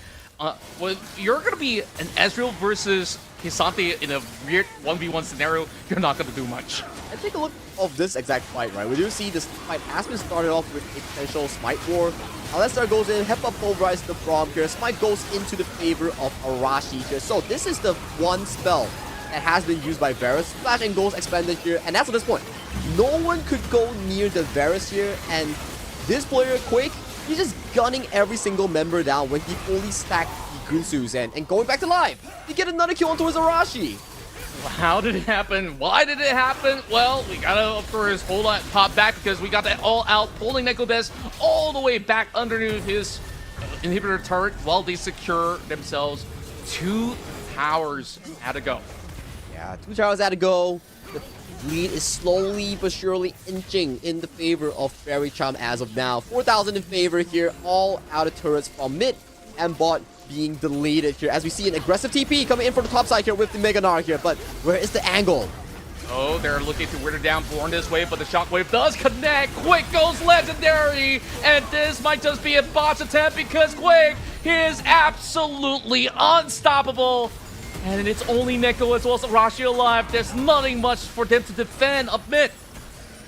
The idea was great. The execution was nice. They found the perfect Hepa pulverize to send Quick into the backlines of Team SSS. But the problem is, Arashi was down in that team fight. It was a 4v5, and right now, faltering that play. The base is wide open for Faerie Charm's taking. They are looking for the potential end.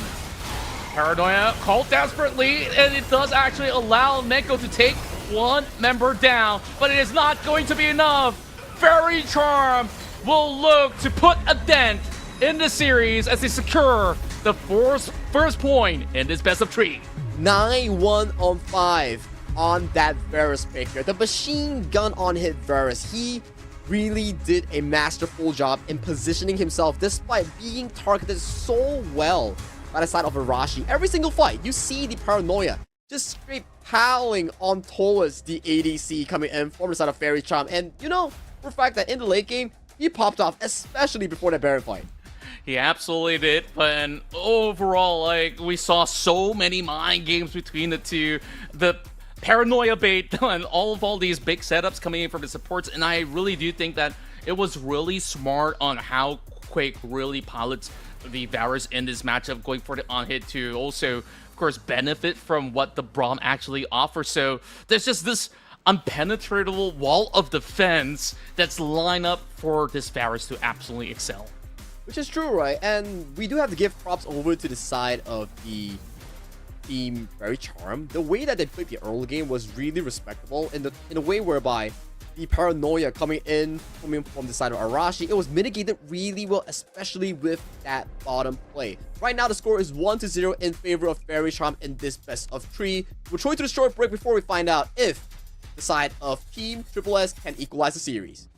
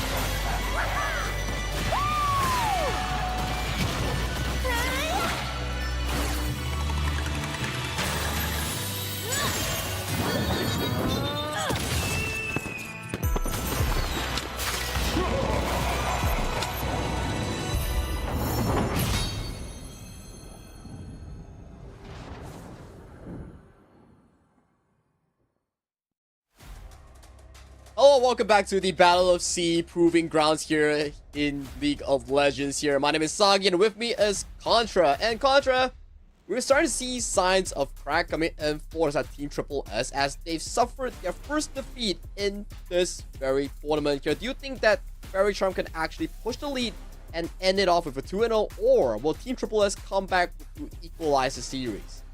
I honestly don't have the right answer for you, Sagi. I mean, ideally you want to see all 3 games being played out in this best of 3, but with how well Faerie Charm has been able to display the team fight potential as well as the kind of ideas that they pulled out up against Arashi in that previous game up against the Nocturne, it really was the stuff of legends. And now they're on the back foot. Team Triple S will need to find a way to double down, get 2 wins in a row in order to keep their hopes alive for this tournament. So that being said, they start things off once more by banning out that LeBlanc from Savasky. And LeBlanc, Nico, some of the champs that has been previously banned away from Team Triple S on towards the red side has been removed from the pool. And you can take a look above the bans. Those are champions that are under lockdown by both teams that's being affected by the Fearless draft rule. So all those 10 champions won't be available coming in for both teams in this game too. Yeah, and this is where things get a lot more interesting, right? Because they gotta also think about, okay, now that without some of all these champions that's available, maybe something like a Rise can be played out without the presence of Orianna. There's just so many of all these variations that they could actually pull out. Team Triple S, they immediately look for a top laner in the form of a Rumble. So thus, we've seen him really do wonders on the Rumble before, and so far, he has not really let pressure crack upon him, and Faerie Charm has got to look for ways to either outtrade it or just power through.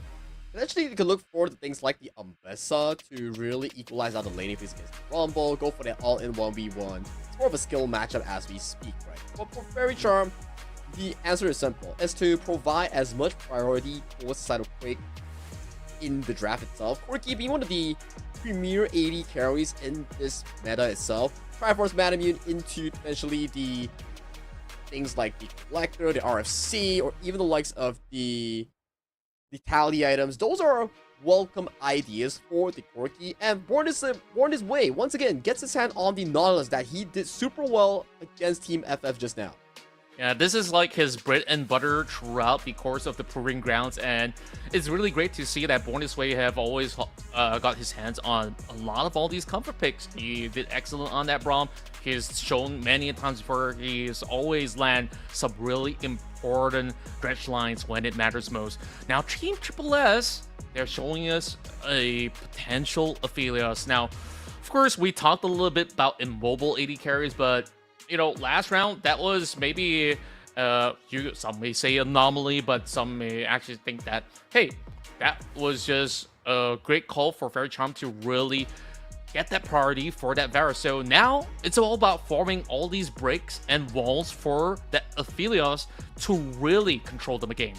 Aphelios and also Rel being locked in by the South Team Triple S here. So that's going to be an interesting balling 2v2 that's going to be unfolding later on. My question is, does Faerie Charm put more priority on towards the side of LJW to lock in that potential outlane counter, or is it to put more focus on towards Savasky to get that mid lane premier pick on towards that mid side here? So what's the decision here coming in for both of this team? Yeah, overall, I think that they could just, you know, focus down on all the remainder picks that was not being present, so he will be able to try to match up against this Rumble. So this is kind of like a skill matchup with that Aatrox as well, on how well he could actually pace himself to not lose too much health bars up against all these flame spitters coming out from the Rumble. And once he does actually get all the 3 levels up, it's Duncan time.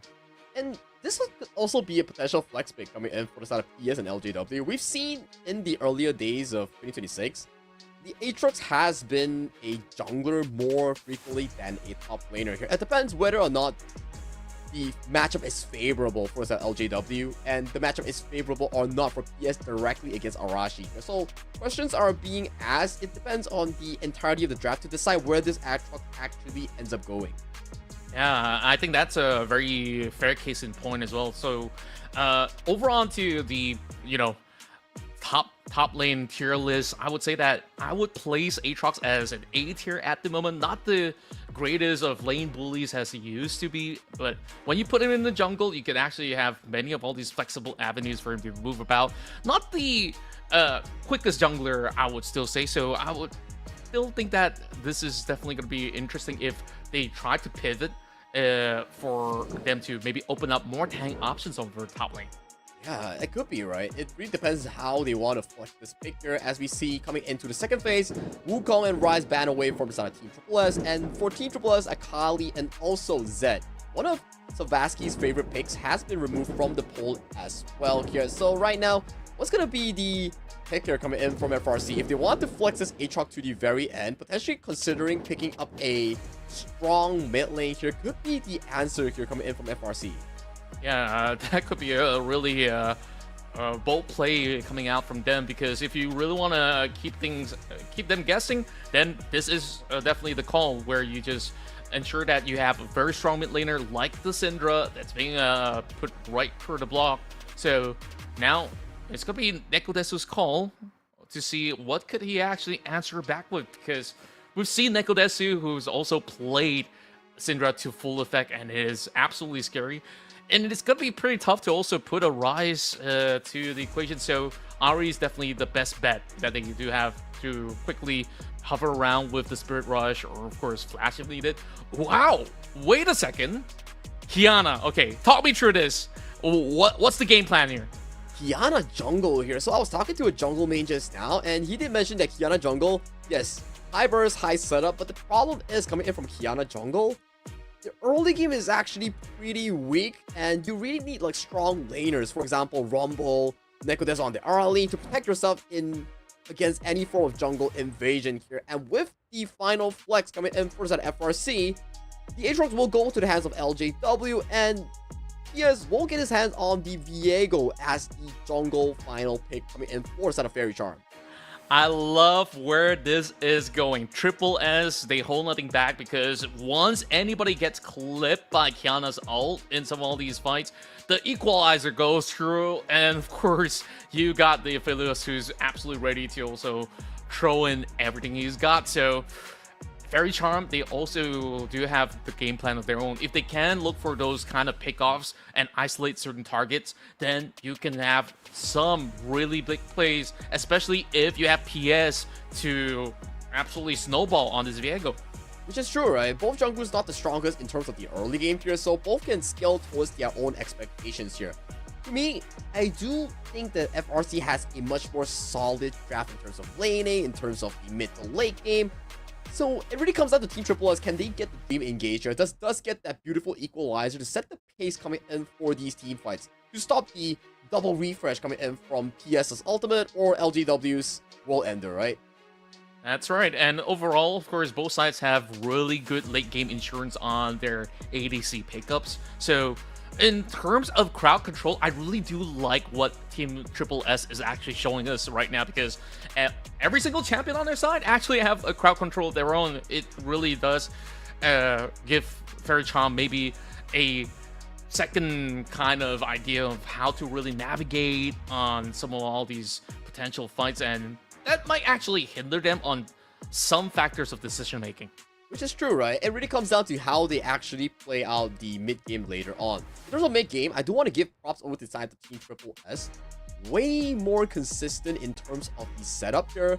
It boils down to a few things. Can Filia find a perfect engage? Or can Nekodes and Arashi, the mid-jungle duo, find the perfect assassination onto key members like Savaski, Quick, or even PS? Because once they get charmed or set up by the Qiyana ultimate in the river onto his walls, they don't really get to survive from the up-and-coming burst coming in from such a strong lineup. Indeed, and overall, when you want to see what are some of all these key factors in order to really propel Faerie Charm ahead, I mean, if it's going to be a top div with the Aatrox absolutely dumbstring a Rumble, that's going to be something that really opens up avenues. But more often than not, we know Dust is not going to be a player to be easily pushed and shoved around. So we're looking at a couple of factors for the Syndra to also land some of all these very crucial stuns onto maybe multiple targets on those team fights. That could absolutely change things as well in order to really open up potential play for Faerie Charm. I think it comes down to whoever gets the first kill, right? For Faerie Charm, you need to get the Viego resets in. You need to see the setup coming in from like what you mentioned. Savasky scatter weak on the Syndra, or Born This Way with a beautiful dredge line that we've seen that he's been really capable of over the past 2 days. Or Team Triple S, Nekodes on the Ari, or the Tiana on the hands of Arashi. These are key important targets to be looking at in terms of playmaking here. So it comes down to whoever gets the better engaged and whoever gets the opening hand in those team fights. That's right, and when we take a look at Team Triple S's ideation is that, okay, all they really have to do is find those nice angles where FRC gets himself clumped up, because you will see that chain reaction from the Magnet Storm into that full combo from every single carries out of the side of Triple S to just really unravel everything that they do have up against the rest of Faerie Charm. This might just be the very final game of the night if FRC takes the win, or can Team Triple S bounce back to neutralize the series to bring us to Game 3. Both storylines remain interesting coming in towards this second game of this best of 3. So we leave it to the players to duke it out to see who really claims supreme in this game number 2. We move into the Rift, potentially for the final time of the night, ladies and gentlemen. And of course, thank you for all of our dear hardworking co-streamers as well as our creators that's been, of course, having their own watch party. And of course, we appreciate all of you guys viewing this from each respective platform. So show themselves, show you guys a little bit of a love. I don't know, I'm kind of losing some of my thought processes. It's been a long day, but I'm pretty sure some of the creators, they've been enjoying the rally so far. Speaking of rally, next week, that's where our creators will be joining us for some fun times in ARAM Mayhem. Yeah, ARAM Mayhem is always fun, right? But the thing about ARAM Mayhem, that the players will be playing the rally day, it really comes down to what type of augments that you can get, and do you get the Stackosaurus per se. But we leave that towards next week here. We put our focus in towards this up-and-coming game with the highlights coming in towards the mid lane with very aggressive trades already ongoing by both mid laners. Yeah, I'm just going to go back to that point as well. It's like, oh, what kind of augments, right? All I want to see is a question mark ping. And then I'll be satisfied, because that shows that, hey, they've grinded some ARAM Mayhem to know what they're doing. So, okay, yeah. And then now we move back into this equation that you talked a lot about the importance on both sides of the jungle. So if that Qontra gets that lead, what happens? And if that Viego gets the lead, well, we also do know that it is going to be a very huge weight being put on the shoulders of the side of Triple S too. Yeah, it depends really who gets the initiation first and who gets the refreshes, right? For Arashi, you want to get the full-on burst on towards key targets like Quake, Savasky. For PS and Lobob, you want to get refreshes and get Arashi as your soul, or get Ice Lemon Tea as your soul, so you can get those like big damages in towards these team fights. It really comes down to how they play the team fights later on, but that's the explanation, right? With Donger in this play here, but LJW getting big damage.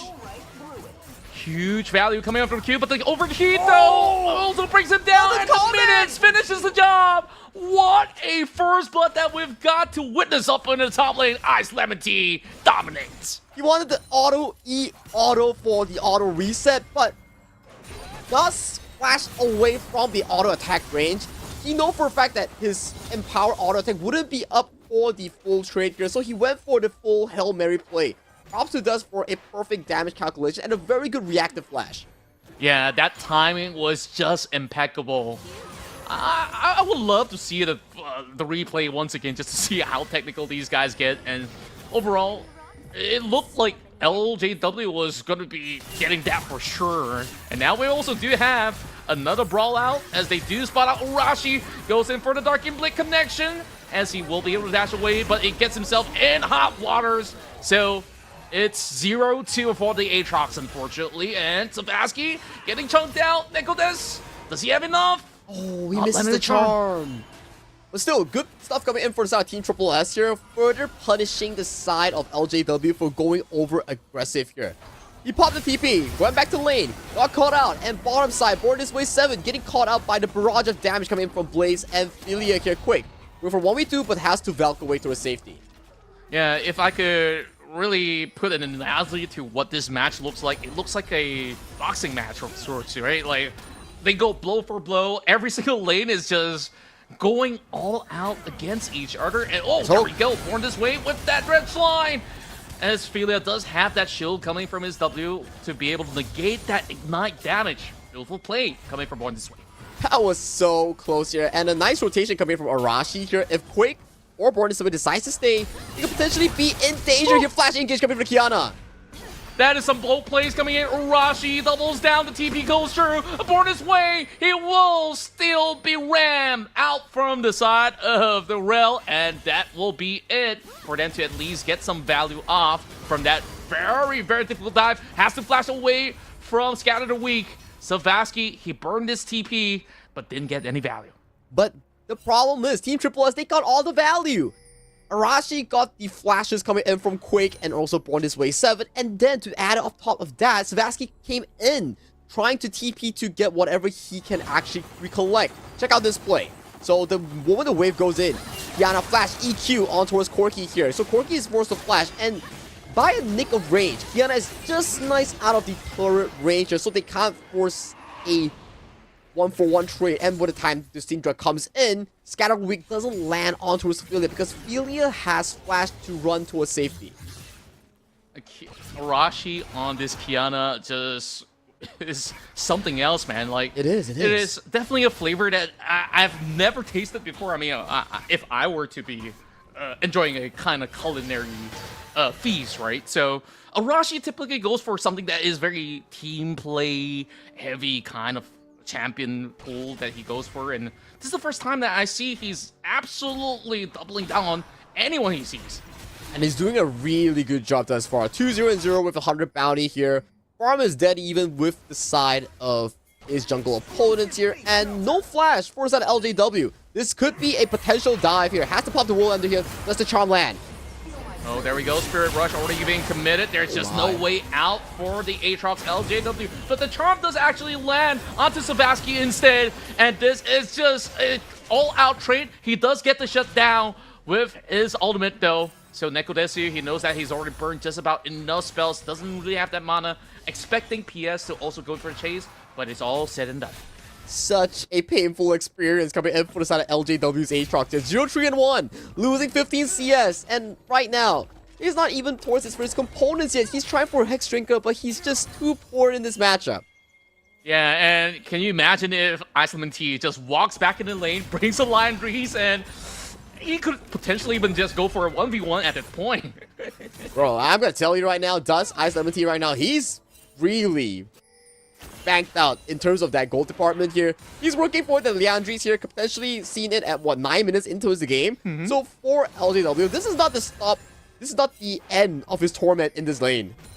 Oh, look at what we have here. Arashi looking for more. Scatter the Weak will sort it out, but he does not really connect his ultimate, as Arashi was just maybe a couple of inches away from sliding into the wall. Now, Supreme Display was just nicely dodged coming in for the side of Savasky, knowing for the fact that the wall isn't as close. Arashi playing hyper aggressive here, wanted to go for that potential invade, but is called off by his teammates here. And to top side, yeah, this is the daily life of top lane. You lose your lane, and this is what prepares you for. Yep, and all he's got to do is just go in for the Flame Spitter, and he's just got to absolutely back out. That's just one Q. And take a look at that. Put together with one blow of the charge of the E, he's already down 1/4. Yeah, not the most fun of the roles here. That's why when I talk to my friends, it's like, hey, what's your least favorite role? It has to be top lane. The moment you die one time, you just sit in jail, and that is just top lane jail for you. Yeah. And you gotta bear through that until like the rest of the lanes actually get something done. And there we go. The Fermancies actually connect, and they will have them all stuck inside the Magnet Store. But the trades look good. Quake survived with a sliver of health, and he's still chunking them out. Barrage after barrage, and here comes PS. But the waves are not looking all too clean. Forces the flash. What is this play? Okay, a blunder coming out. Faerie gets that for free. Yeah. So, Faerie positioned himself in a way that he will get hooked by the side of Born This Way's Nautilus, but it will be just nice to be stuck here. And top side here, nice flash to dodge away from both the charm and also the equalizer here. But buddy, What else can you do? Oh, it's just a slow burning death, literally. Perfect timing for the visit coming from Neko Desu. Just putting that pressure, burns a flash. Did not manage to walk out with any trading being done. I think it's kind of expected at this point with a 3-man visit. But back towards this bot lane, this was interesting. And Magnet Storm landing on both members here. Core key damage in the early is just too darn high. The red ult and also the spell 1, it really just chunked out the members coming in for this 2v2. And you can see, Nautilus is waiting for the vehicle to arrive. Goes for the hook and see, look at Thelia's position. The moment he got hooked, he precasted the Q to stun the Nautilus under the turret. Yeah, and it was in a very awkward position as well. Speaking of that, yeah, Flash for Flash. Flash for Flash is pretty much fair, as it seems like Neko Desu will just have to wait for his Spirit Rush to come back online. Oh, very aggressive stuff here coming in from both of these teams. And we can see that LJW is going for the potential gank on towards this Rumble. It's almost overheating, has to flash away from that W second charge. Oh boy, here comes the second coming though. Arashi is being pretty much prepared, but he's being spotted by a ward, so danger averted for now. But at least burning the flash coming from the Rumble was pretty much worth the while for the side of Faerie Charm. It is. And you can see the goal that's being funneled over to the side of Arashi. 4-1-0, already completed a Profane Hydra. If you get caught by one spell combo, you're practically gone as a squishy. True enough, and yeah, there's just so many small little nuances that they really do have to factor in every single play that they try to make or try to avoid. And Neko Desu, so far, looks for a potential setup, but Arashi's been spotted out by ward already, so Savasky will, of course, take notice of that. Back towards bot lane, we do have the dragon for the taking, so it's all about the big setups. It is. And it could be a potential second dragon if ES wants to go for it, but judging from his pathing, he seems to be pathing away from this potential dragon here, providing more room for LJW to actually catch up in terms of farm. You can see the positioning coming in from Dust Rumble. He's here to try to force a potential 4v5, but Faerie Charm respects it, and they do give over this dragon. At this point, I think like it's absolutely necessary to avoid any kind of conflict or skirmishes for the meantime. You gotta at least give some breathing room to the Aatrox, right? Like, he doesn't have his TP either ways, and even if he TPs, you know what happens. Yeah, it's not gonna be the best of use here, so being able to catch up on farm is what you need to here. Charm going for the Spirit Rush here, maybe gonna land on Savasky here. They're waiting for him to move. Okay, flash committed. There we go, Equalizer, Raul on top as Arashi will also burn the flash to get some distance in. Here comes PS, still going for the chase as we do have the Wool Ender being popped, coming in from the side of LJW. They find their catch, and will they be able to shut down this Rumble? Perhaps this might just be enough, but there is just about enough speed boost, and there we go. With the crash down, everything on the line. Oh, he still finds one. So Arashi will be taking out a big shutdown to bring this Aatrox back in the game. That is actually a very good trade-off coming in for the side of FRC. Although they lost 3, but those are important kills to be given over to the Aatrox here. And I gotta give props. Thelia with a very on-time rotation managed to bail out the side of the Rumble. So that was a very key play. It really is. Despite all the magnet storms and stuff, it really felt like this was a very good counter engagement coming right in, and they did manage to at least put a shutdown over on this side of Neko Desu, and then this is where they really look in for a big avenue because they want to ensure that they get this vehicle up online, and this angle, absolutely perfect. Such a well-played positioning coming in from the Kiana on the hands of Arashi, and I think this is much more of a, how would I say it, sacrificial play, because if the Kiana doesn't go in for that final burst, potentially Aatrox could have walked out, and maybe that could have been a much more different story. Yeah, it could have actually been the case, but I also do see the reasoning behind why Arashi tried to recommit, but maybe just a little bit miscalculated. That, yeah, he was just one auto away from that. So we're gonna go back to an equal footing here. We can check out towards the goal. In terms of top lane, it's heavily favored towards the side of the Rumble. But towards the bottom lane though, Quick is having a pretty comfortable lead against his lane opponent. Oh, we'll take a look at that. Hefty chunks of gold. Of course, favoring that Corki for the meantime. But there is that collector in the hands of the Ophelia, so that's something that we have to also take into consideration if they decide to go blow for blow. Sometimes that executional threshold is all it takes for you to really draw a better exchange, but at this rate, I don't think that they're looking to really go blow for blow if you're on the side of Triple S. So Born This Way, he could actually put in more pressure. Speaking of pressure, another potential attempt from Arashi. Oh, he's respecting it. He's not going for the potential all-in onto his LJW. He's giving him a bit of a breathing room, noticing for the fact that PS is also trailing behind his top lane, protecting him from any potential dive coming in for the side of Team Triple S here. Back to an equal footing here, barely a 1,000 goalie in the favor of Team Triple S. We need to see the up-and-coming fights, potentially around Herald, potentially around the second dragon. Yeah, and of course, it's really basing off of Arashi's supreme display of talent so far, that he's been able to really put himself ahead with not only the Hydra up online, but also with the Accent Arc, so he could definitely have so many of all these tools for him to just blow somebody up. He's so ahead right now, Arashi, completing 2 assassin-centric items, and they are now starting the objective here. You see the map pings coming in for the side of Team Faerie Charm. They want to look in for this objective, but it looks looking pretty hard. Oh, I mean, look at all these layers of defense as well. All it takes is for Ophelia to land the Magnet Storm. It could be very well over, but it's Born This Way, jumping right in. And there we go. Magnet Storm actually clips over on the tree, but are they going to recommit? Wow. There's no reason to do so. They're willing to give Arashi as well as Ophelia right after that, but that call perfectly executed from FRC to shut down 2. And Born This Way 7 once again with the flash hook, getting Arashi the most fit member in the side of Team Triple S. Once he's gone, the reset comes in for the side of PS Lobob, and he gets the damage done onto his Ophelia here. Very well done by the Faerie Charm support. Yeah, that was incredible. Born This Way will never disappoint us on this Nautilus. And also, now that he is also taken out, it brings him down to size. And not only that, look at the CS disparity between the jungle as well. It may not seem like it matters too much, but hey, as much as they make it up for the kills that Arashi has, this could accumulate over time. It does, and the longer you skill in towards this game, you gotta wonder, how could I realistically take down this Corki that has Trinity Force with HP and also play the Steel Caps? He's getting tankier and tankier, and with the protection coming in with the Locket, this Qiyana might be scaling off soon.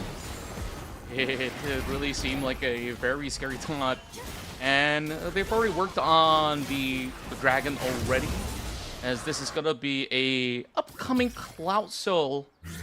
Team Triple S, they secured themselves the Cloud Crate, of course, without any casualties or commotion. Meanwhile, it is Ice Lemon Tea. Oh, Supreme Display already being pummeled out for them to catch this pesky Nautilus. A good rotation coming in for the side of us to be able to capitalize Born This Way, because throughout that play, the previous one he has really expended the flash, so in the river itself, with no assistance coming in from the middle jungle, he's going to be a freebie going to the hands of Team SSS. And towards the bottom side, Savasky having a comfortable lead over the side of Nekodes. Yeah, so far it's just a breeze for them for the time being. And at any given point in time, Savasky, once he does actually get some really good angles later on, might be able to just 100 to 0-1 of all these squishies. But speaking of which, this is a 100 to 50 from Ice Lemon Tea. Thus, Ouch. doing so much. That is crazy damage from the Rumble here. That was just one Flame Spitter in the orange form, and he's already almost gone. Yeah, I mean, he's not even fully overcharged just yet. And speaking of which, Savasky might actually see this angle for him to just fully unleash his ultimate up upon that Rumble, but not quite the damage output enough to really break through. Perhaps even the shields included as well. So they're willing to, right now, just hold each lane as to the best of their capabilities, and I'm not quite certain if LJW can actually even fend off Neko at this point.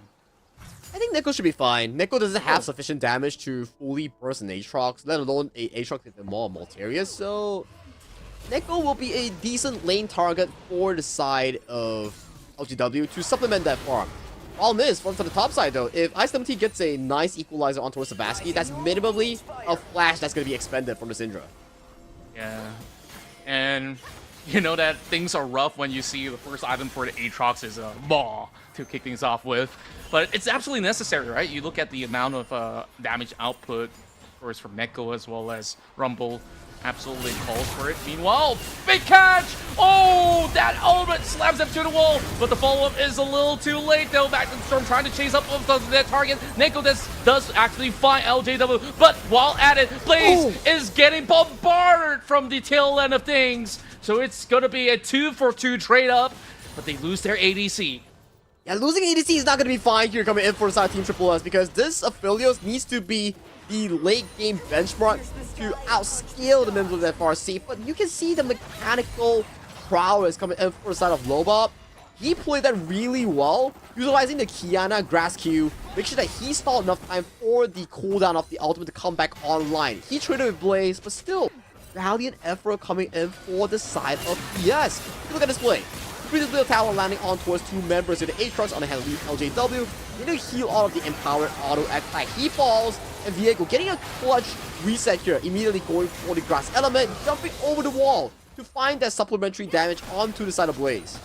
Yeah, I can absolutely see why Blaze was actually placed into that position. Like, he was trying to follow up, but he got himself into a crosshair where Faerie was also moving towards that direction, which had no one else to protect him since Philia was actually going for the chase as well.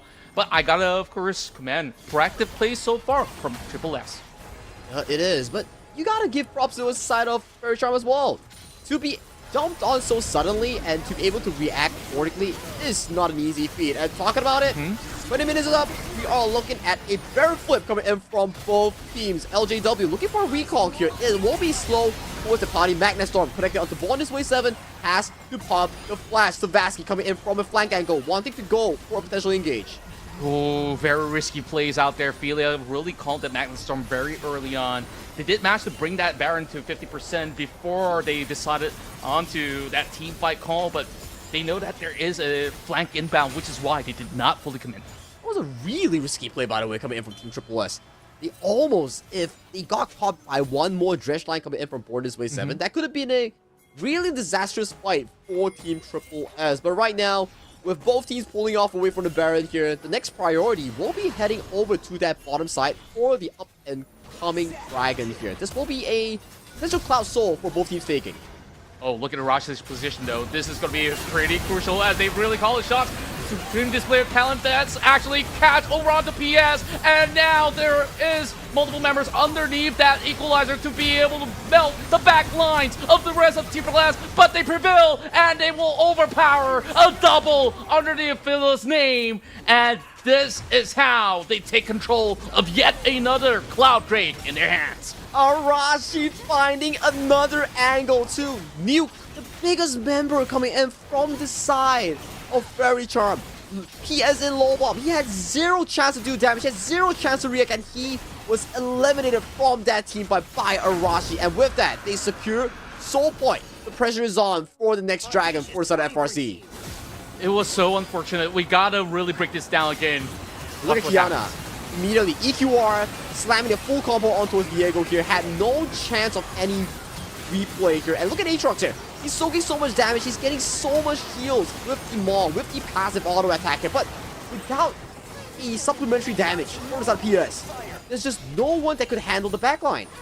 Yeah, and for most part, PS absolutely isolated. That is one huge damage output that was already out of this, and they're looking for a whole lot more as the equalizer will be able to melt the other corner. Well, actually, that wasn't the equalizer. It was just his flame spitter, and you can already see the amount of sure damage that absolutely melted Savasky. Yeah, and with a 4v5 in favor of Team Triple S, you gotta wonder, are they going for the potential Baron start right now? Do they want to go for the 50-50? They do play it much more safe, they play it much more slow. They go for the isolated tower in towards that that top side. I think like this is definitely the right call. Meanwhile, Arashi might be able to actually get a very good angle right here as bonus waves just over the corner wall will be caught out. And they will have to allow this Nautilus to just give himself up for the sacrifice. And Quake just tries to wither it down in hopes that they do not have enough health for this Baron, but still not quite enough. Very smart Baron that's coming in from Team Triple S. They are so patient in making sure that they do not get caught out by their over-aggression here. They're reeling in all the members slowly but surely. Arashi getting caught by the Q1 coming in from the Aatrox here, but Ankyphilia uses a Magnet Storm. Pulled it right in time, and there we go! Supreme display of talent catches every single member of FRC, and there's just no way that they can be able to bail out this fight. And Ace, a late Ace, I would say, as Born This Way is already back, and now perhaps they could go in for that reset, or they could just start off with this Baron. This Baron is going to be a pretty risky one, but Neko and also the side of Ice Lemon Tea is coming towards the assistant with that teleport here. So getting this in towards their pockets will be an easy task because I don't think there will be a way for Born This Way 7 to realistically steal this Baron Nashor, and it will go into the hands of Team Triple S, 21-9, and they are rocking at 5,000 gold lead. It was just pretty insane on how well Arashi really baited them. He kind of know that there's a couple of wards laying around, and he just go in, ring around the Rosie, and then land that ult. Oh, and look at his Magnet Storm into this Scatter the Weak, catching on towards 3 members, but just don't have enough damage, man. Even if you can blow up Julia, what's going to happen to your other carries here? No one is going to stop them for the supplementary fight coming in from the remaining members of Team Triple S. Arashi definitely doing a really good job, plus the side of Ice Lemon Tea's Rumble. These two, they are definitely on the board right now. Yeah, and right now, would you dare say that Triple S is just way too ahead to really drop this one throughout the match? Because at this moment, we're looking at close to 6k of a gold differential, and Fila's looking for a flank. Ooh, has to pop the flash though, so that's flash off cooldown for the side of Blaze's affiliates. Look at Arashi though, he's playing really aggressively. He's looking for a potential angle here, but they're utilizing the Baron. Playing this 4-1 approach, getting that bottom tower with almost no contention here. This Rumble, level 16 already versus level 14. Yeah, Scatter did not really connect as well, so they're just hoping to buy as much time as possible. And this is just a tough chokehold, but take a look at what they do have. Viego's pretty much parked beside. Now Viego is trying to look for a potential engage on towards Blaze here, but even if you get Blaze, as long as Arashi and the Rumble on the hands of Ice he doesn't fall, it's to be a really difficult situation for them to actually be able to win in these team fights. You can see the Baron power play, over 4,000 or 5,000 goalie. We're pushing nearly to a 7,000 already here. Sooner but later, this mid and bot tower will falter to the hands of Team Faerie Charm. SSS. Still looking for another angle. Scatter does not really land.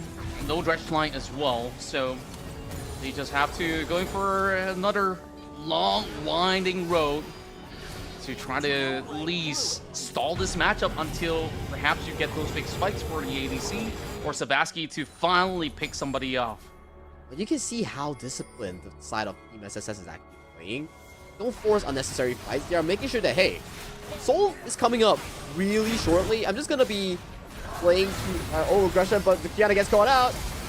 Oh, there is a follow-up as they try to actually commit towards Arashi, and here comes the Magnet Storm onto 2. Born This Way getting clipped at the very same time, and somehow Arashi still stays surviving. Neko Desu did actually pop his Spirit Rush, but could not really reach out towards Savaski, and just like that, they kidnapped 2. Arashi just baits all of them into that chokehold here. He has chasing all the way so far, isolating Quick and Born This Way 7. And right now, with minion waves going in from mid and bot side, not having both your AD carry and support, this looks like a free Dragon Soul, a Cloud Soul going in towards the hands of Team Triple S before ending this game. They're sitting at a comfortable 8,000 goalie, and this is just not the end of this series yet. They want to push this to game number 3. And now things are just looking so bleak for FRC. A very daunting task to really get a catch onto this Kiana right now, especially with the Dragon Soul at hand. So she could just weave in, weave out to her heart's content. Arashi. We never knew about the secret weapon, but we absolutely love seeing him perform so far. He's stacked up as well. 4 items fully completed here. 7, 4, and 12. Ilya walking aggressively to get some visions here. Magnus from Connect. Oh, there we go. Supreme Display also locking two members into place while Born His Way has to flash over the wall, and there's just no reprieve whatsoever. Savaski gets clipped up, and this is it, ladies and gentlemen. We are going in for Game 3 with a pure ace coming from Team Triple S. But there's still no wave, but hey, eventually will come.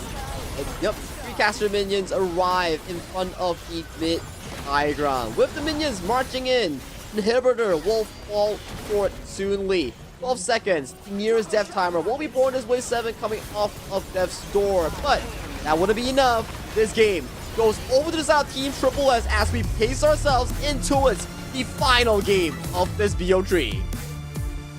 It's been a long road for both teams. Triple S, they did suffer their first ever loss, and they're not having it this time.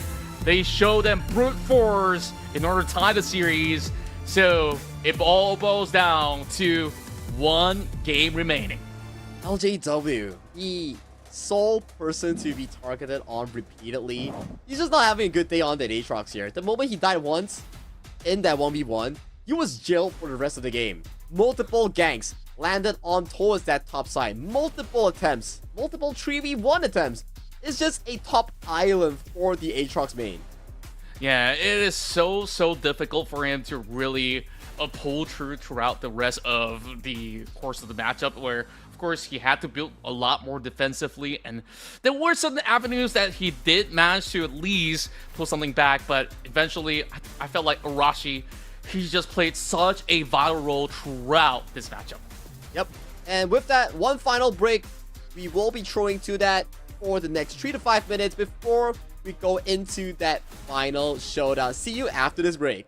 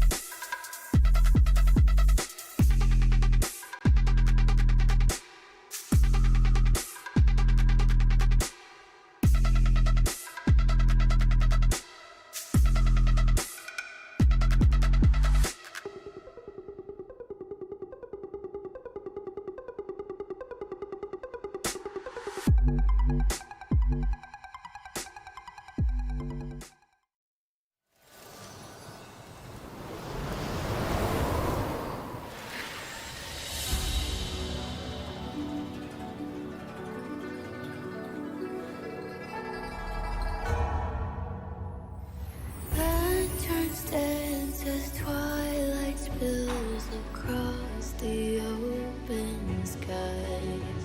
A spark of joy once lit the dusk and crimson flame and soul, where voices rose like echoes deep in halls where we belong. Yeah, yeah, 海角公里遇见你，我共此时光，愿此情长似月流芳。Where we belong.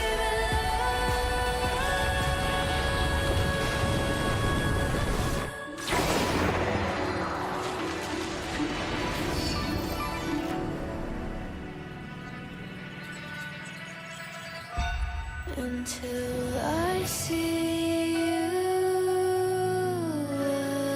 again, to the end we begin. Taste the sun, see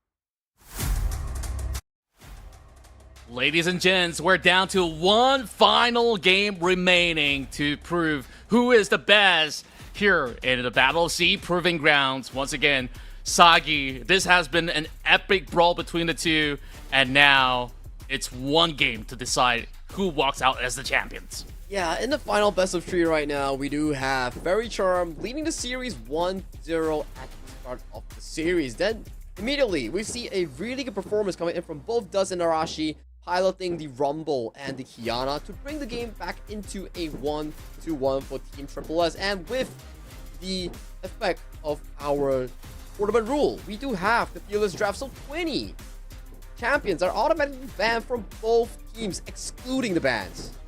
That's right. So we got a total of 30 bans, essentially. So how much does this actually affect either side of the party? Because perhaps certain trump cards were being kept for this specific moments, or some of all these ideal champions that they really want to play have already been exhausted in the previous draft. So that's it, though.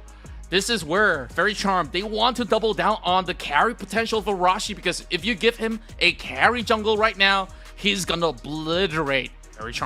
And you can see for a fact that Team Triple S, they like to play around Arashi's tempo, on his setups, on his ganks. If Arashi gets going, the entirety of Team Triple S actually gets going. For Faerie, it's more towards the side of Quake and Born this way. If they're able to win out their lanes, if they're able to stabilize and give Quake the late game potential, then that's their ticket on towards this game tree. Very distinct playstyles, I would say, for both of these teams.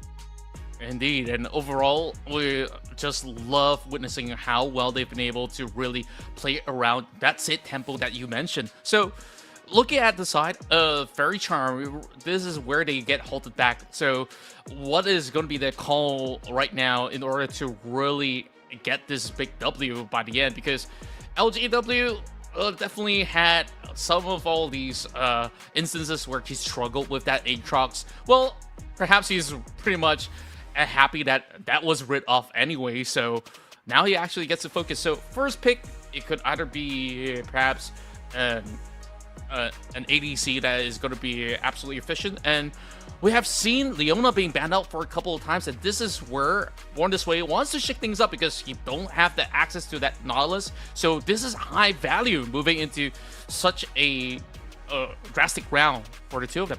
It's more of like a jungle playstyle coming in from Born This Way. He doesn't really enjoy things like the Enchanter supports that are more or less more, I would say, passive. So you give him the tool to be more aggressive and active, proactive plays going on for Faerie Charm. Then you can see more success coming in from this specific player. We've seen the likes of his Nautilus going in for crazy dives, crazy engages. Maybe we'll see the same thing as well coming in for Leona. But Leona, not the easiest of engage tools if you can't really hit that E. Yeah, true enough.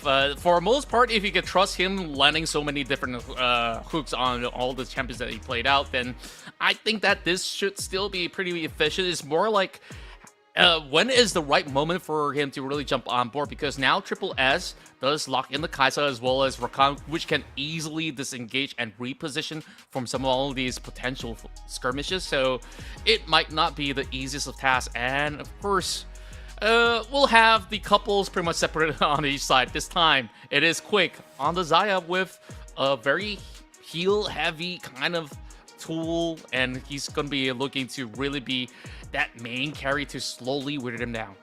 And this is a very good matchup coming in from Quick and Born This Way. This Xayah Leona actually does super well into Team Triple S bottom lane duo.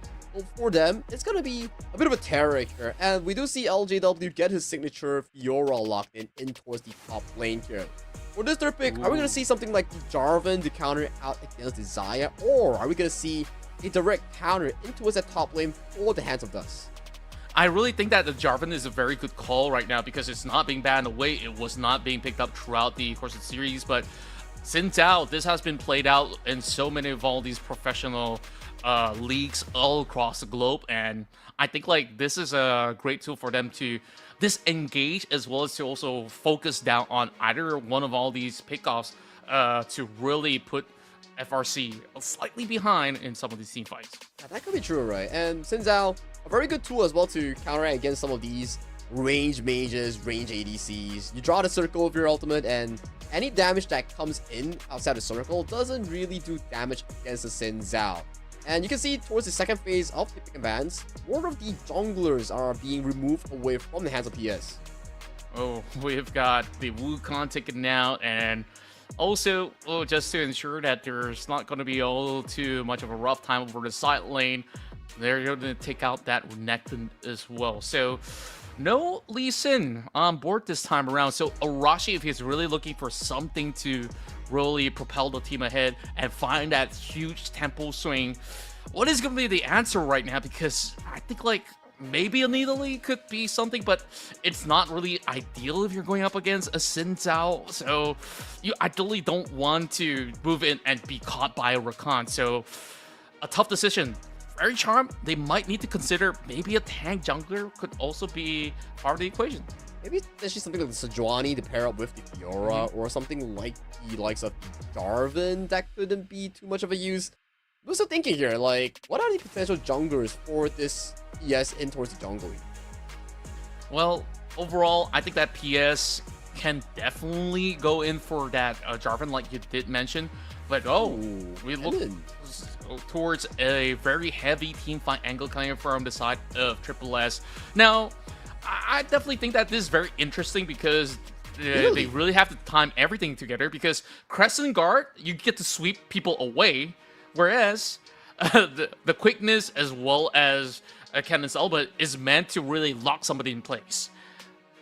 And that's something that you talk about here. The Crescent Guard you talk about, yes, it does extremely good job, but you need to time it accordingly with the Cannon ultimate and also Felia's Rakan's ultimate. But I think they definitely have what it takes to chain that CC lock in. But for FRC, a very solo queue playstyle that we see here. It's gonna be PS on that Nidalee and Savasky getting his signature Z in towards that mid lane here. So for this specific team comp, I gotta say, if they don't win the lane, I don't think it's gonna be too good of a full-on out team fight compared to Team Triple S's team comp.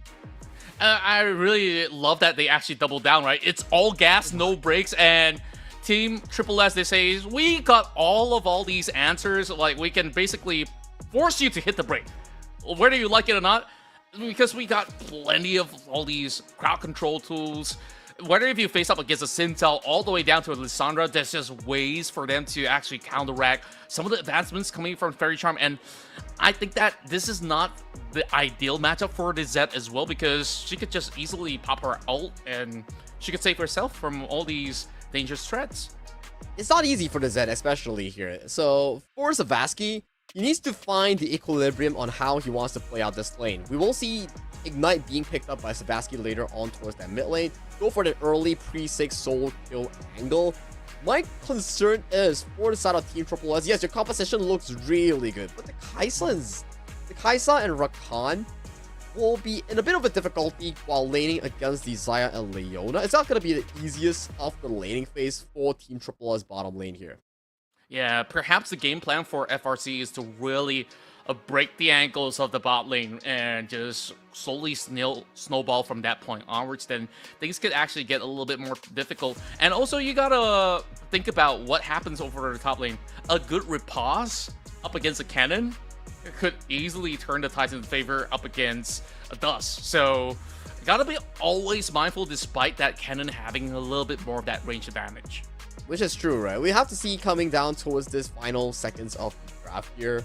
Team Triple S, they have a lot of crowd control, they have a lot of setup. Consistent DPS coming in from Blaze and Arashi in that early jungle department here. What is that FRC?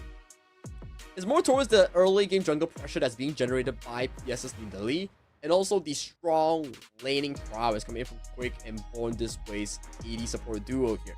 If they can break the game through the jungle and also the bottom laning phase, things could look really good for Faerie Charm to snowball out of control. For Team Triple S, it's about scaling, it's about getting those skirmishes and 5v5 team fights. If they can get the CCs in, get the wombo combos in, it's going to be looking super duper good for Team Triple S. It's really down to different playstyles coming in for both of these final drafts.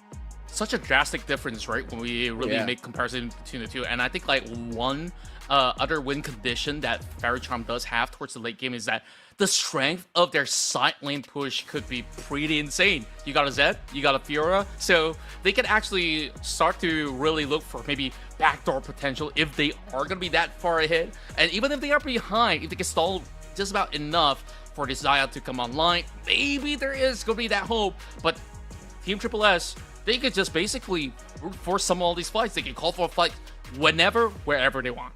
Yeah, and for this game itself, Faerie Charm will definitely have to consider the Mercury Treads here. That's so much crowd control in the hands of Team Triple S. You have the Cannon ultimate, you have the Lissandra ultimate, you have the likes of the quickness as well that's going to be jumping on towards you on the hands of Rakan. And I like the fact that you make a very good point. If this game goes ultra late game, I think LJW will be a premier primary carry point coming in from FRC. If he can get the Fiora going, hit that level 20 mark, this Fiora is going to be an absolute beast. Yeah, no doubt about that, because like overall, if this is one of his signature pick, he must be super confident on how well he could actually control the side lanes. And what are you gonna do if somehow he decides, hey, maybe I'll get a Hull Breaker, maybe I'll get the Bastion Breaker, and then like you just have to, you know, concede some of all these turrets. But of course, all these are in theory, and what matters is this one game, and we'll get to see who represents NYSG to play in the upcoming rally rounds on the upcoming week. So that being said, one final match between Faerie Charm versus Team Triple S. Yeah, this is gonna be the epic showdown, the finale coming in between the two MYSG representatives here. This is the Battle of S.E.A. Proving Grounds. Whoever wins the series will prove themselves as the superior team in Malaysia and Singapore. And lo and behold, after a grueling day's action, or 2 days span of action, and of course multiple rounds throughout the qualifiers, we really do have to thank all of you guys who have participated from the community level to be part of this journey here in the Proving Grounds. And of course, now, who's gonna walk away $1,000 richer? Well, we already have a little bit of a quick spot over onto both sides of the jungle. They know exactly where they're starting. Yeah, both junglers will be starting on towards the top side of the map, with PS playing super aggressively in trying to get those visions here. Arashi forced to utilize that Trinket Ward to scout out that early vision on towards the cross map. Yeah, and I also do like to point out that over onto the top lane, LJW is running Grasp of the Undying alongside with a Doran Shield because he respects all these kind of poke damage that can come out from not only Kennen, but for the long-term sake. This is definitely something that is heavily invested towards mid to late game. And bottom side as well, you're hitting a lot of these Qs to keep him and his ADC sufficiently healthy here. Finding over towards the mid side though. The casual range versus melee matchup in for Nekodes into Savaski here. So that priority would be as easy coming in for the Zed in the early game. Yeah, he's just gonna have to play the slow winding game. Whereas Philia does actually get a couple of pokes down. Oh, I mean, nothing too substantial coming out of the Rakan in specific. But overall, you know, it does, of course, keep Blaze healthy whenever he does actually hit his Q. And overall, I want to see if there's going to be that big brawl from both sides of the jungle pathing towards that bot lane later on. Yeah, the bottom scuttle is going to be definitely a hot location coming in for both of these teams. We'll need to see how they actually play it out. Arashi here has vision, is going for the aggressive invasion. PS doesn't know that he's right in this bush. Oh, now he does though, and quickly he tries to till away from this situation. He forces the flash and now concedes that red buff. But hey, it's not fully conceded just yet. He might just be returning for it. The smite goes down. He steals it away. Savaski looking for the opportunity for that first blood. He flies over the wall, board his way, tries to salvage it with the heal, and it's first blood for Savaski. He gives his life for it, and it's just pure helter-skelter. But PS, he could not land the final blow towards Philia, and it's just absolute pandemonium with a triple for Blaze. Is going Blaze hot in this arena here. Blaze with the triple kill out of the aggression coming in from Arashi. Arashi got taken down in the initial team fight, but Blaze and Philia provided so much space. Take a look at the replay here. Sends out, getting the initial smite on towards the red buff here. Being jumped by the CC chain coming in from the side of the Leona Flash. And as of this point, you might thought that Rakan might be in danger here, but the final damage just wasn't enough coming in from PS to seal the deal. And Kaisa getting a triple kill in towards the pocket, and Savaski coming from live, getting chunked out by the Rakan W. We talked about that potential fight in Scuttle, but Arashi says, you know what? Let's not wait till then. Let's take the fight right here, right now. And it paid in full dividend. And top side is not looking like a good news for the side of this Fiora on the hands of LWJ here. He's taking so much poke coming in from this cannon on the hands of Dust. Yeah, and I guess, of course, he does actually have a couple of biscuits for him to still somewhat sustain. So it's really not the worst of news. It's just that he had to concede, like, one full wave right at this moment. Yeah, more pokes coming in from the side of Dust here, just casually chunking out this Fiora here. The range versus melee matchup, not the easiest so far for the Fiora. We need to see, as we scale into the first, second two items here, how this Fiora can actually negate the cannon pressure in those all-ins. Yeah, I like the fact that he still tries to weave in some of all these vital procs as well, just to ensure that perhaps he can eventually bring Ice Lemon Tea down to a halt to stop that kind of range pressure for the moment. But now, 3 kills up ahead on this Kaisa, I wonder how much does it actually impacts the plays later on up around that dragon. We might see a potential dive coming in from the side of Arashi. With level 6 unlocked by the cannon here, this is not going to be looking good for this Fiora. This is a big wave that's about to crash in towards the turret here. If LGW dies here, it's gonna be another repeat of game number 2. He's got the Maelstrom up as well, and instantly goes in for a big setup. Arashi does get the kill, like you mentioned it. And just like that, you are gonna see that he's gonna have such a smooth time up in the top lane. Yeah, looks like a repeat of what has been going on in game number 2, where the Aatrox was severely punished by the presence of Arashi and also Nekodes. And right now, with the play alone in towards the top side, losing out one full wave of gold, losing out the kill towards the jungle counterpart, things are looking too hot for the side of Team Faerie Charm. And I guess like the only reprieve is that they didn't really burn the flash coming in from the side of LJW. And Nekodes absolutely smelled danger and quickly uses his E to get back into safety. So I guess for most part, Team Triple S might look to see if there are still perhaps ways to salvage the situation by securing themselves a dragon. But perhaps this might just be a risky attempt. It does look like a risky attempt because Leona is nowhere to be seen. Fortis-7 has to take the recall here to supplement back on the HP bar. This dragon looks to be an easy pickup here coming in for the side of Team Triple S. PS as well has to pace himself towards that top lane here to finish up his jungle path. Yeah, you could definitely see that. PS, he could actually use this time to perhaps look for that invade, get that red buff stolen or something. So, of course, maximizing the value and output as Team Triple S so far leapfrogs ahead, currently with a 2k gold lead. Just by Blaze alone, he's having a single-handed 1,000 gold lead.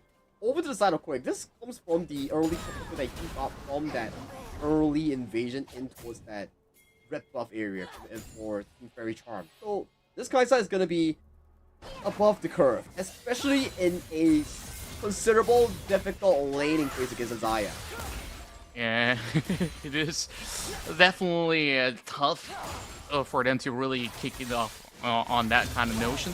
But born this way, he's looking to also rally on for a fight as he tries to actually land his latch. But Nekodes has to actually use his ult to keep himself healthy. So at least they're going to be able to neutralize all these kind of commotion happening up in the lane. Yeah, that's the matchup specific coming in for the Lissandra and also the Zed. Ult for ult, right? You trade the Death Mark for the Lissandra ultimate so you can survive from the Death Mark proc. So well played coming in from Nekodes, making sure that he doesn't fall out of tempo and giving Arashi premier access back in towards this triple grubs. Yeah, and at least they are matching up to the tempo of securing themselves those objectives 1-for-1.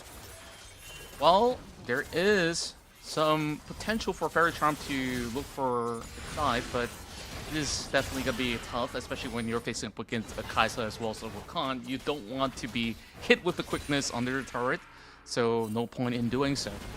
And look at Arashi's positioning here. He has the Herald, he can bang this turret and also force out the retreat coming in from LWJ here. So you see the pressure that's being generated by this top jungle. They're just making sure that LJW doesn't get the easiest times playing in towards this matchup. At least there is some backing coming in from Born This Way to ensure that Arashi does not simply just pop the turret or so. Meanwhile, PS is over the bottom side as they are looking for a big dive up onto Quick. One hit is all it takes. Blaze now goes on a rampage, and PS has got nothing onto this Kaisa, but there's no more wave. But it is going to be Neko freezing him under the turret, and he will be able to flash out, keeping that bounty intact. 500, 450 in terms of the bounty here. Can Savasky look for a potential trade-off here? But Blaze smells him from a mile away. He takes the discipline, he takes the recall, and this is a terrifying Kaisa with this lead. I love that sacrificial play coming from the side of Ilya, and you just see how efficient they work to secure these kills. Yeah, immediate quickness into the knockup here, making sure that Filia gets the maximum value here. Nidalee doesn't hit the spear, so there won't be any form of burst damage here. And Nekodes immediately flashing with the Frozen 2, making sure that Kai'Sa doesn't need to overexert the tank on toward the turret here. I would say it's a perfect dive with the most minimal loss coming in from the side of Team Triple S. Yeah, and take a look at those juicy items already up online. She's got a full item up against this Xayah at this moment. Already with the Kraken and already building up to even more with all these raw damage output. Wow, this is a very scary Kai'Sa we're looking at here. And talking about that, topside as well, we do see that the cannon is just... Look at that damage! Just casually nuking half of LJW's health bar by one combo. I'm not liking the feel of this right now. I mean, he wants to actually get that Tiamat to either cook into any of all these variations of the items. But even so, I felt like it could only relieve him of some of all these wave pressures, and that's about it. And you can already see chunks of that plating already taken out. It's only down to one plate left. Whereas Ice Lemon Tea, he's just sitting still. There's not a scratch towards his side. The tower with the grubs that's got a right by the side of Arashi. He's just casually chunking out this turret here. Sooner or later, this turret, the first turret goal, will be going in towards this hands of this cannon with almost a 31 CS lead against his lane counterpart. Wow. Yeah, I do see a longsword on his build as well. So is he gonna eventually turn it? Probably a gunblade could be in the mix here. So rather interesting coming from Ice Lemon Tea. I think it's definitely going to be a gunblade, right? You pop the gunblade, you go for the zap. Makes a lot of sense here coming in for this cannon build. I haven't been playing the new cannon much, but it seems to me that it's a very logical build for this cannon. Yeah, you're probably going to be making items such as the Hex so that he could actually go in for the further dash. And here we go, a contest that sees the Nidalee stealing it away, and this might just be the ticket for Faerie Charm to try to convert something in return as they hop upward, trying to bulldoze quick as they will be able to take both bot laners. Savasky, the last one on the chopping block, forced to flash away from Nekodesu. 2 for 3 in that bottom fight, but in the meantime, Ice Lemon Tea destroying the hopes of LJW's Fiora in towards the top side, making it a 4 for 2 in favor of Team Triple S. Check out the goal lead real quick here. Cannon 101, 2.1k in the lead against his lane counterpart. And take a look at the bottom side, 701 on an untouched Kai'Sa here. We have two absolute monsters here coming in from Team Triple S in the top and in the bottom lane. 12 minutes and you're already seeing a Ginsu's also being cooked up already. So, yep, you don't want to face off up against this Kai'Sa. It's just not worthwhile for the moment. So, at least the value out of that fight is that Savasky did manage to pick up a couple more kills. So, perhaps there is an ultimate plan to really have Savasky to eventually look for some of all these pickups. I didn't even mention much about what happens to Born This Way, but yep, this Leona doesn't look like much of a tank at all under the hands of Blaze. And let's take a look at what exactly happened to the side of LJW in towards the top side here. So the ultimate Maelstrom is popped by the side of the cannon here. Yeah, that's just pretty much it. Not a chance. Not a chance at all. And this is the team fight. Yeah, this was a team fight here. We see a decent engage coming in from the Leona. Chain CCing the Xin Zhao. Arashi does miss the smite on towards the Dragon here. It goes over to the side of PS. Zed comes in to pick up the kill on towards the Rakan here. Still uses the remainder of the death mark on towards the side of Arashi and being able to bail out here. But throughout this entire fight, Blaze is nowhere to be touched at all coming in from the members of Faerie Charm. Yeah, and it was really difficult for them to really get into that position in order to punish Blaze. And there was also a very nice play coming from Filia to bait out that Feather Storm. So it wasn't to full effect where Quake has been able to get maximum damage out of that fight. Indeed is. So right now, we're looking at a 6,000 gold lead at 14 minutes in favor of Team Triple S. If nothing goes wrong, if Blaze plays as according to what Blaze does so far in the first 14 minutes, this game seems pretty in favor for the side of Team Triple S. Yeah, on paper, it looks very done and dusted because remember what we talked about before we moved right into the game, because this is an all-in or nothing comp coming from FRC, right? So there's going to be that window where they can try to split push, but oh, finally we see some big javelins onto Blaze. That might just be something. Bottom side, though, we see more of the damage that's being chased over here. Flipping towards the mid side, we see Faerie being taken over in the first part of the fight already, and Blaze going extremely low. So this potential objective will be going to the hands of Faerie Charm. Oh my, I think like we've completely ignored the fact that, you know, this Nidalee has been pretty stable. PS has been looking pretty good so far on all these javelin that he tossed out. Secures that. Meanwhile, oh, a big dive with the Maelstrom not fully connecting, and now under the turret, Ice Lemon Tea still survives. Does almost pull on another kill, but there is gonna be a double down coming from the side of Arashi. Too little too late though. Too little too late, but they did fend off any potential members coming in for the side of Faerie Charm here. We see the Solar Flare landing on towards Arashi here, wanting to make sure that this Sins Out doesn't get to escape. But buddy, it's not him who wants to escape, it's him who wants to be baiting you into the jaws of Team Triple S. Well, I guess like old habits die hard because he's that typical Lee Sin player that, who loves going for the chase. But, you know, overall, he kind of overcommitted, overextended. It took way too long, so, and there's just no follow-up, unfortunately. Else that could have actually resulted in Arashi getting picked off. Grand Challenge has been issued towards the side of this cannon, though. We're looking at a 1v1. No flash on towards this Fiora here. A beautiful repulse does cancel out the Rakan knockup. So this has been a negated play coming in for the side of Faerie Charm's top lane.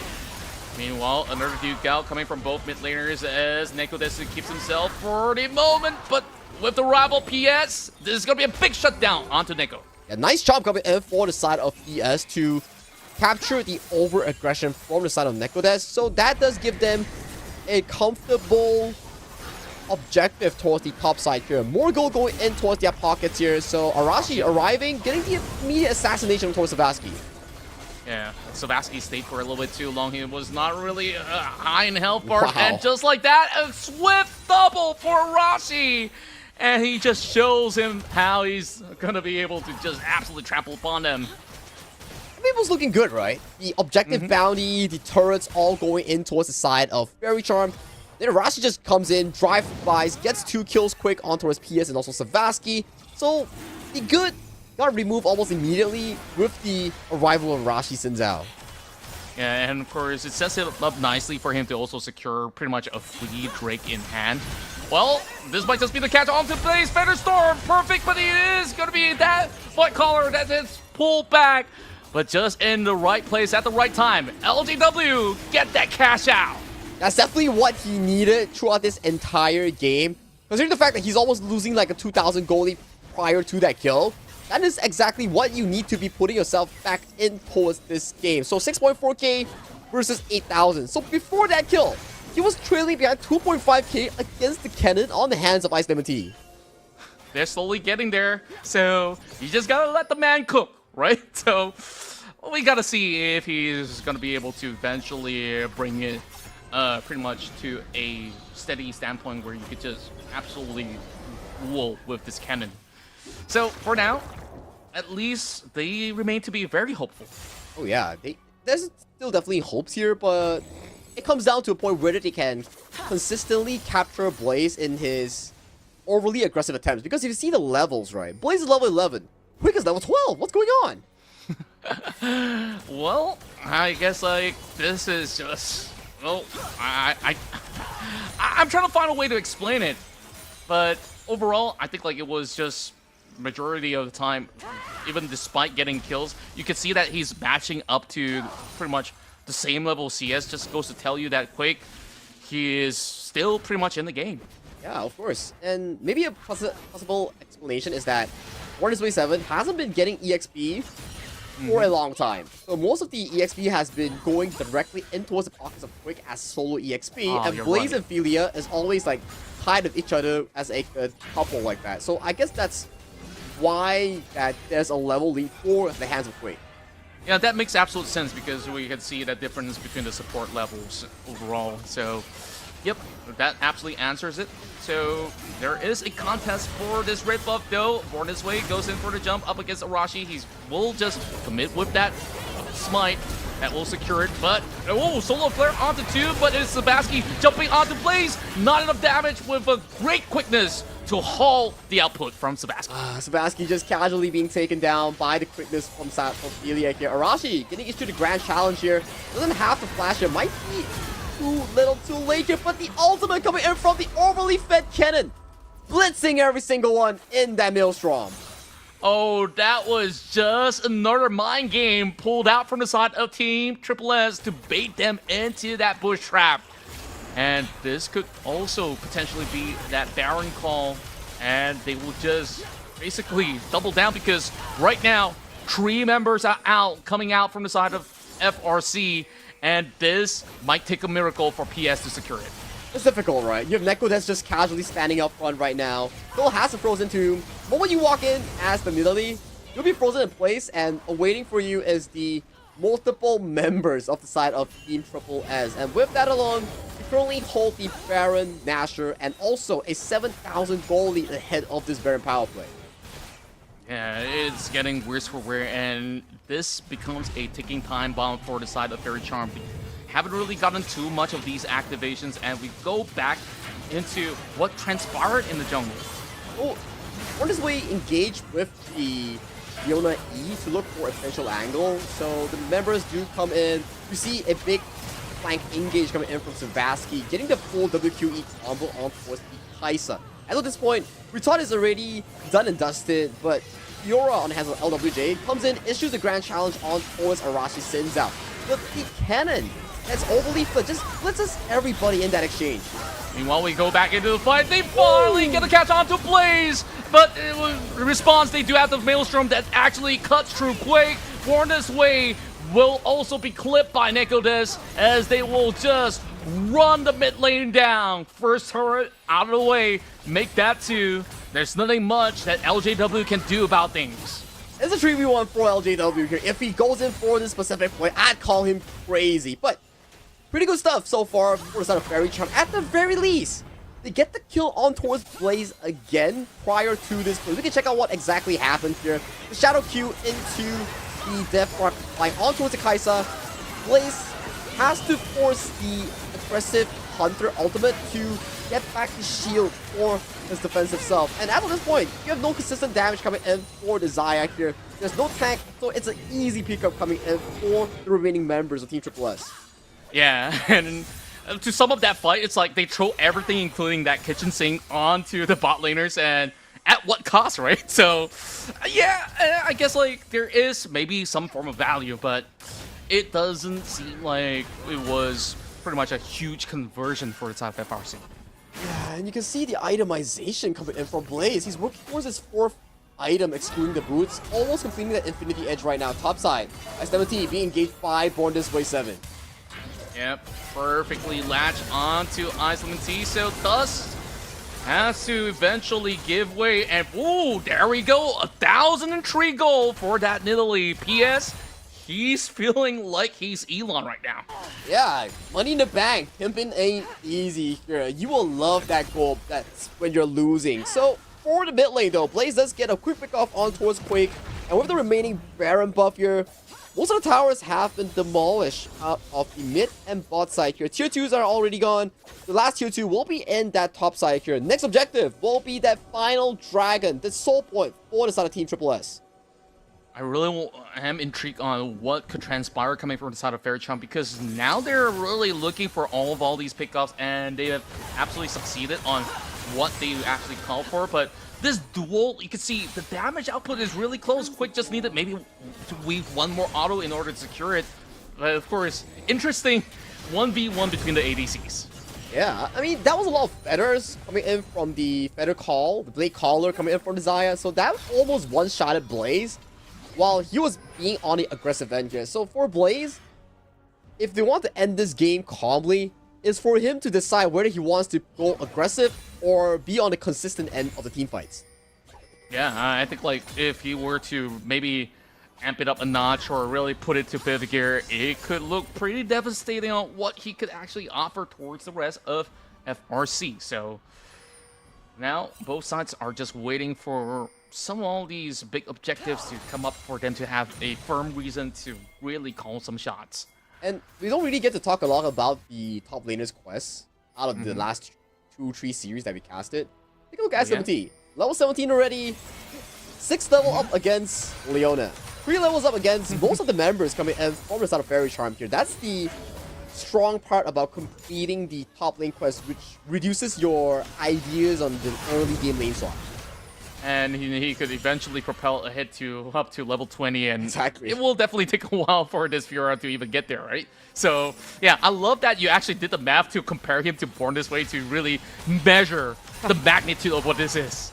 Exactly, right. And we do see more of the aggressive approach coming in for that Team Triple S, getting the final tier 2 in towards the top side here. Currently holding an 8,000 gold lead in towards their pockets here. Just waiting for the next potential objective. Be it the Baron, be it these Dragon Soul. Either of those could cause catastrophic deficits for the side of Faerie Charm in isolating their potential of making a comeback. That's right, and overall, you can already see how well prepared the rest of Triple S is. Already having the Oblivion Orb to eventually convert it into a Morellonomicon can just absolutely negate whatever healing effects that comes out of the Hydra overall, from the Fiora that is. And it absolutely comes in pretty handy on some of these team fights as well. So I mean, other than that, we're looking for another big pickup over mid side as they do get Born This Way being frozen. Not entirely the target that they want, but Quake, he's stacking up these feathers, calling for the Feather Storm. Can he find it? No! The answer's no! And Blaze, he just basically just right-click him to death. Turning for the backside though, we do see a Shadow Swap directly into the Death Rocket to claim the kill on towards Nekodes. That's 45 seconds without the mid lane off the side of Team Triple S, but damage has been done.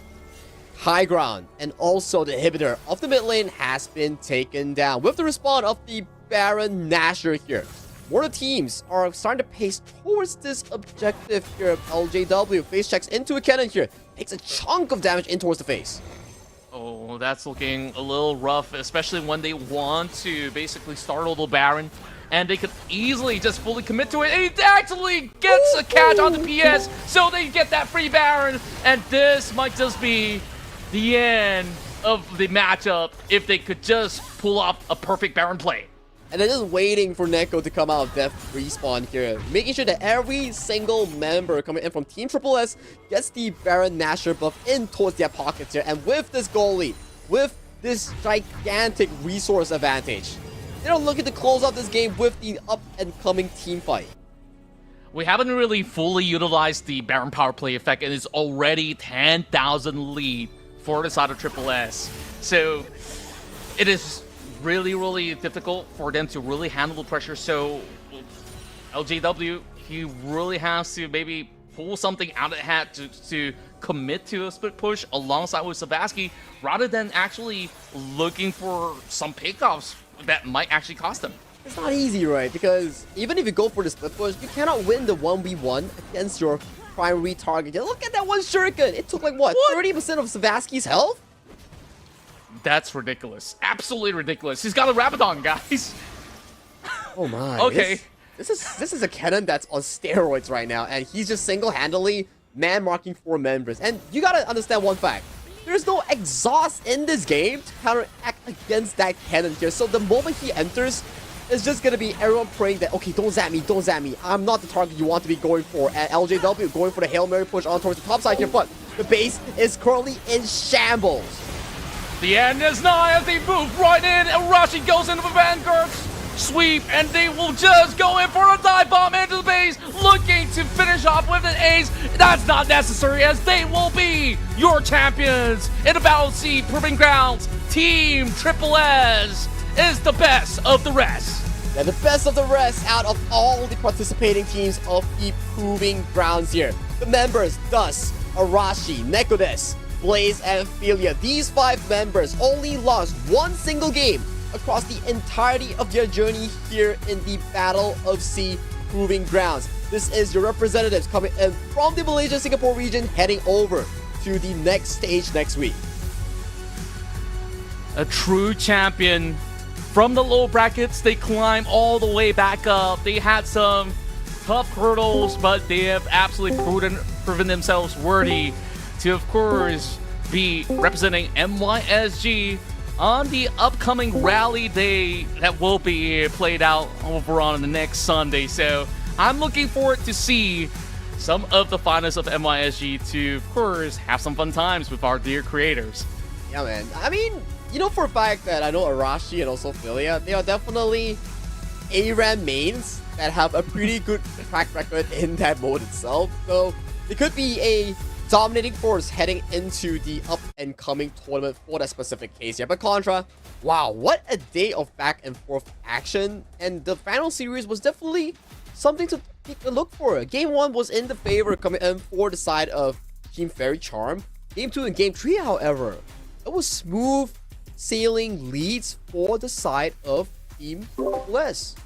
Yeah, and overall, like, it was only about Game 2 where we see, you know, some really creative ideas being brought to light coming from the side of some of all these players coming out of Triple S, especially Arashi on that Kiana. But overall, I think FRC so far have always had this tenacity. We talked about some of the matches that they had on the lower bracket, which they've been able to coin flip some of these moments, and I think, like, their read onto some of all these scenarios was just second to none. It was second to none, and you gotta give props towards the side of Faerie Charm as well. Their road towards the grand finals wasn't easy as well. Although we celebrate the victors of the Team Triple S, only losing a single game out of the entirety of the tournament, but Faerie Charm actually had a very historical run, beating teams like Full Sense, beating teams like WP Academy, beating their veterans, which is Team Double F, to make it all the way to the grand finals, challenging the champions, which is Team Triple S, into a full BO3. Props to them as well, and I do think that they did a very good job. They absolutely did, and of course, we're going to be getting a little bit of a chance to eventually speak to our victors of the evening. I mean, we give them some time because we'll let them have a little bit of celebration and, of course, get a little bit of water break for the moment. But Sagi, I want to ask you before we even get to that stat point, you know, what was some of your favorite moments in the grand finals alone? Grand finals moment, my favorite one. Gotta be Arashi's Kiana, right? Very impactful place, Yeah, for very sure. impactful place, definitely. Like, he went super ham and got some of the nicest setups to isolate PS in that one few final fights that definitely turned the tides for his own team to get back important win in Game 2. Yeah, and I really do think that, yeah, there was a lot of significant moments coming in from a lot of all these members from both FRC as well as Triple S, but I think, like, the couple of game-winning plays coming into this matchup, I think, like, you know, that call to invade that red buff to secure that triple kill down for the Kaisa. That's crazy. That itself kind of guarantees you that, hey, you open another window of condition, it's pretty much GG. It's pretty much GG, right? And, like, we took a look at the first 15 minutes to 20 minutes of the gold chart.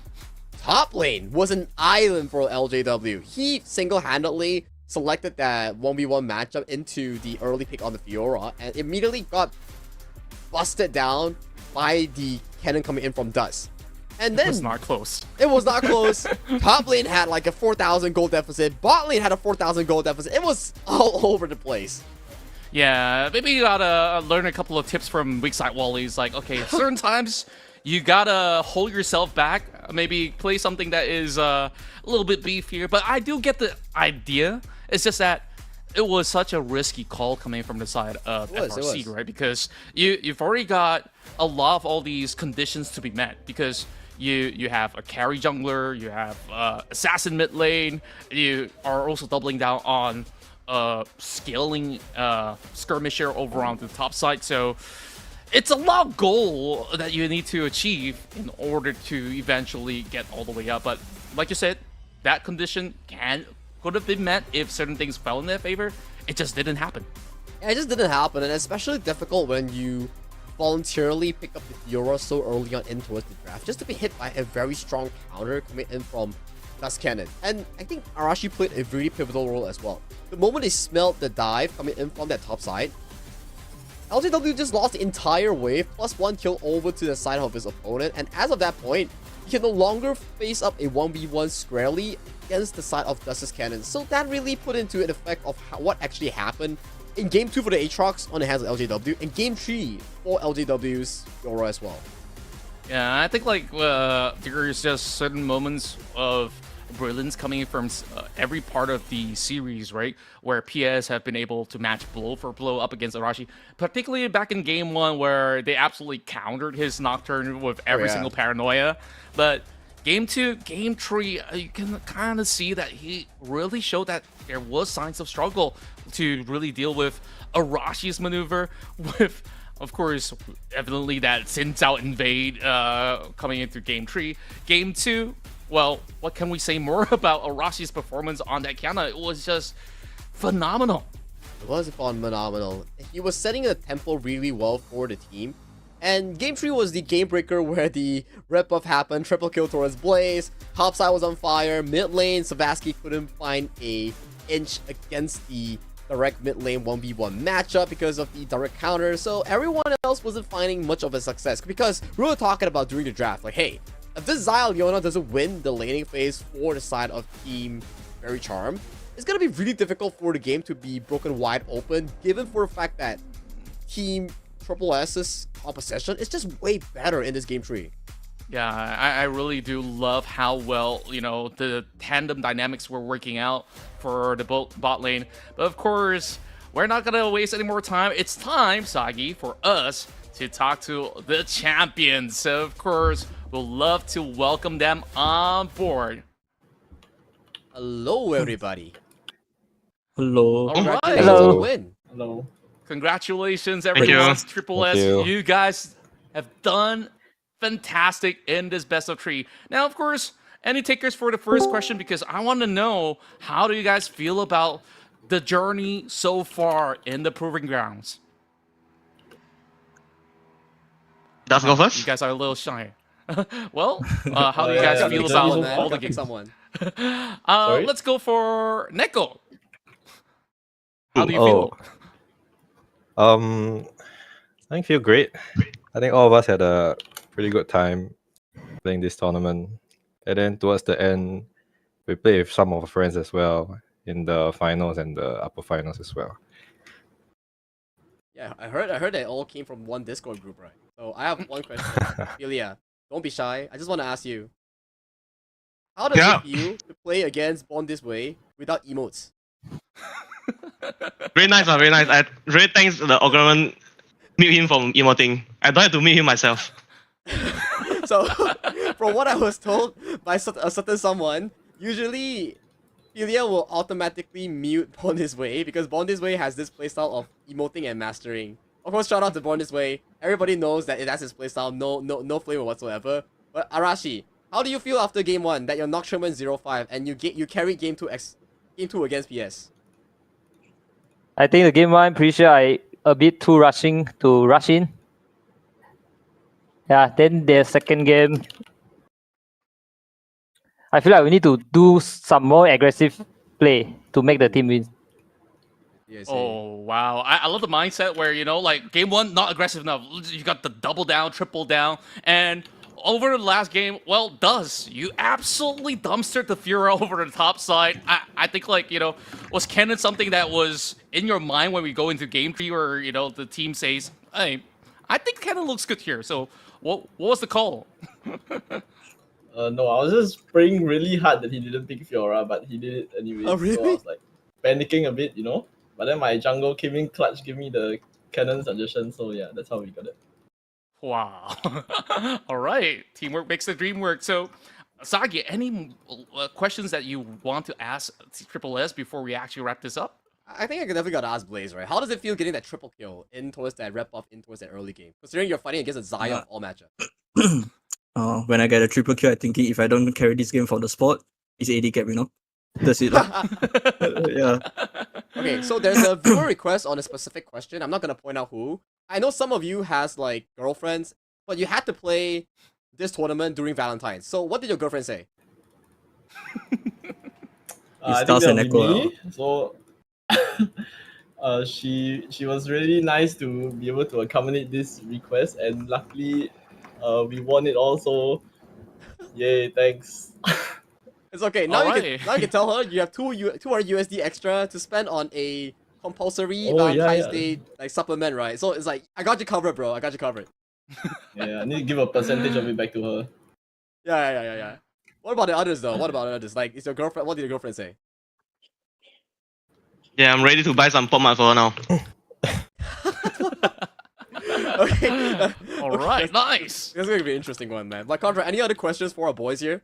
Well, I do have one because next week you guys will be representing MYSG to play together with Yeah. our dear creators as well. So, which one of you guys are usually ARAM mains? Are you guys confident that you can also smash the rest of C in order to absolutely put everyone else to sleep and just say MYSG is the best at C?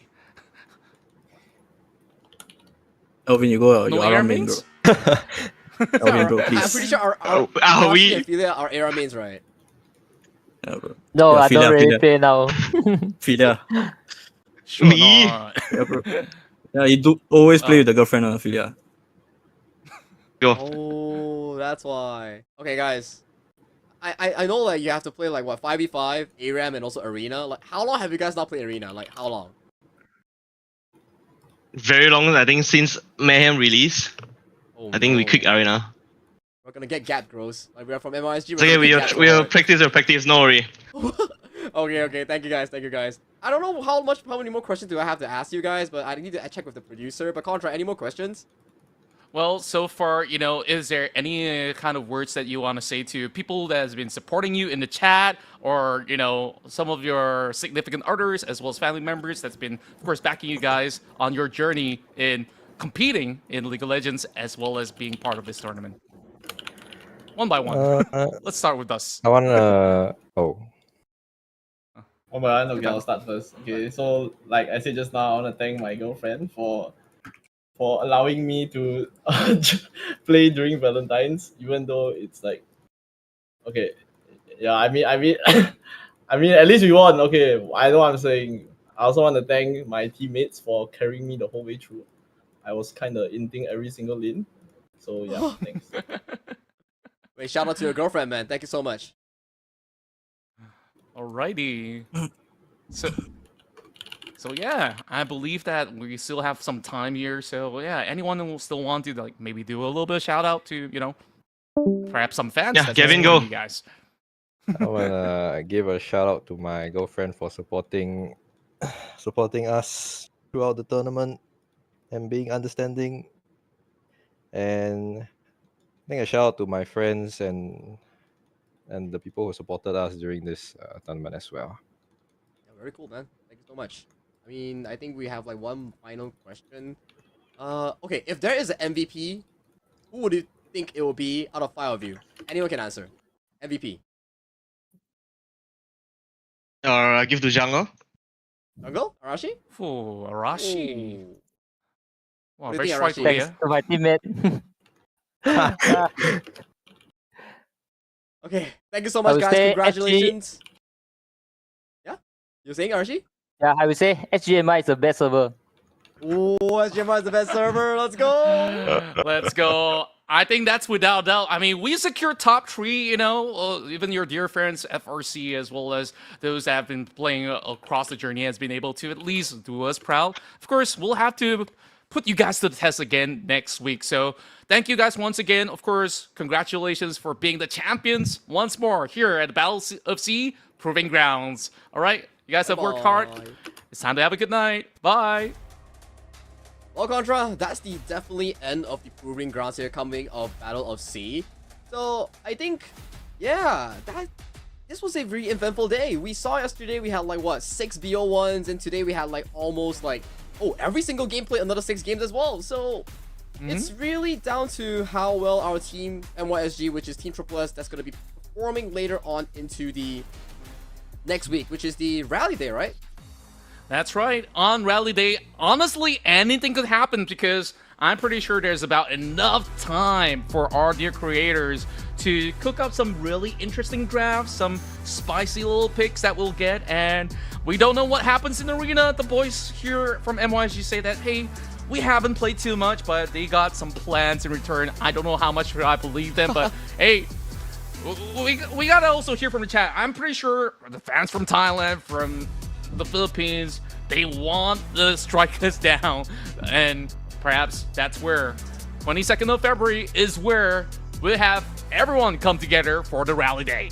Yeah, and let's take a look at the tournament rewards thus far. First place taken home will be the side of our champion team, Team Triple S, with the $1,000, 600 going to the side of Mr. Team Faerie Charm, and third place will be over to the side of Team FF. And top 16 teams across this tournament will be getting the Damascene Spring Swag Kit. And do your Damascene duty, win a tournament game with at least one Damascene champion on your team, and they will be going back with Damascene Spirit keychains for their own as well. Oh, well, we got a Fiora on one of the rounds. We also have seen the Galio, so congrats. Even the Sintel was being played out. So we did actually see a couple of a fair share of the Damascene champions played out throughout the course of the Proving Ground. So congrats to you guys. You guys walk away with those keychains. So, well, if you guys can spare me some, I will be absolutely grateful. But wow, Sagi, what a journey it has been for Team Triple S to back the big win. Yeah, let's take a look at their respective journeys, right? So for Team Triple S, they went through Faerie Charm, they went through Team FF, and they went through Faerie Charm again, making sure that every single game they went through an MYSG team. While the other MYSG teams in the bottom bracket, for Faerie Charm, they went through Full Sense WP Academy, and finally their brethren Team FF to finally meet in the grand finals. And with that, they have stopped whichever teams that are outside of MYSG regions to be even near any stellar finals. Yeah, and I can recall even the previous Battle of S.E.A so far. MYSG have been so dominant, and all is thanks to all these amazing talents out there. I'm very sure that, you know, if you give them some time, Full Sense, WPE Academy, and so many more out of all these representatives coming from the rest of S.E.A will also be able to show what they've got as well. For today, MYSG celebrate, but we'll see next week who's going to be able to back the big one home, because Rally Day, we go on all modes in order to see who is the true champions here at the Battle of S.E.A. I think that's definitely the end of the show right now. Once again, my name is Sagi. Alongside of me is none other than Qontra. We thank you guys so much for coming in for the Battle of S.E.A Proving Grounds tournament here. Thank you so much, and we will see you next week. Goodbye and good night.